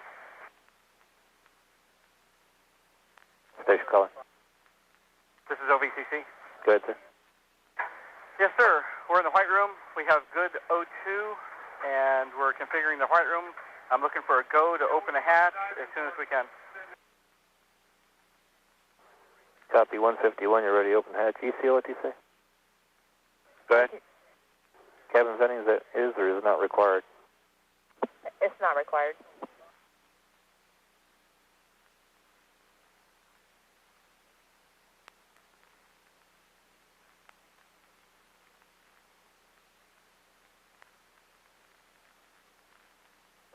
OTC, EPD 212. Standby 1 EPD. CDR OTC. CDR, go. Standby for hatch opening. Copy. OVCC, you got 157. Open the crew hatch and install the air duct. Copy that. That is in work. OTC, UCL. Go. You want to fill in for 154? Go. 14.84.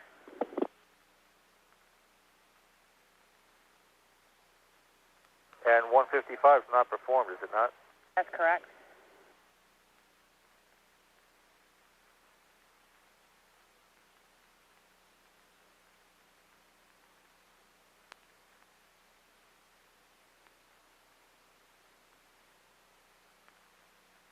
EPD, what do you say? It's EPD. You call, sir? Yes, sir. Wanted to give you steps 30-83 and 84. Copy that.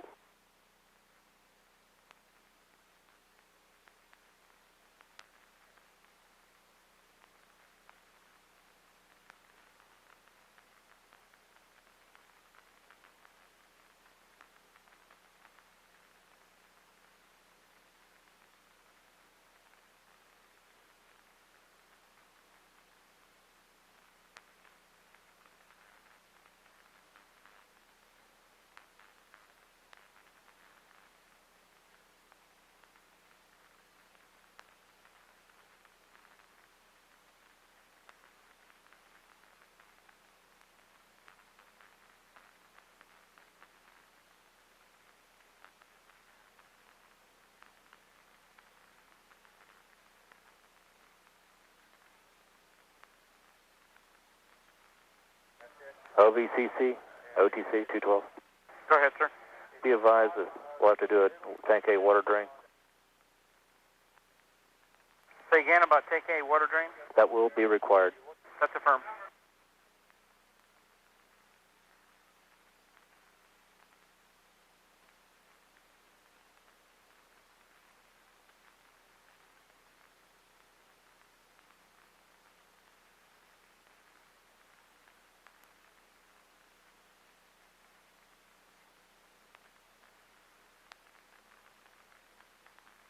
And OTC, OVCC? Yes, sir. Yes, sir. I do have a go to open the hatch. Firm. Copy that. Say double F, OTC. Go ahead. Yeah, were you guys complete with your RCS system securing for the DOT 400? Yes, we are. All right, thank you.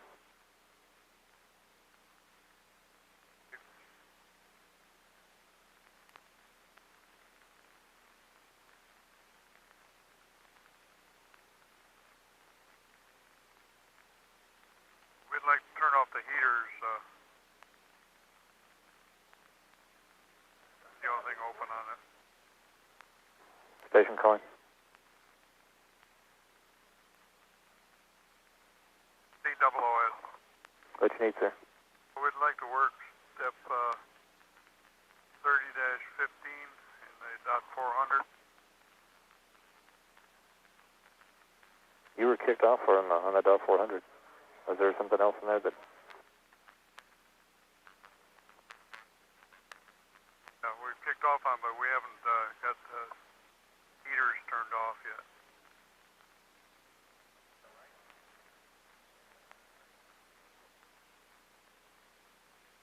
Need some specialists on A14.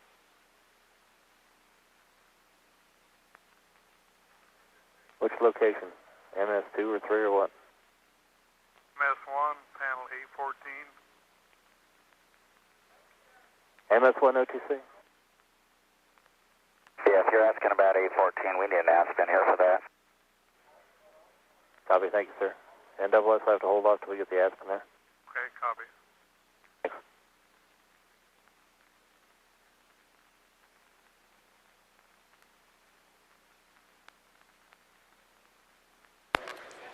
This is Shuttle Launch Control, and the closeout crew is at the white room right now at the launch pad, and the hatch has just been opened. We will be assisting the astronauts out of the orbiter here momentarily, and they will be making their way back to their crew quarters. This is a normal timeline for getting the hatch open after a scrub of this nature. We do have to make sure the vehicle is safe before we send the crew out to the pad, and then it does take some time to actually configure the white room and get the hatch opened. So the hatch is open at this time, standing by for the astronauts to begin their egress activities.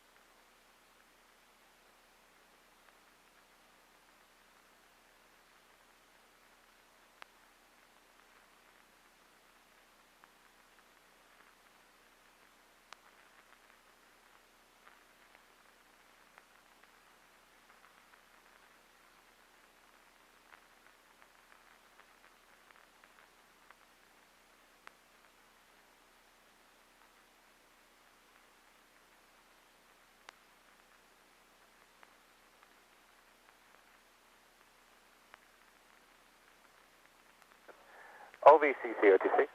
Go ahead, sir. Yeah, just one caution. Remember the fruit flies in the locker. That's firm. Copy that.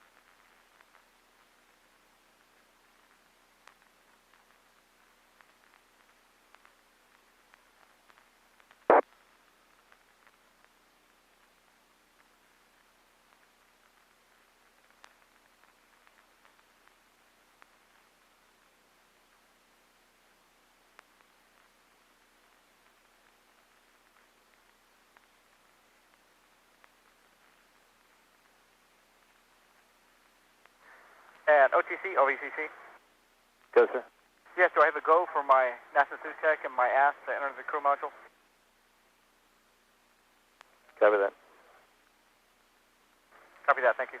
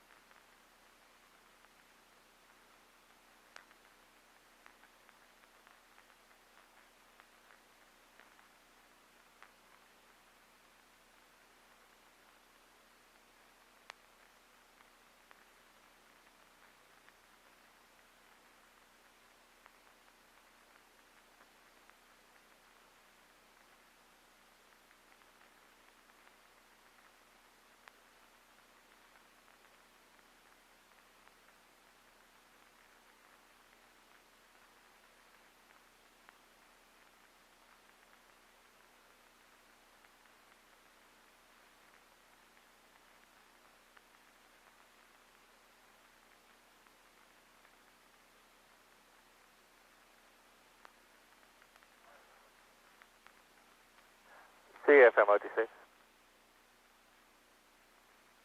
Still waiting on the schedules to be published. Looks like it's between 9 o'clock and 10 o'clock tonight.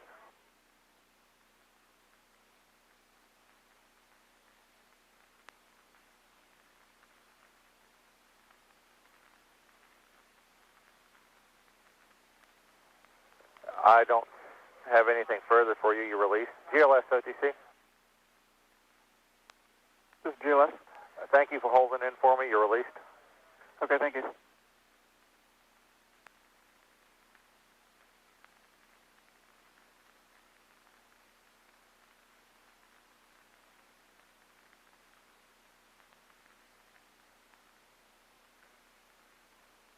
OVCC OTC. Right, sir. Yeah, just checking with you. You guys ready for crew egress? Yes, we can support that. Okay, you got an ASP on station? A NASA? ASP on station. An ASP is in the crew module. Copy that. And if you would, let me check. ASP OTC?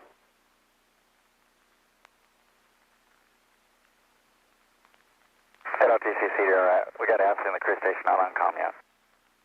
They're getting that right now. Let's see, copies.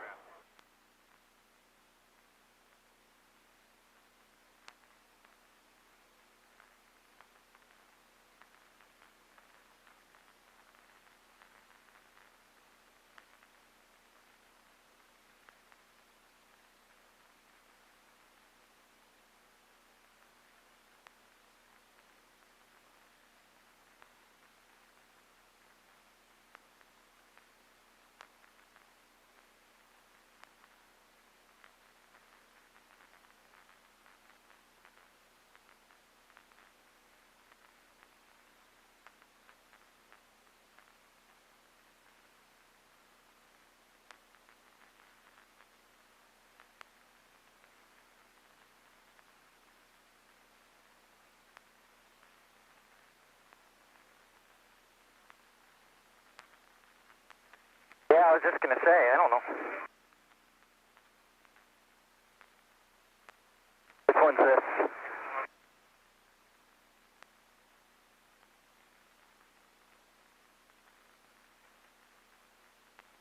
Gotcha.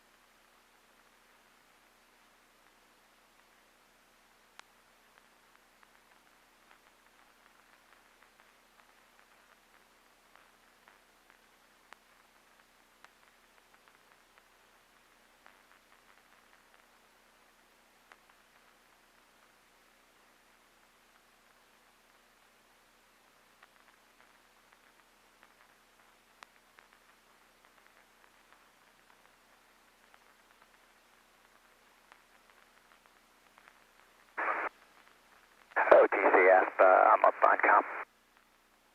Copy ASP. And install the following items into the crew module for your checklist. Support egress.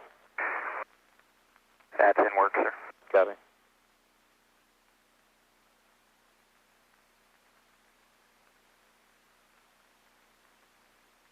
OTC, CWS. CWS. To perform our OME GN2 accumulator event. Time. About 300. 30-234.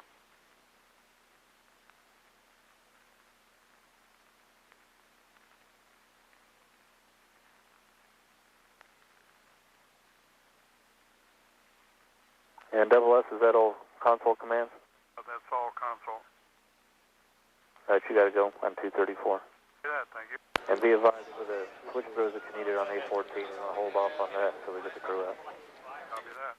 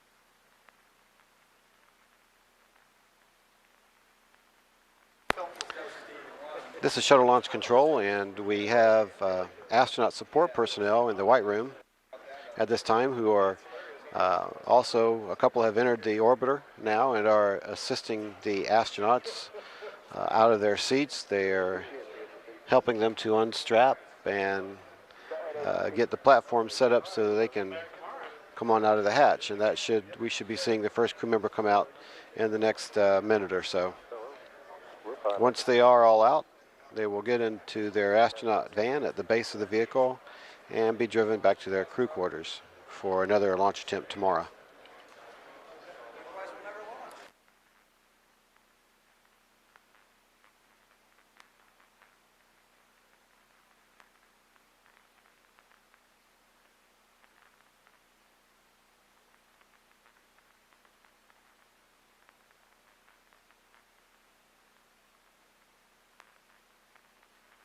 And here's the first of our astronauts climbing out of the vehicle. Of course, this is something that they had hoped not to have to do, to come out of the vehicle this way at the launch pad. But every single one of them understands the criteria that we set forth with our launch weather. And there was a complete concurrence that this was the right decision to not launch today.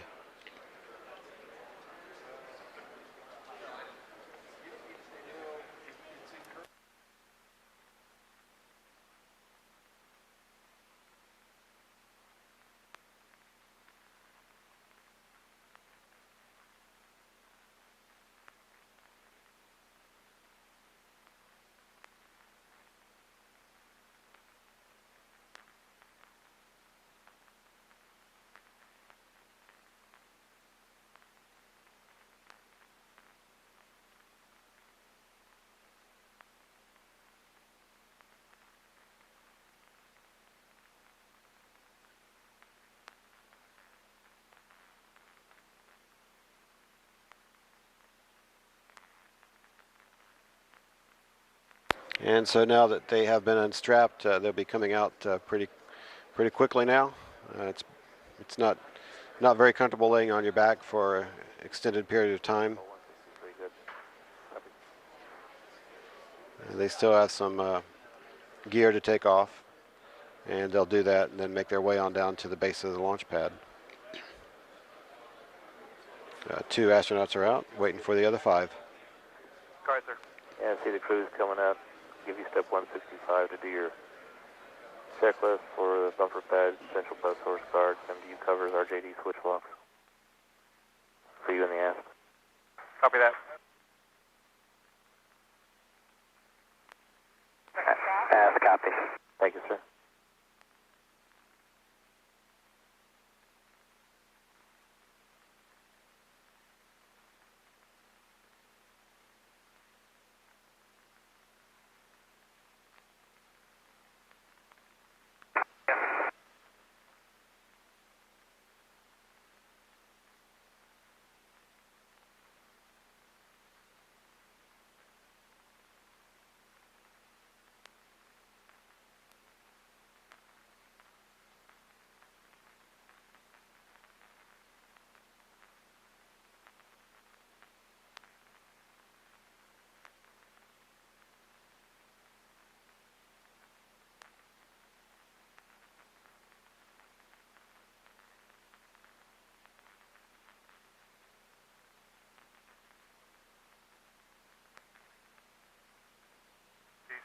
COOS.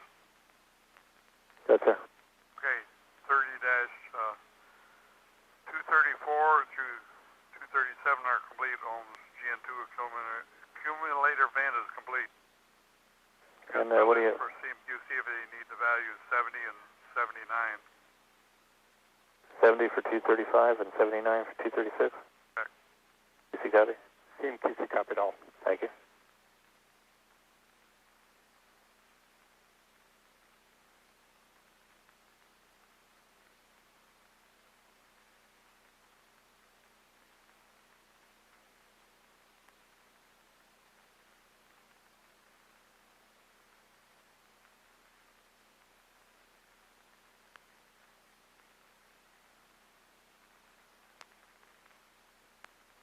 GNC, what you say? Go ahead. page 152, about 300. IMUs to term idle. We'll put that in work. Thank you.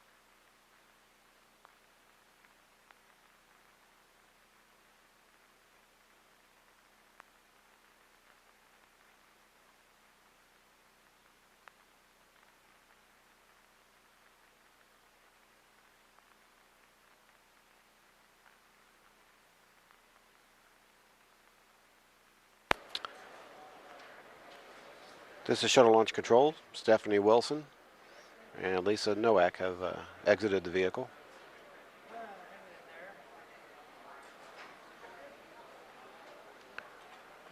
Again, the astronauts are coming out of the orbiter Discovery after our scrub, which occurred about a little over an hour ago for our launch attempt today. There was a decision to not launch based on weather, purely based on weather. Anvil clouds within the 20-mile limit of the Shuttle Landing Facility. And that posed a potential for lightning, which is a threat to the vehicle at launch time and at landing. So activities are in a 24-hour scrub turnaround. We're allowing the astronauts to come off the vehicle, and we'll send them back to their crew quarters for another day on Earth. Standing by for the other 3 astronauts to come off the vehicle. Should be coming up in the next few minutes.